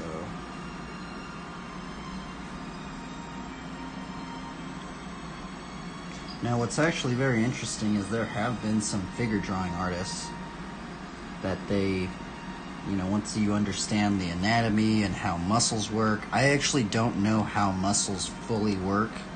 I have a rough guesstimation of how they work, but there are some artists and anatomy artists that know exactly how a muscle works, right? So they're like, oh, well, the deltoid is in half flexion, so that means that it's firing that front deltoid, which is pushing that bicep muscle. It's insane. Those guys are crazy. I don't know my anatomy that much. Shout outs to you guys that do know your anatomy that much. That stuff's gnarly. Sometimes I just go, man, that's just over the top. Like, why do you need to know? I mean, I understand why they get so deep into it, because I guess the more you know about anatomy, the more you know how to construct it, right? Especially, I think that's what Bridgman starts talking about too. If there's a muscle that is tense on one side, there's a kind of like it's kind of like a measuring thing, right? It's like there's one muscle that's tense on one side, but then on the other side, there's something that happens if you tense up one muscle. Something like that. Okay, let's just keep going. I feel like I need to just stop talking because I end up drawing slower when I talk, because I start thinking about other stuff, but I guess it's good. I practice learning how to talk more.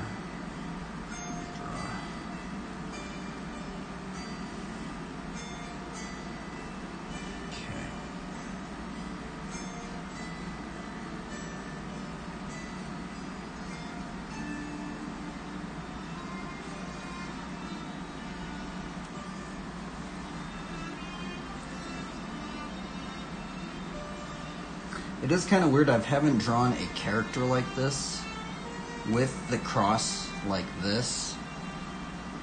One reason why I'm drawing it like this is because I can't fit it like that. I mean, I guess you could fit it if they were standing it up, but I think it would be a little bit... No, actually, I've done one character like that. We have done one character like that. I forgot we did.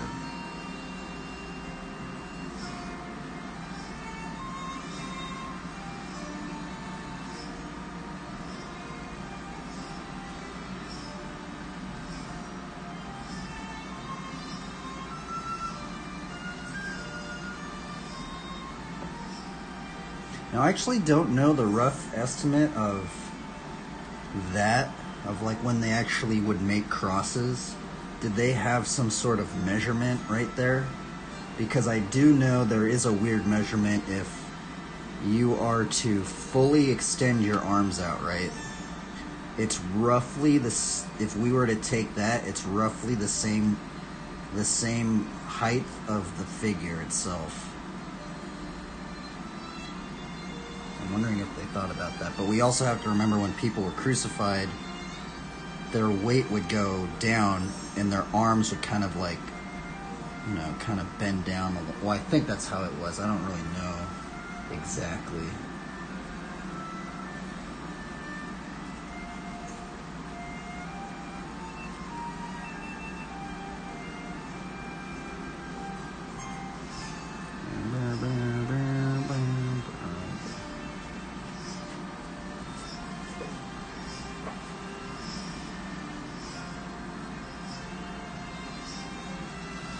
Okay, I'm still not quite sure if we're going to do the shield. It's kind of funny because this is much more in like the video game pose. I would like to consider this as a character select screen pose. It's a very, you know, you play most video games, character collects screen. It's like they have like this stoic pose, right? It's kind of why you see it a lot. Still not sure. Should we do the shield or should I do something else? Yeah, I guess we'll do the shield. That's what we did in the thumbnail. Holy moly, that guy just did a 360 to manual. That seems like a very scary trick. 360 to manual 180, bro?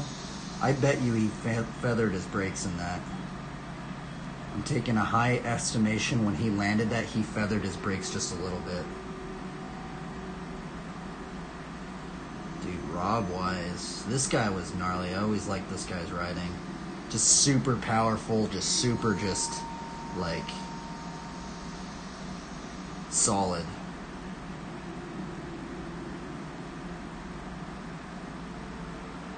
And he would just like air out really gnarly too. You'd run some pretty small bars though, that's the weird thing. It's actually very strange. I'm wondering if like the smaller bars affected some riders.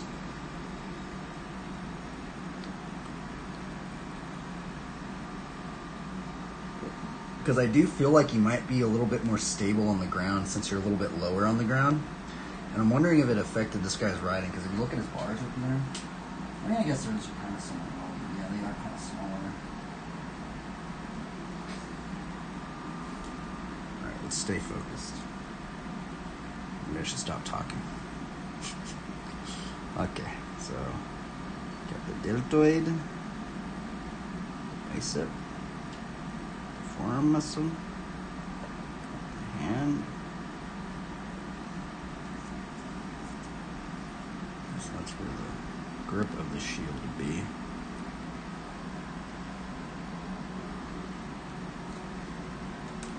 Pencil again. I'm going to try and stay pretty close to the thumbnail proportion if we can, which I've actually already gotten that wrong. Darn. We might actually make the shield a little bit smaller. Bring it like right there.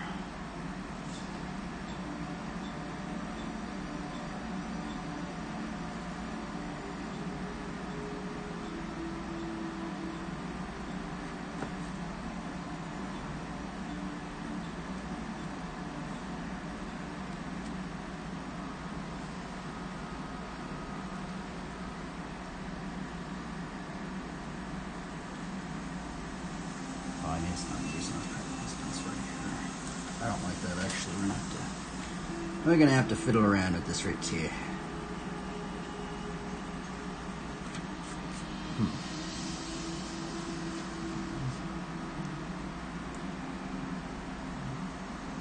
Now what I will say, this pose right here is very ideal for a sword to be right here, but I'm gonna be honest, if you draw something like that, if you draw something with a cross and you put a sword like that, man, people get tripped, believers get tripped out. Or maybe just the believer that I get critiques from, but it's like, you just start thinking you're promoting violence. But I feel like the shield is okay, right? The shield is because you're trying to defend yourself maybe, so...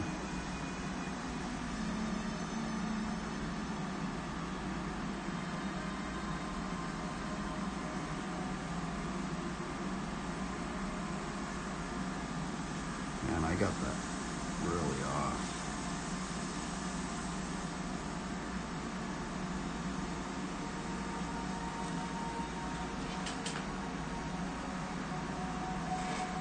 Darn. I don't know. I'm really not sure about this right here.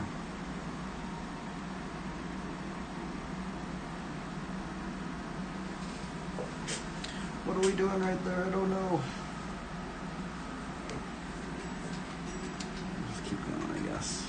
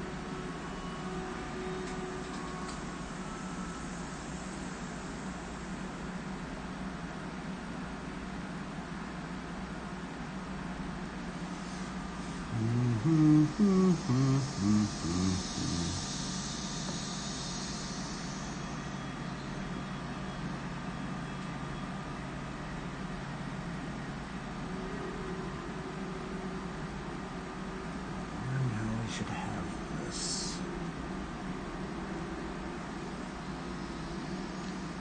I guess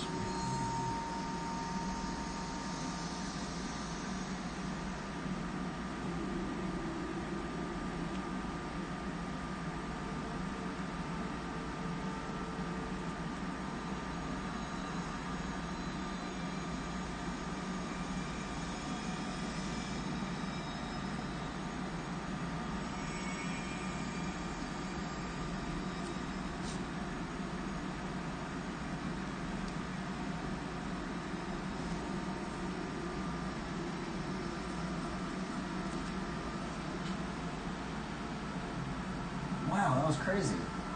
I just did a tail tap, or bar spin, tail tap, or bar spin to a bibliquote to bar spin. Wow, that guy was doing double. Was that a double bar? Wow. Man, he was really ahead of the curve on that, huh?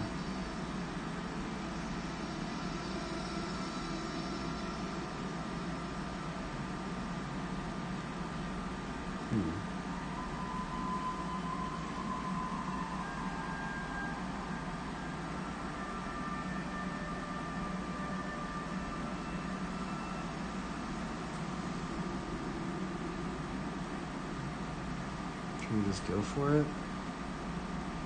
Put the next layer.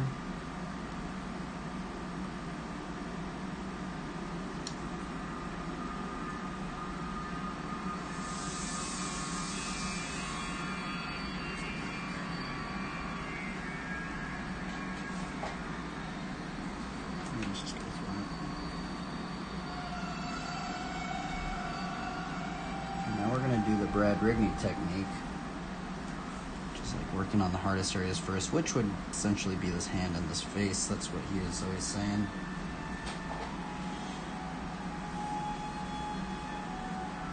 The song's always weird. It's like the jungle song, Jungle Zone.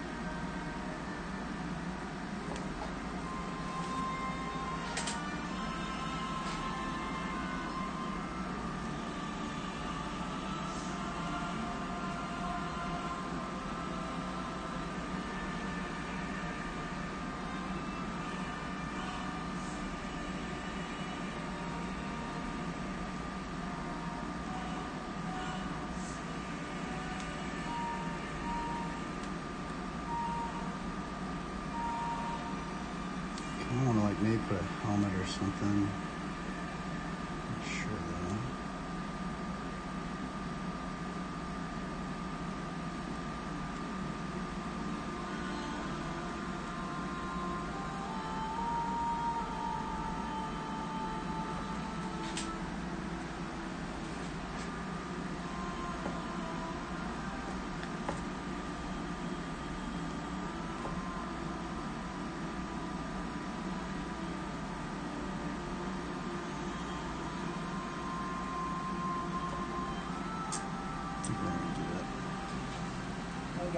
But I feel like it's, yeah, we can always go back if we want in terms of redrawing that. There's lots of possibilities.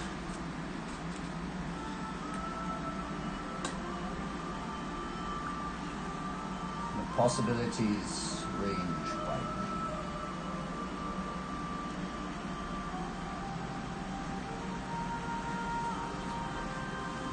I'm trying to think like, what character this like be?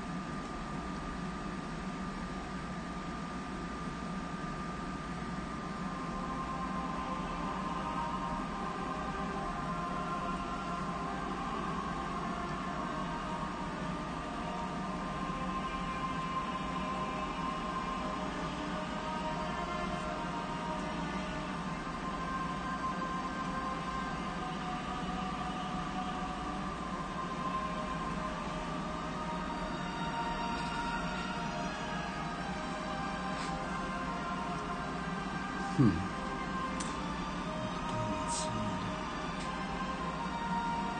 we could just follow through the form.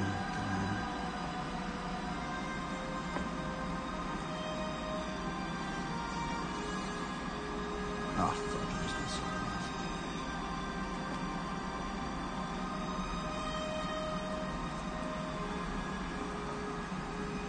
Kind of was wanting like the wind to kind of like go like.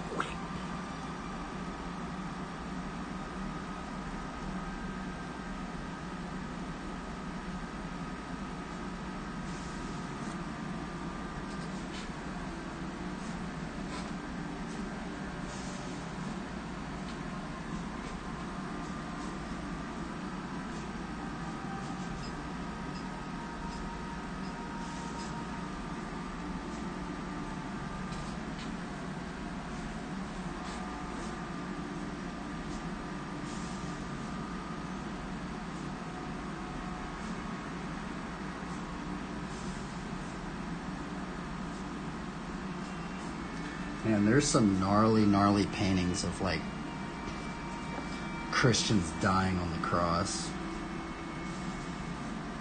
Men, women.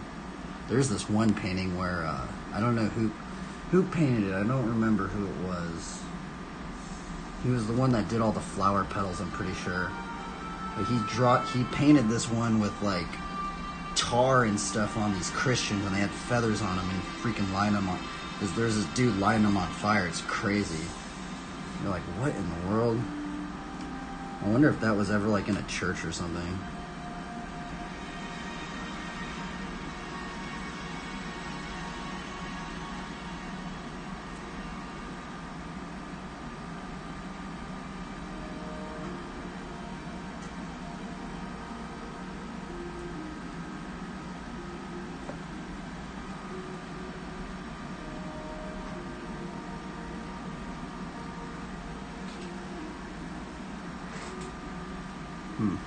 Okay. Let's work on this hand. This hand's going to be very challenging.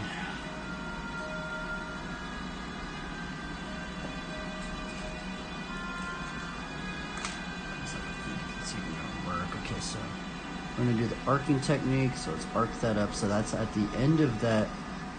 This is the end of this bicep. So we arc it over here, find that end. Arc this one. It'd be probably actually. I think that hand would actually be a little bit different. But we also have to remember it has to go around this thing.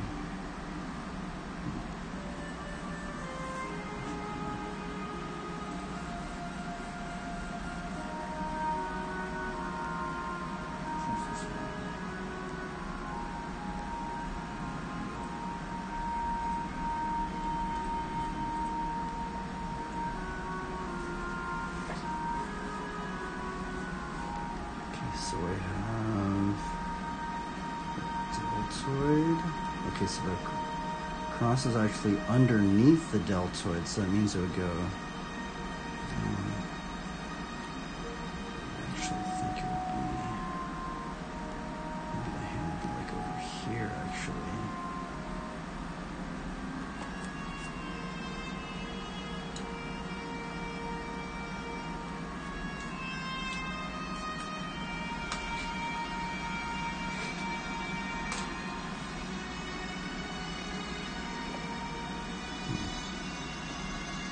Right, maybe.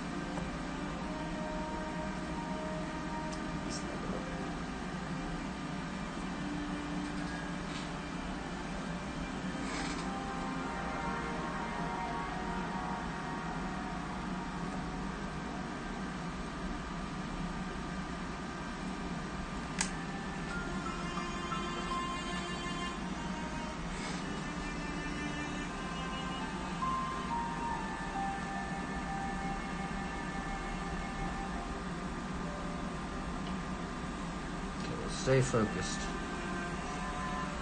Okay, now I think we can have a little bit of fun. We've kind of gotten somewhat of the hard stuff down. Now we can kind of just like have like the video game thing where you get the grind for some items.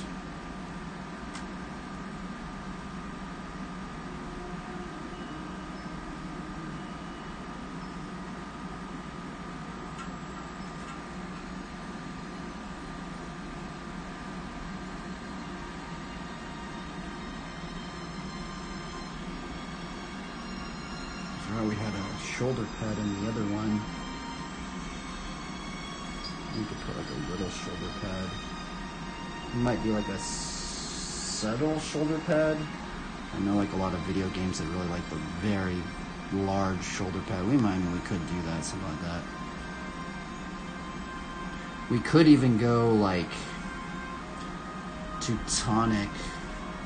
They're very about chainmail. They're very about chainmail and then wearing a tabard on the front of it. But Teutonic can be the right. We could even go. We could go maybe like. See, this is the video game thing. It's like what kind of armor?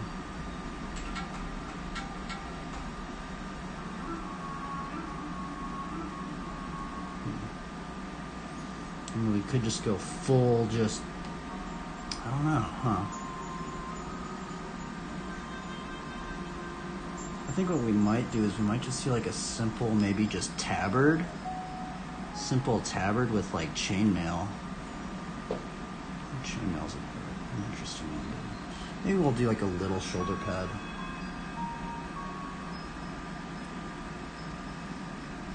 Just because they're fun to draw.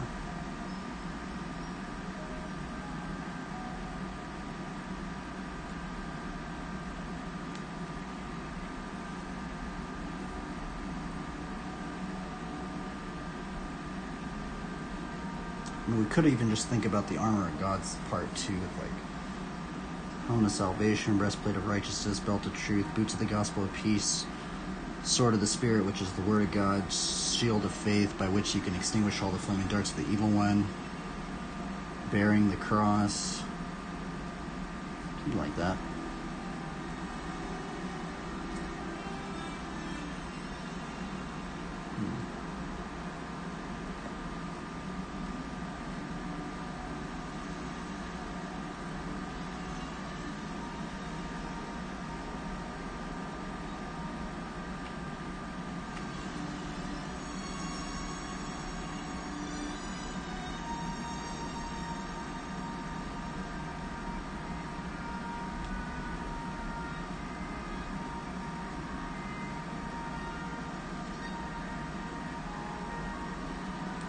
Kind of like the buckle going back behind it.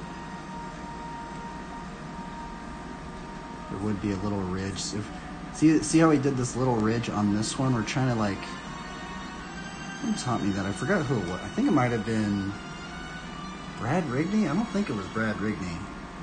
Somebody said like you could take like little elements when you put in that first piece of armor, taking a little bit of elements and then putting it into like, you know, like how we did that little ridge. Do another little ridge over there. You put another little ridge over here.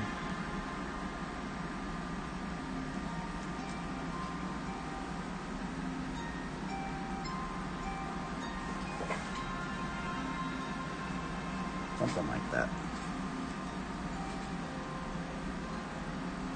We got the breastplate of righteousness. I guess we could put a cross on it. Try to anyway.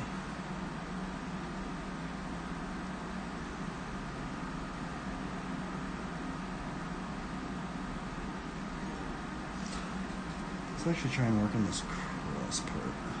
This part's going to be very weird right up in here. I've been neglecting wanting to draw that part.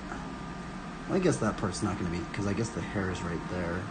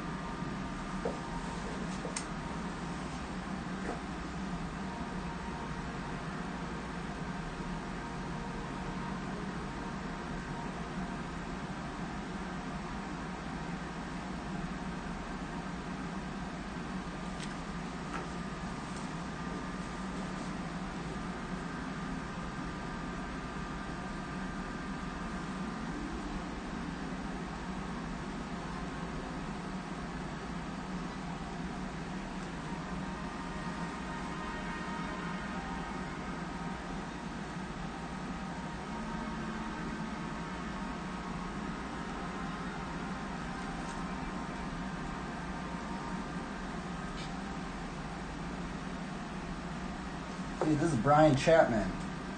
This dude's gnarly. This dude is a freaking crazy rider right here. He makes bikes.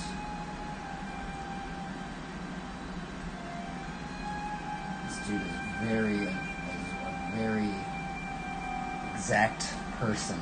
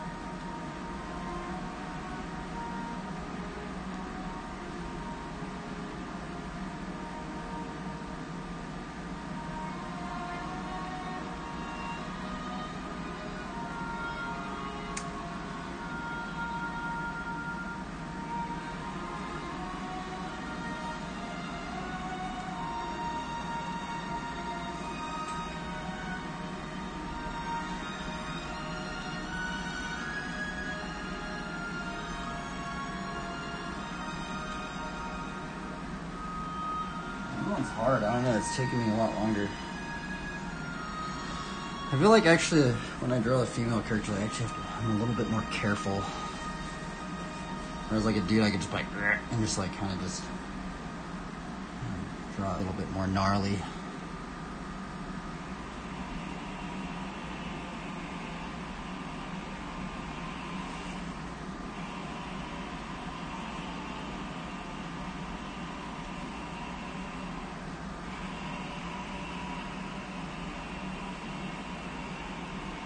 Actually, might put a bike in here too. I like drawing the bikes, they're fun.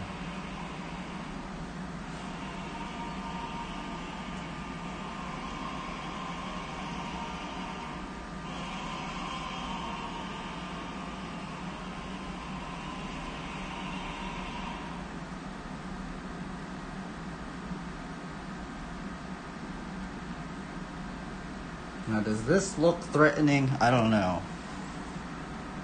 Now, see, if I put a sword right there, it's so crazy. If you just draw one little thing, people get tripped out, man.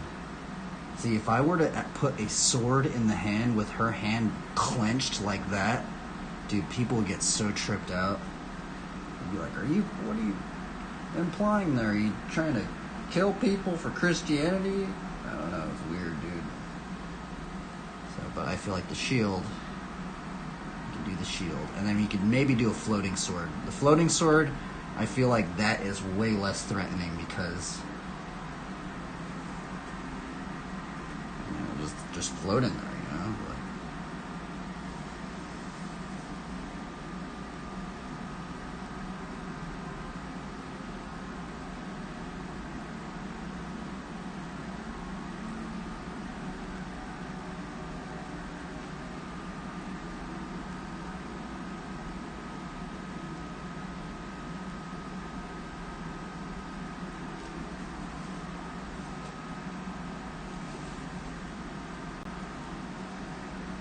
X Games. Let's change it. We're gonna do this one. I wanna watch Batman. Let me watch something. Let me watch this one.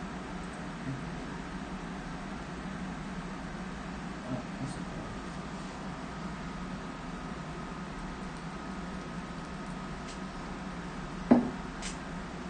cool. Okay. Where was I at? I lost my place.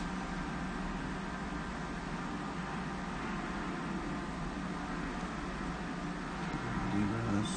A little shoulder pad. Breastplate of righteousness.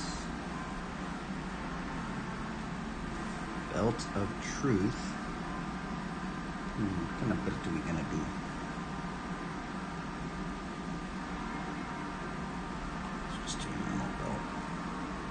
Should we do a normal belt or a rope belt?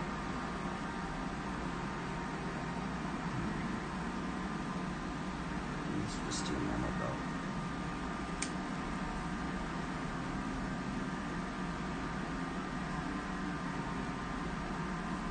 Maybe we might do the rope belt. Rope belts are kind of easier to draw.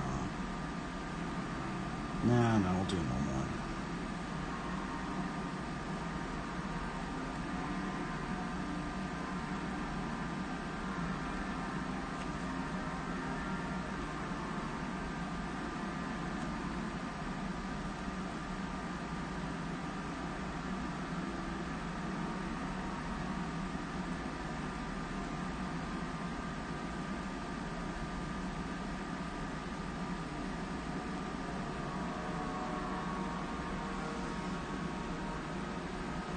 We obtained the belt item in the RPG game.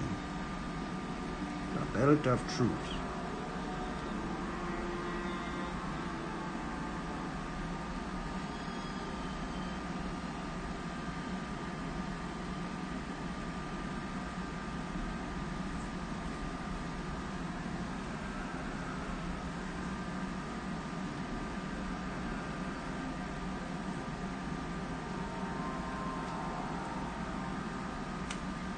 There's going to be chainmail right there underneath this plate mail.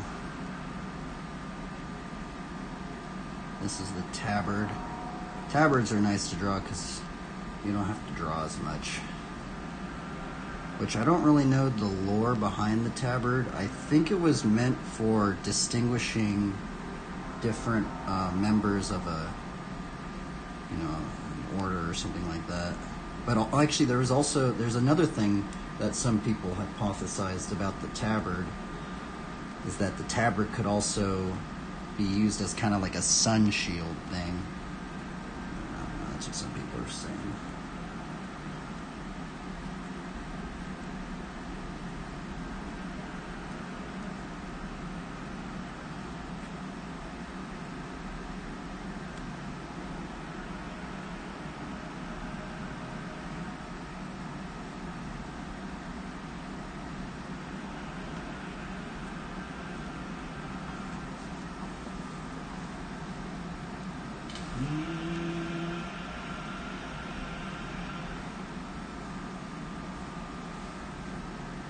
Let's speed this up.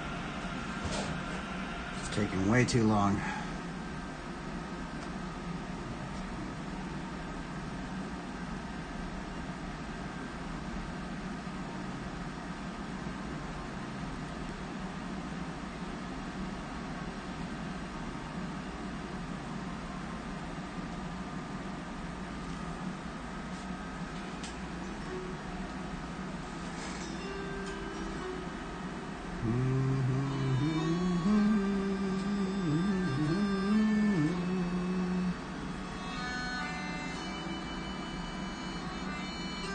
Shield, I'm still not quite sure what we're going to do for the shield.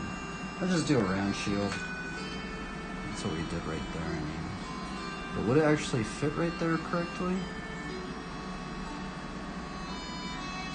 I don't know.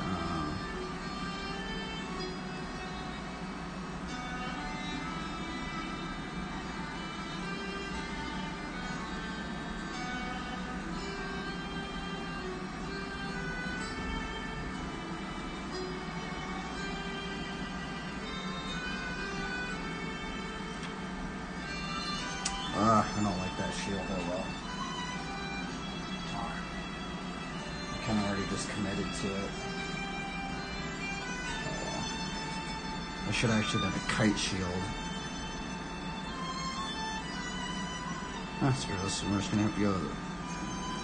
It's the one we do in this thumbnail anyway.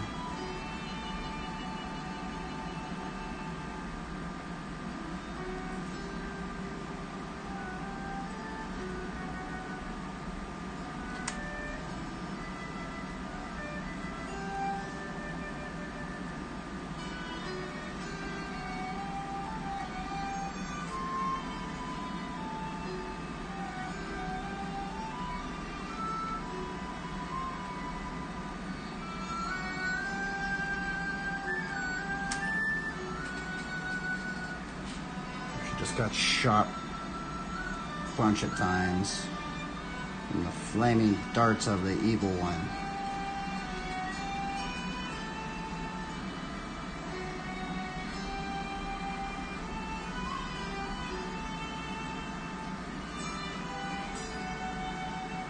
Not sure how we're gonna do the boots there. I guess we could do, since we did some plate up in here, a little shoulder pad, we could do like a little plate, taking this little plate right here, maybe we could do a little plate right here.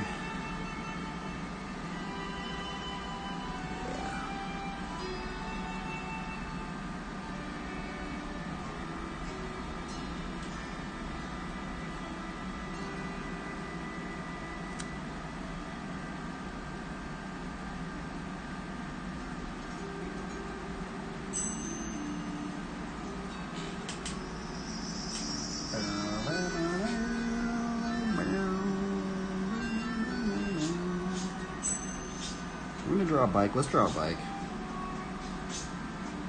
It's gonna. It is a little bland over here. Yes, we're gonna draw a bike. I like drawing bikes. What kind of geometry do you want?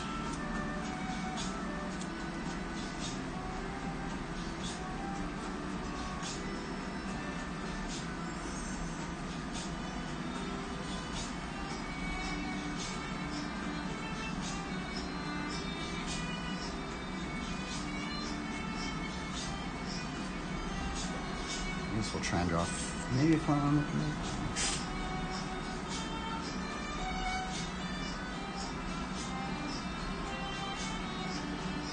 This guy's running a little stem. Man, maybe I should run the little stem. Look at that, he's running the little stem. I'm wondering if how much it affects boomerangs. I feel like the little stem affects boomerangs really drastically. I'm not sure though.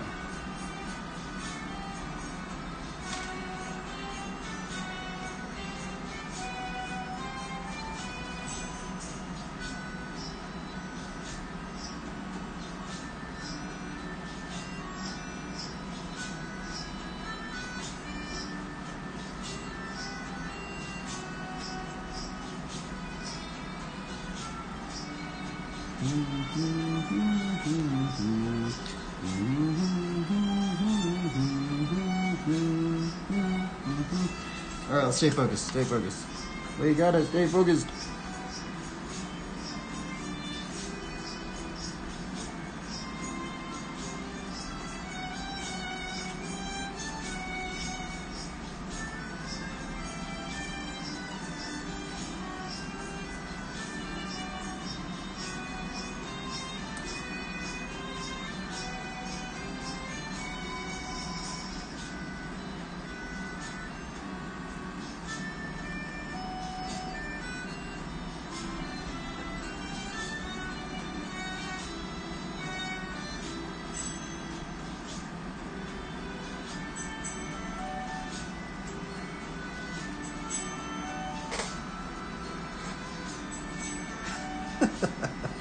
Darn, I don't know if it's gonna fit all, fudge. Oh, darn, let's see here.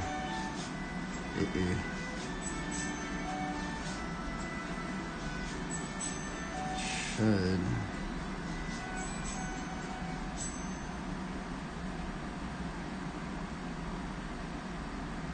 Draw some weird flatline bars, I guess.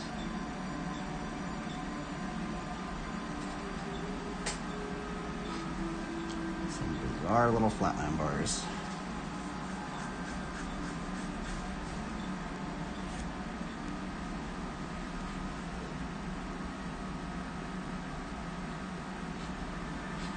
Looks like we're running what? 0 offset forks. We got that looks to be a 35mm stem. These bars look to be what? 7.77 rise.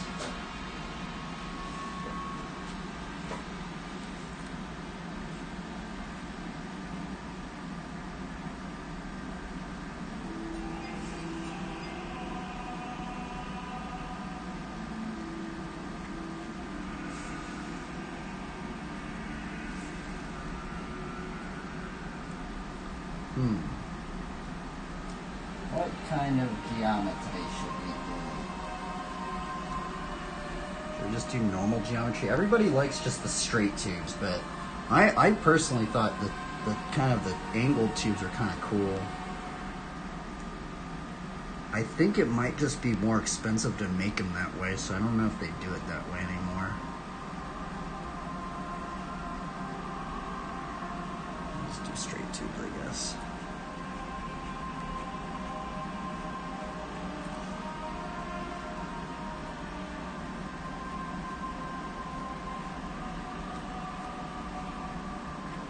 There we go.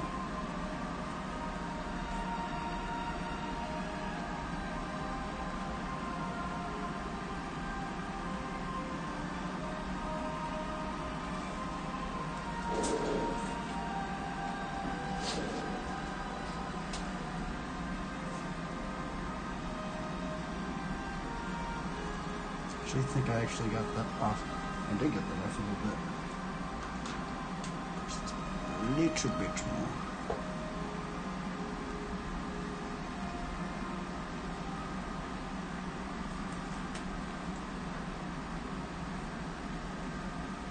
Excuse me.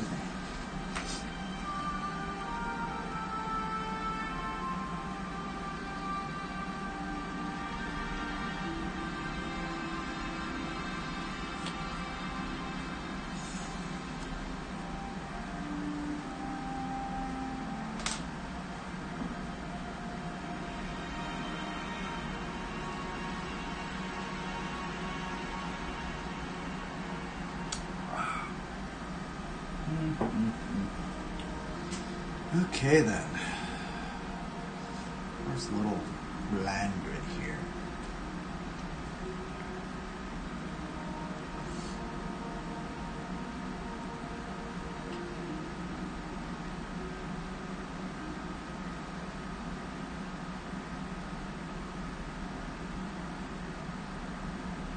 I hate different music. I'm starting to get lazy with this music.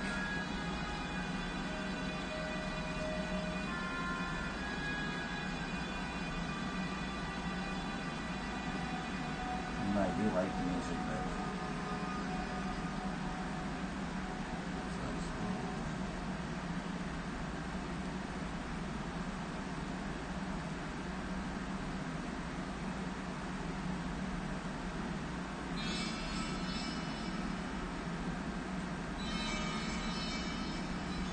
right back.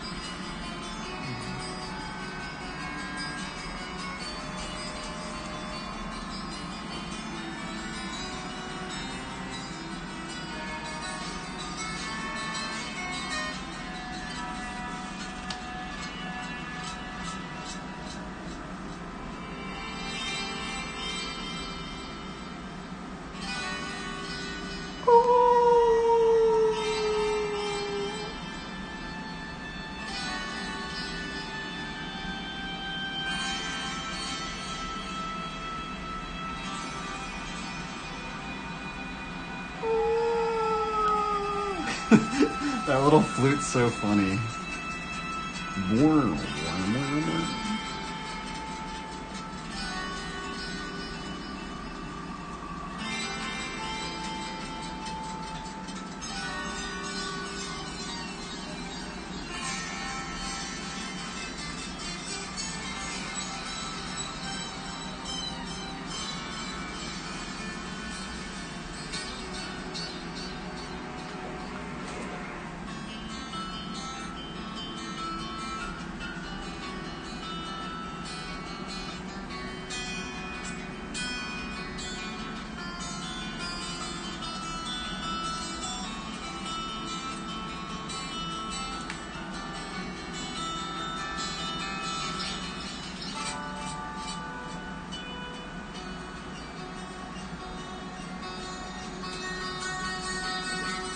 let's try this bike.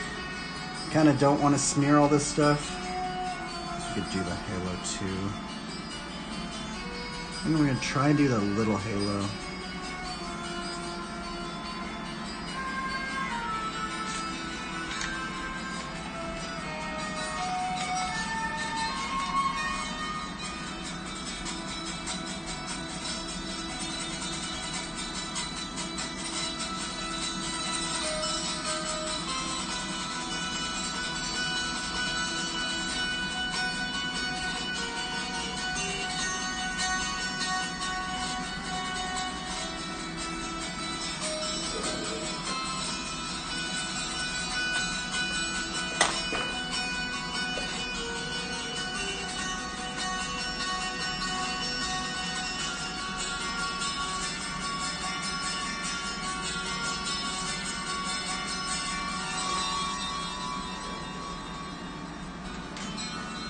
This part's gnarly. That was like a little breakdown right there.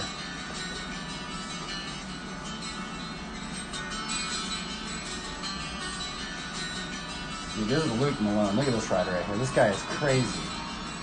That stuff is so hard to do.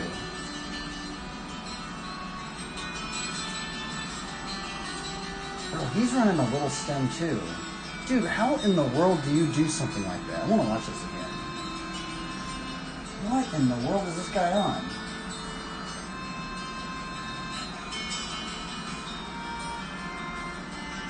Dude, that was insanity.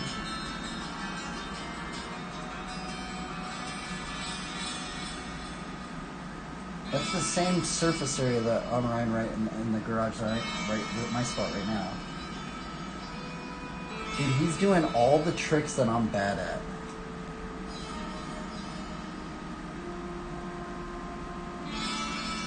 Dude, into a freaking... What in the world?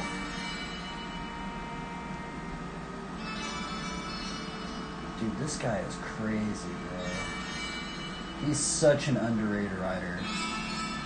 Like, I feel like a lot of people don't understand actually how hard that is.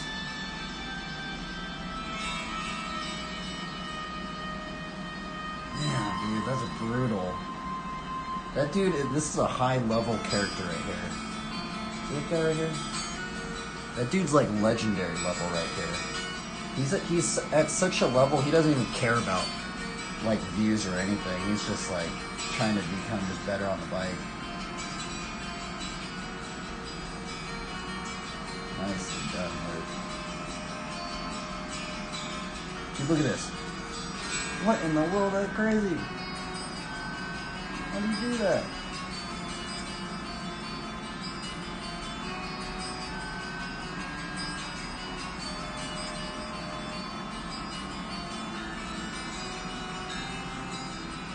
Man, how many dude? I cannot even believe that he's doing that many of them.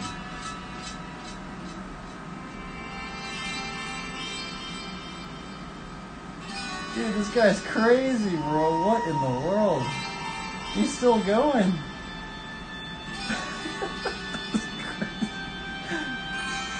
It almost looked fake, huh?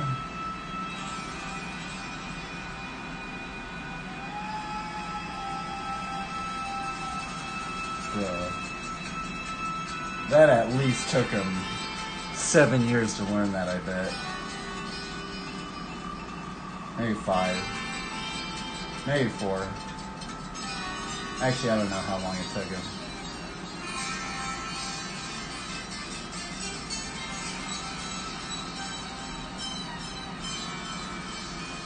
Wow, you could do a boomerang into a steamroller?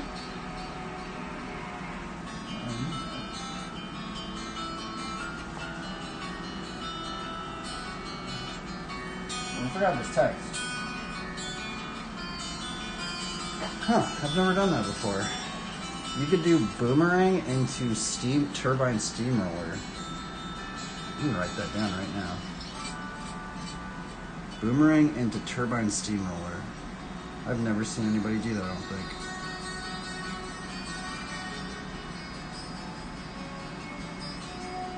Here's my bike maneuver. You guys want to see some of the stuff we've been trying to learn. Boomerang to turbine steamroller.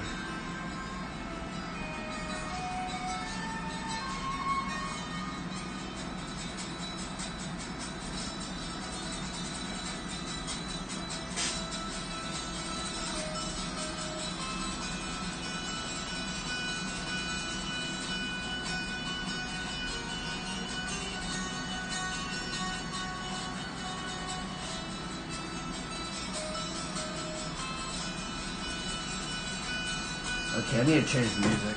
Let's see here. We need something else.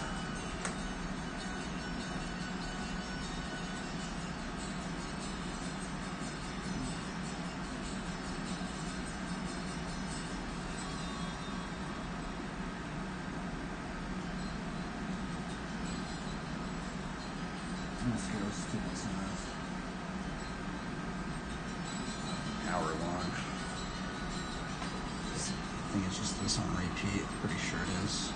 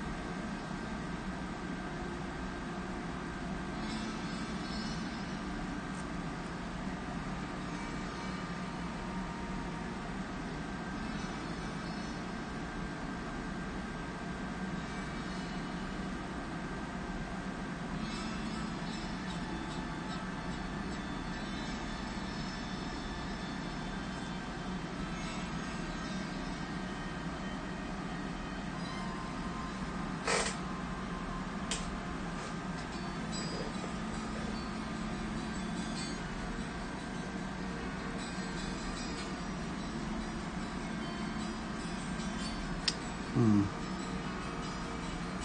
kind of want to do like V bars. Those ones are kind of cool.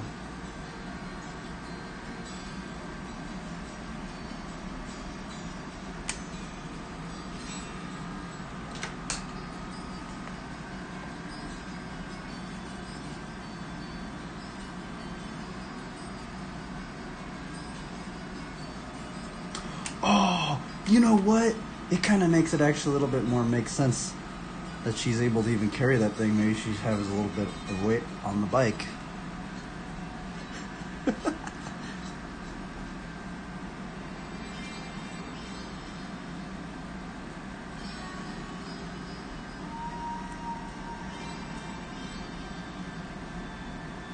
These are like the bully bars. Bro, the bully bars are like, they're pretty gnarly to get. If you get your hands on some bully bars, bro. I saw some that came up, bro. They're like, dude. I'm like, what in the world? They're selling for this much? Like, that's insanity.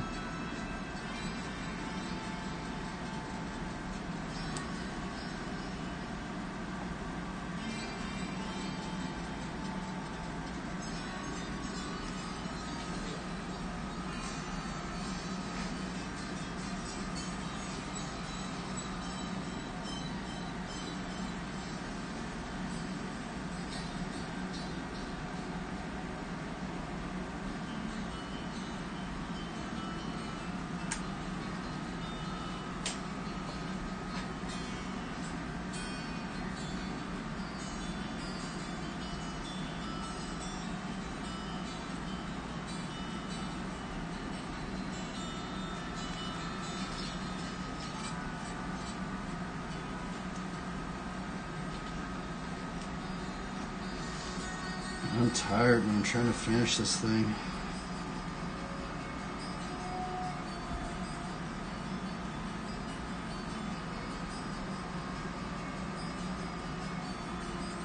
I can tell when I get a little bit more tired because I'm more like easily distracted. I'm just kind of just like, I don't want to finish it, but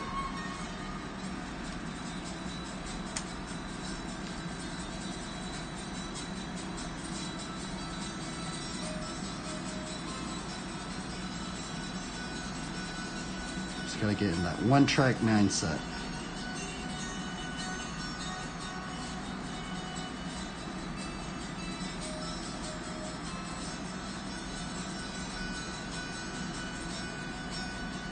And bikes are fun to draw, so.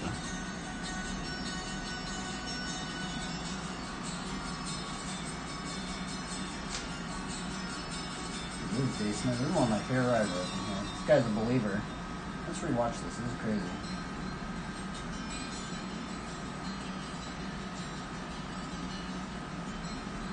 Okay, I need to change this song.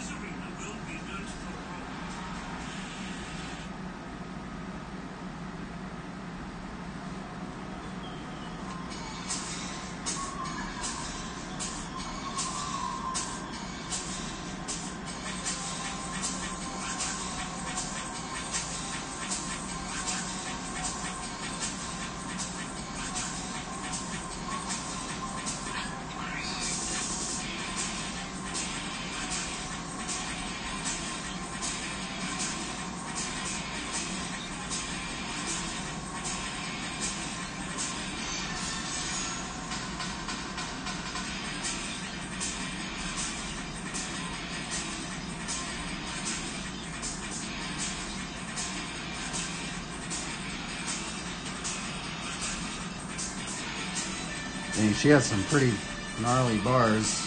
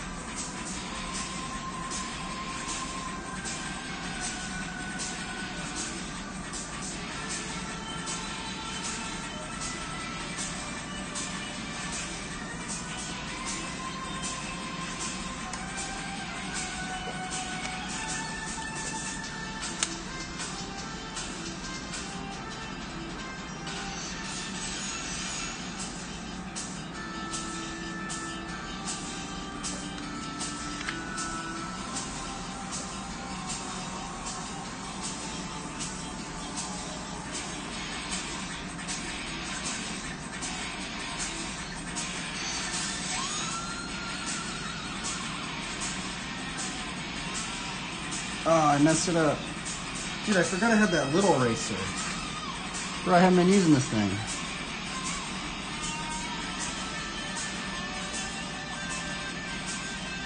My bad, Lord, I messed up that cross.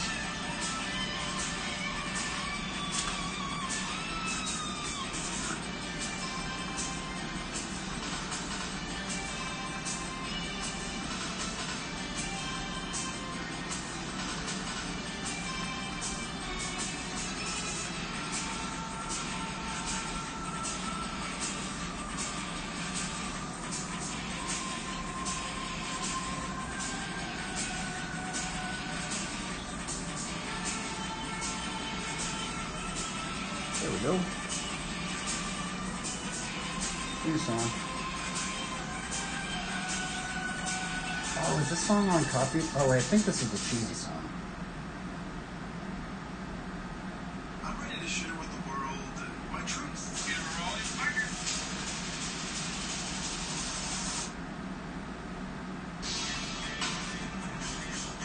Is this the song with the lyrics? Maybe it isn't. It is the song with the lyrics.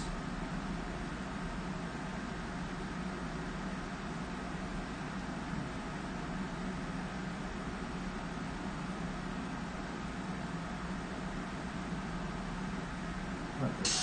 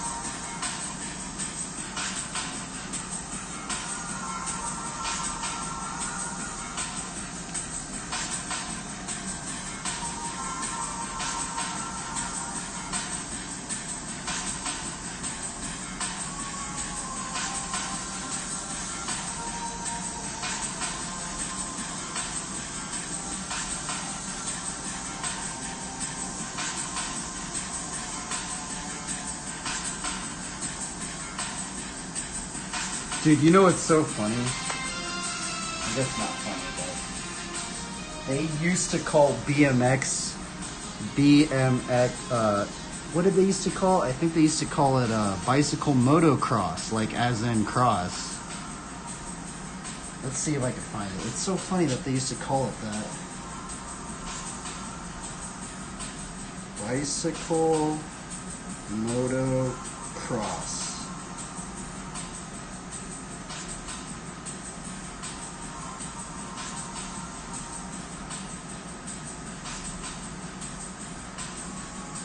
I wonder why they use cross. Dude, now I'm tripped out. That's so weird.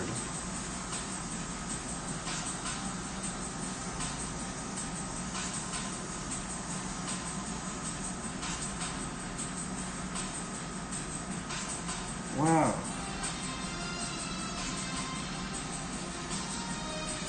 Dude, that's such a weird thing when someone said that on Reddit.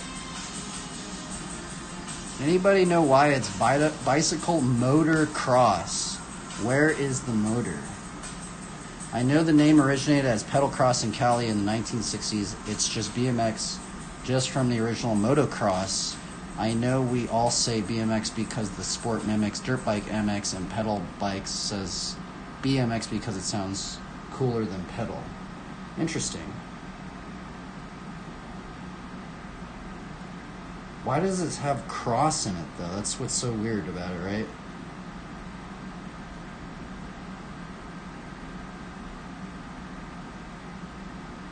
Huh.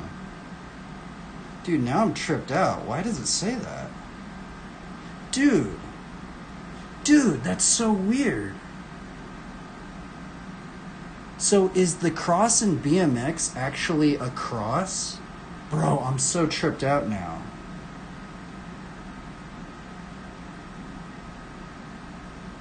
Bro, I know I sound like I'm tripping out, but that is really weird.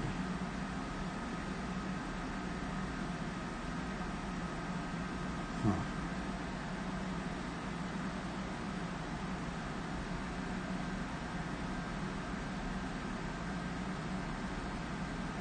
That's very strange. Huh. Dude, that's so weird. I've never realized that. Dude, I've never realized that. That's so strange. Because, see how it says BMX? Because you'd think it would be... You think it would be BMC, right? You think it would be BMC for bicycle motocross, but what's weird is they put a little X right there.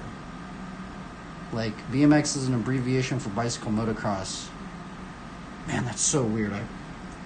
That's so very strange. Huh.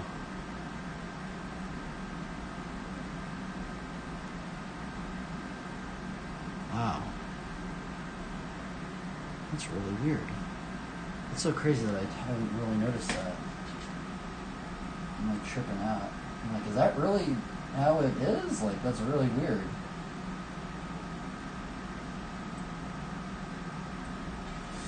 Anyway, let's keep going.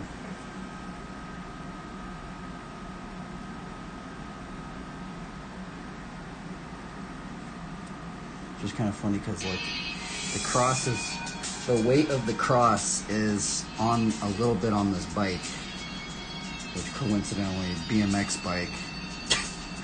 Dude, that's so funny.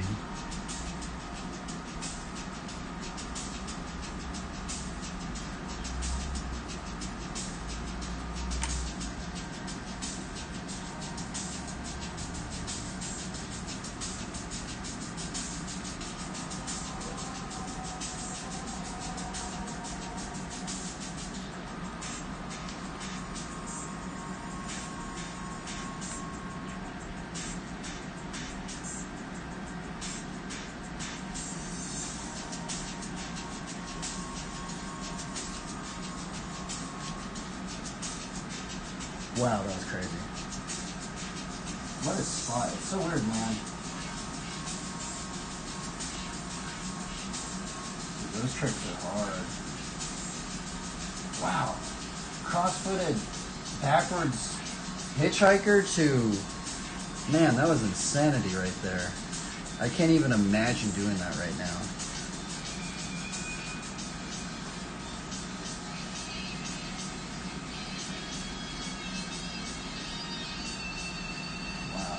Wow, that was crazy.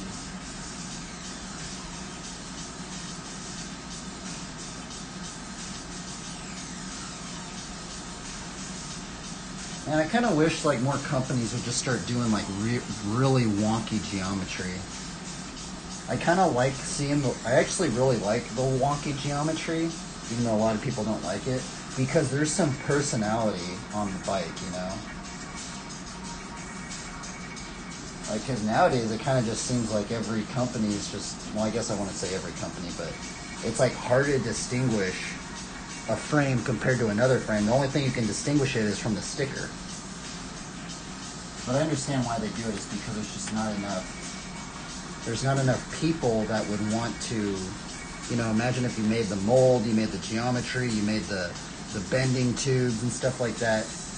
It's such a gamble to know if anybody's going to even buy all of that product that you're going to be making, right? So I understand why they don't do it anymore, but it is interesting seeing it.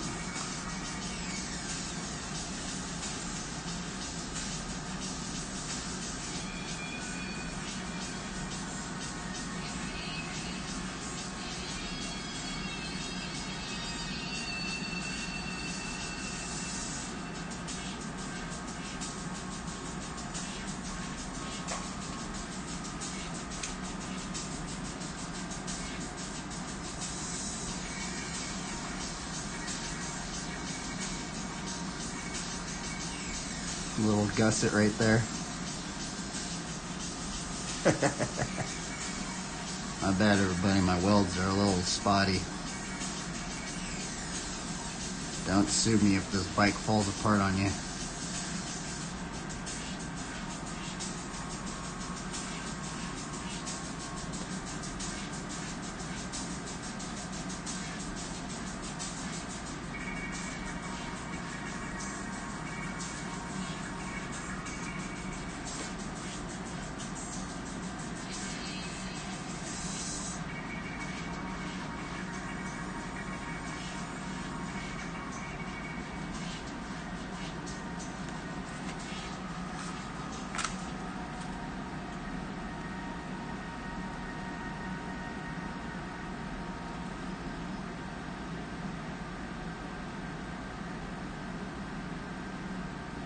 I do really like drawing the bikes. I feel like the bikes really kind of like keeps me focused on this drawing.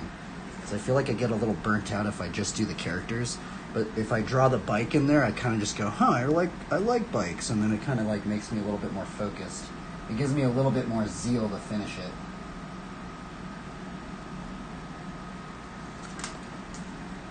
And just fine.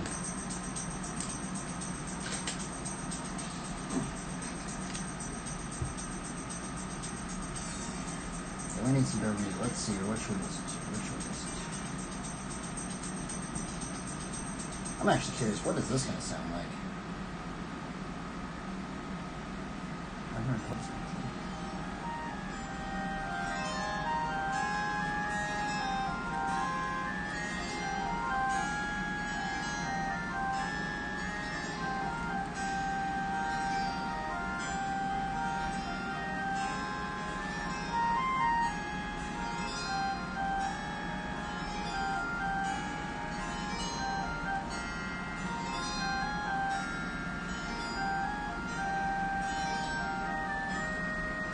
Taking that little element, putting it right there.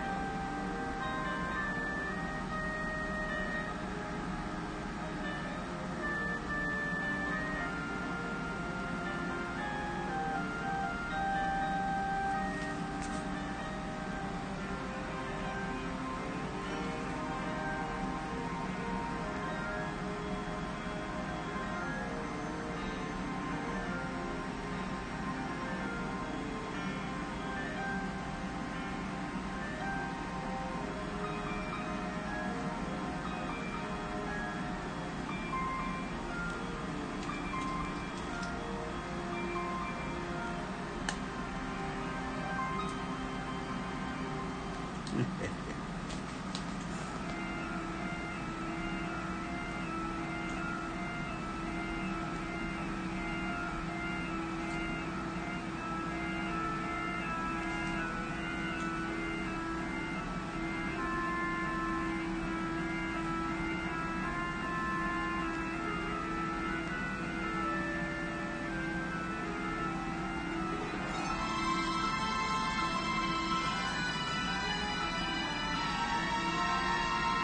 don't know if I can listen to this right now. That was a little weird.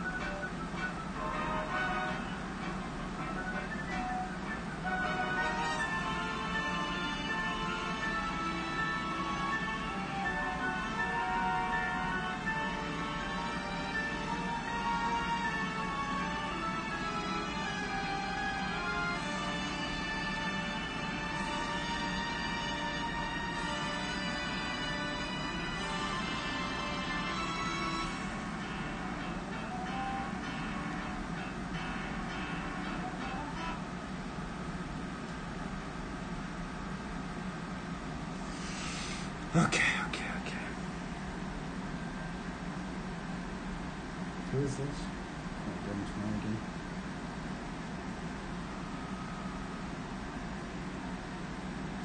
Check out the first review of this new impressive product.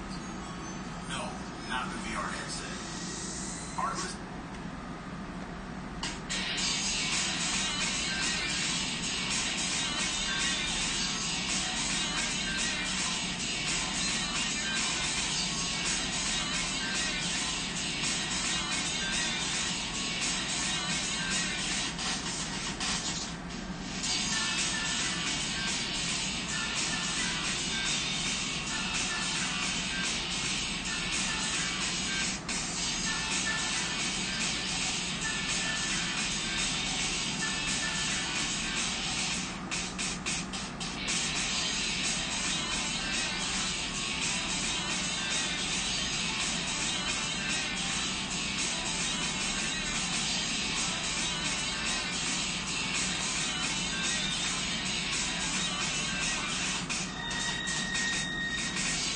I think I got this leg wrong, but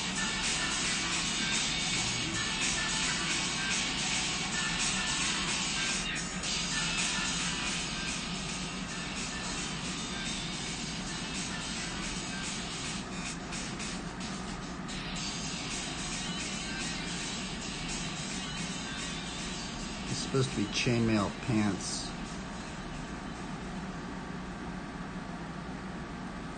Chainmail up in here, chainmail, I guess there should be chainmail there.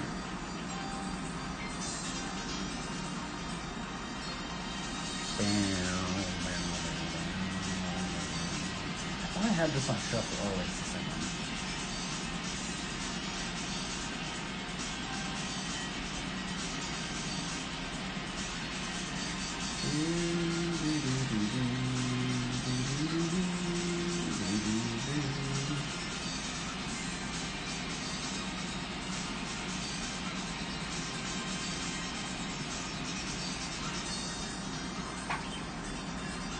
Oh yeah, put a peace sign on the boots.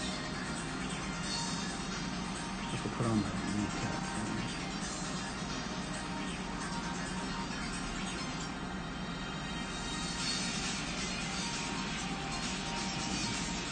Boots of the gospel of peace. We need to be peacemakers somehow. Still confused on how to do that, but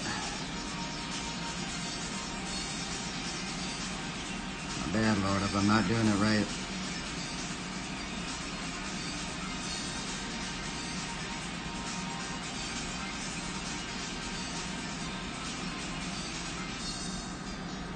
Oh, Batasha.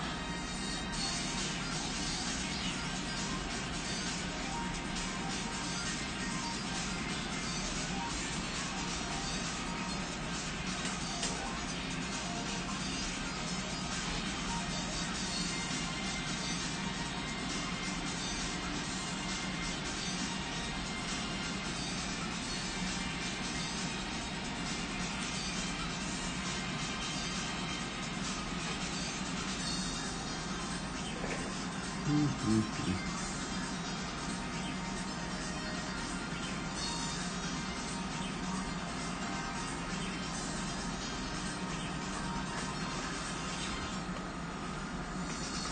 surprised I even drew today. I was about to not draw today.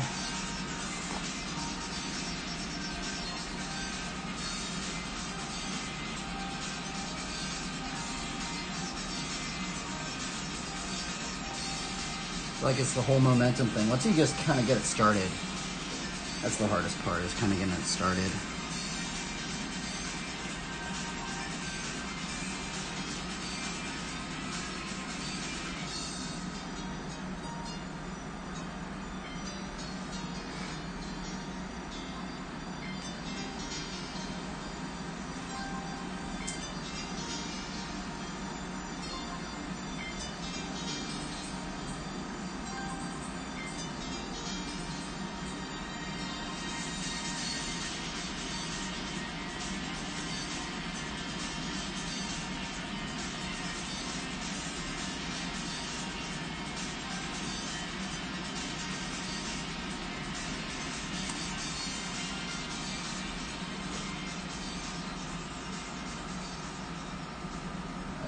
Take my freaking screen thing. I need to start changing the time.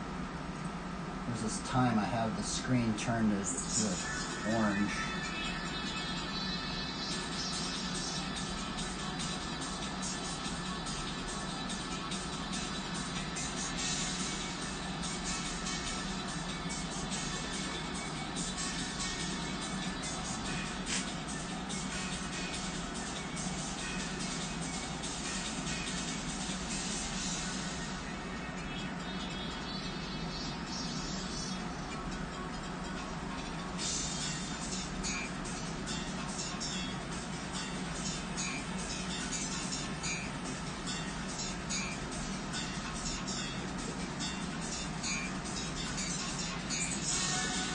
Okie dokie.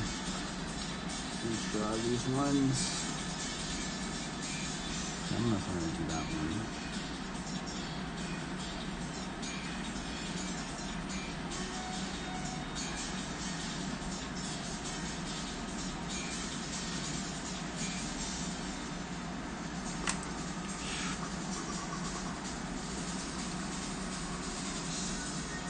Let's take up the shield of faith.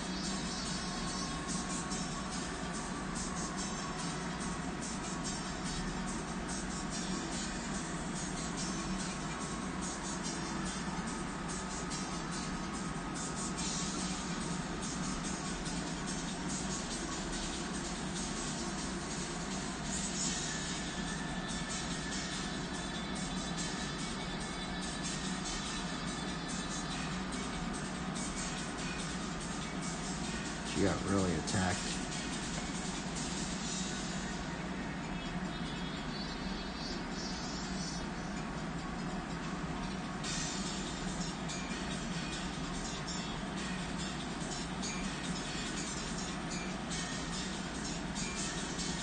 Let us endure to the end.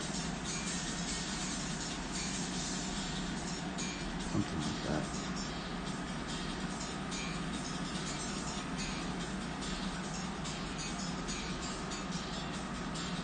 Kind of don't like all this straight paint going on.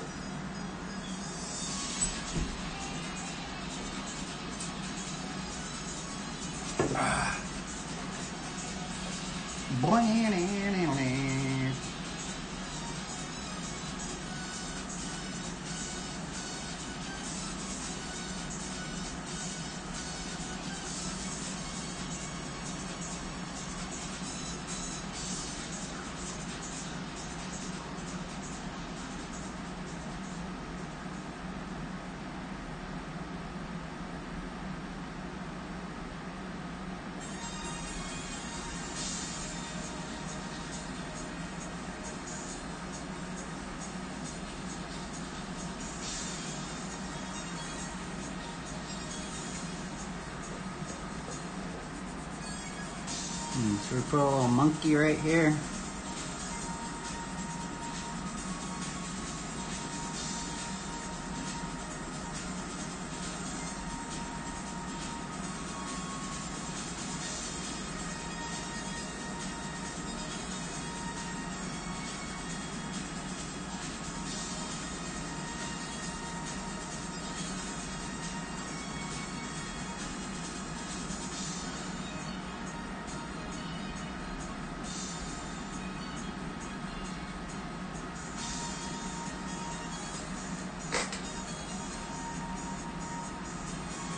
I don't think it would be that big, huh? That's a huge squirrel.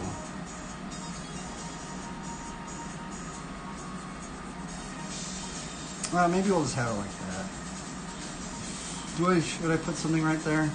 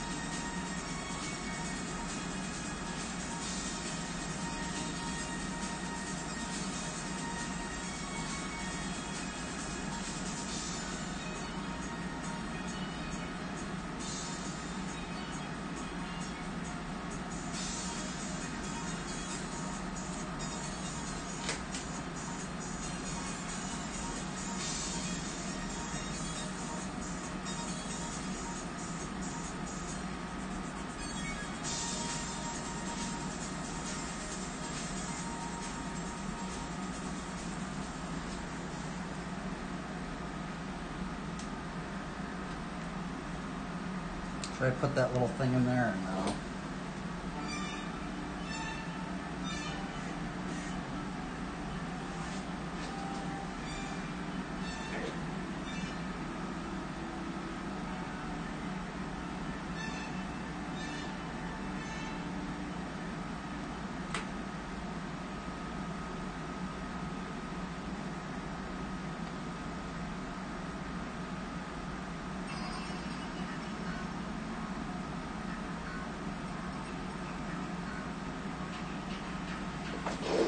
Should we put that little thing in there or no?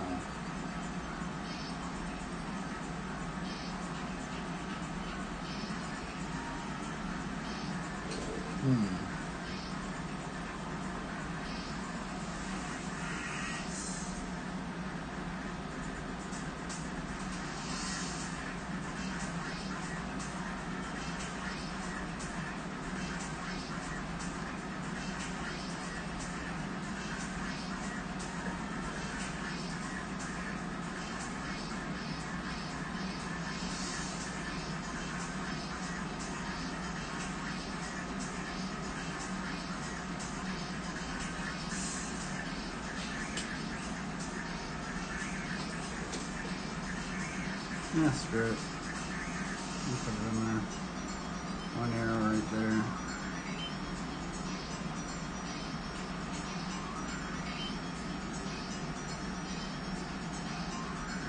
People like little animals, so.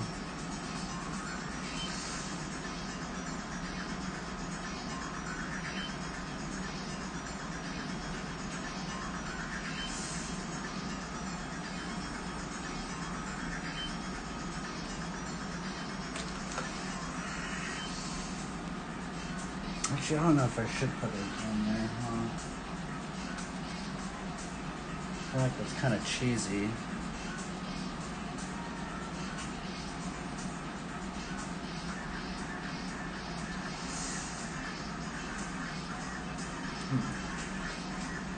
Put this little monkey in here or no?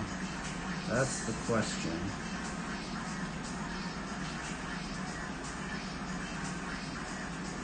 Ah, screw it, I can put it in there. I think it's just kind of cheesy.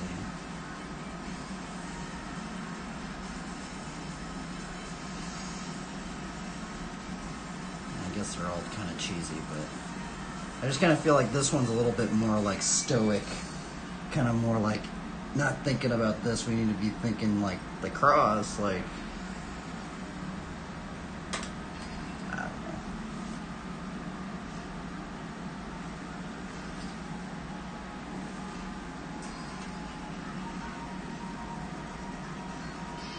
Put the Bible verse in there, we'll call it a day.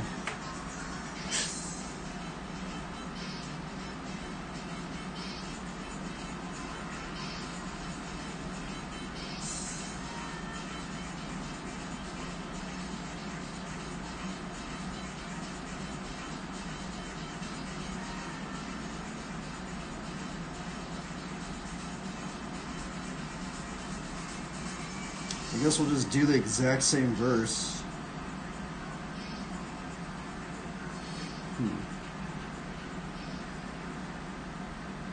If anybody would come after me, let him deny himself and take up his cross.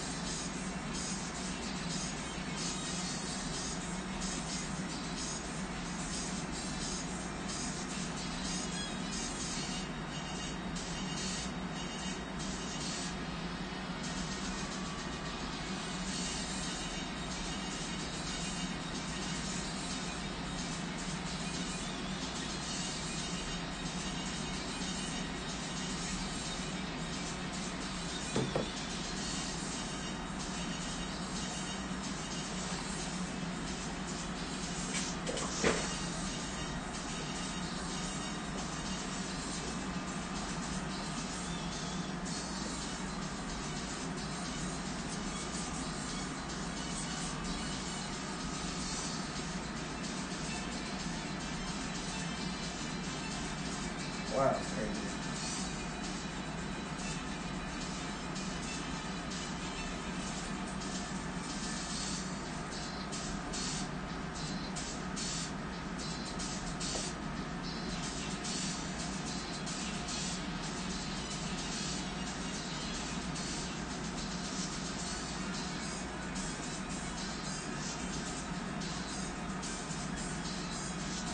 Wow, that was crazy.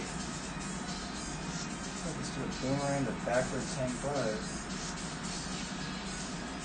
Wow.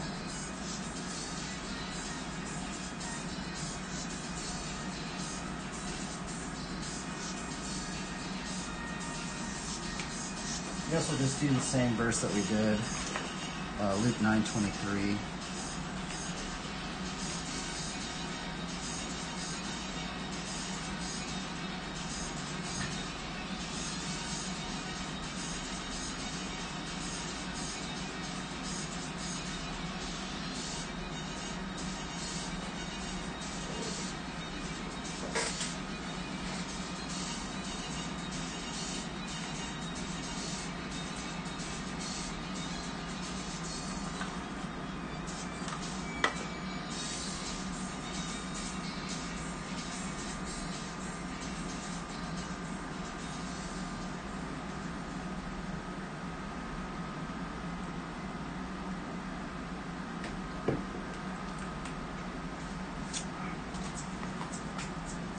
I think we can fit Luke 9:23 in there. We might not be able to move the right thing.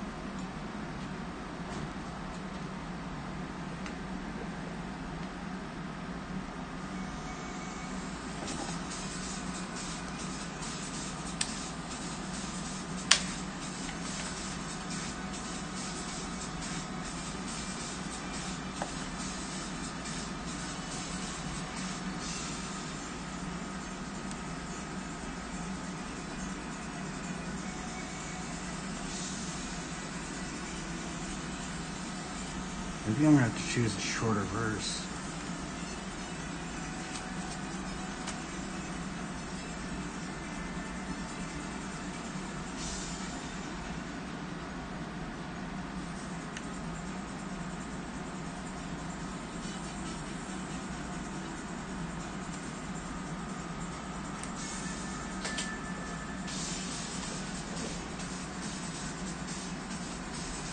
Is there a shorter one? Let's see if there's a shorter one.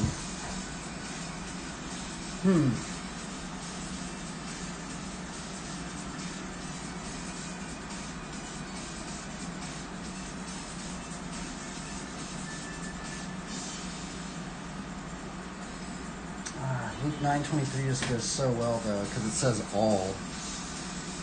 The other ones kind of seem a little bit more specific to.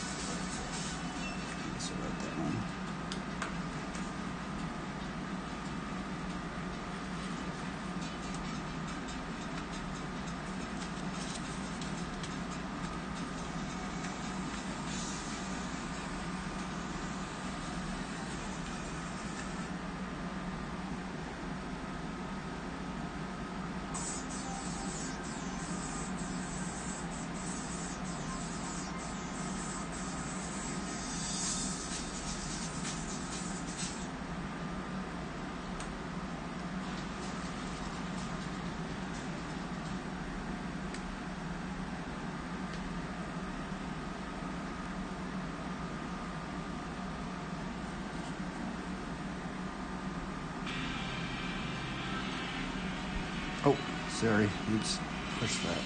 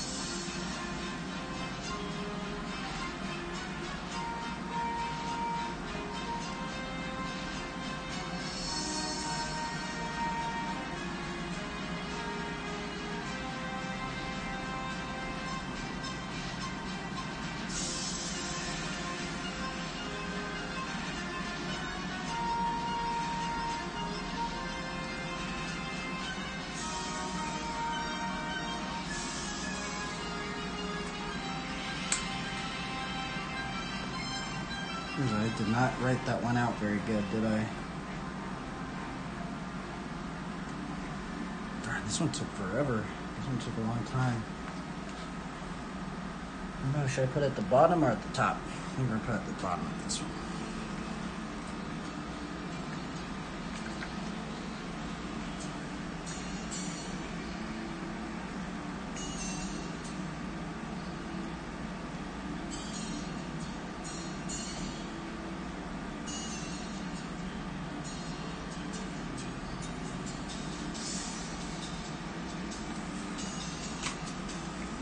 There we go.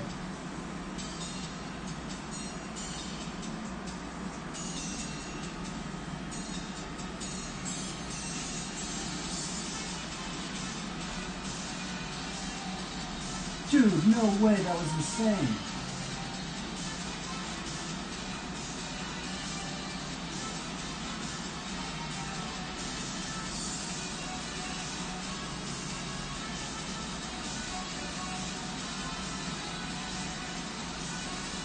Come on, dude.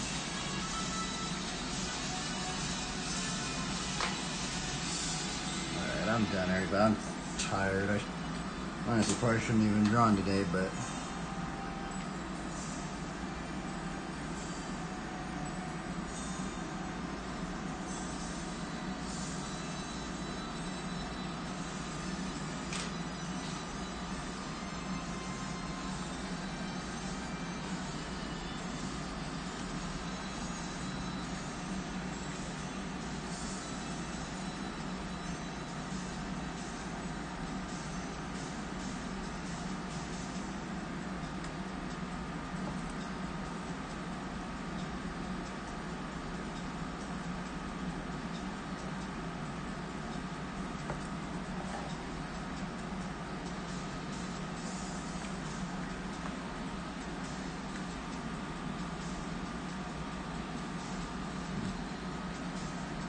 I kind of want to like embellish some of these lines.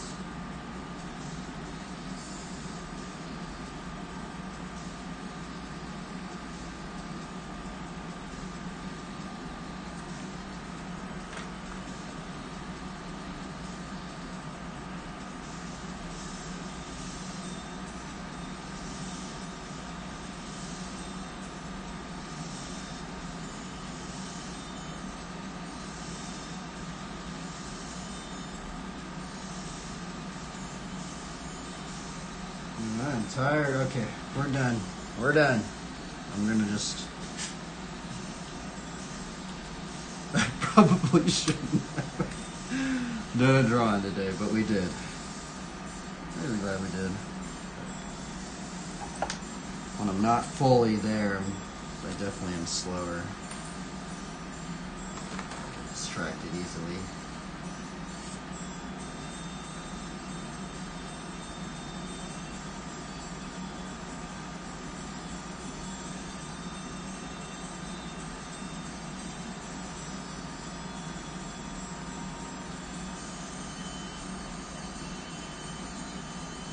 Okay. Let's turn off all of this stuff.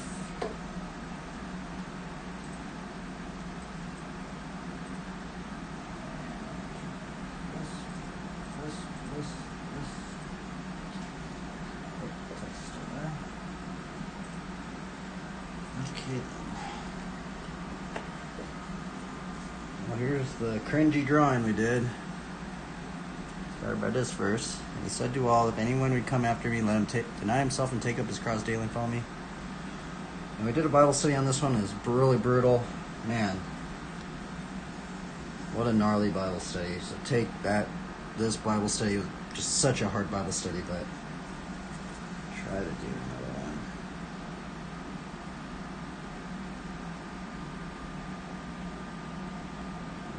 Thumbnail.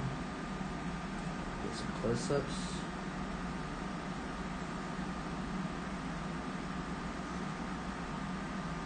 Is this a manual? We need to have this on auto, huh?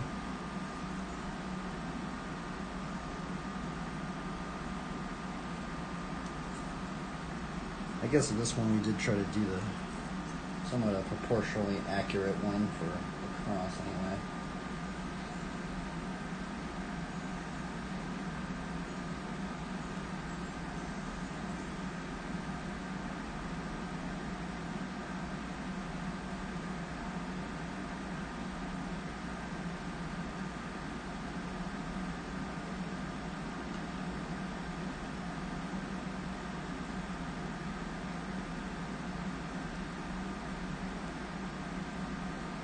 There we go.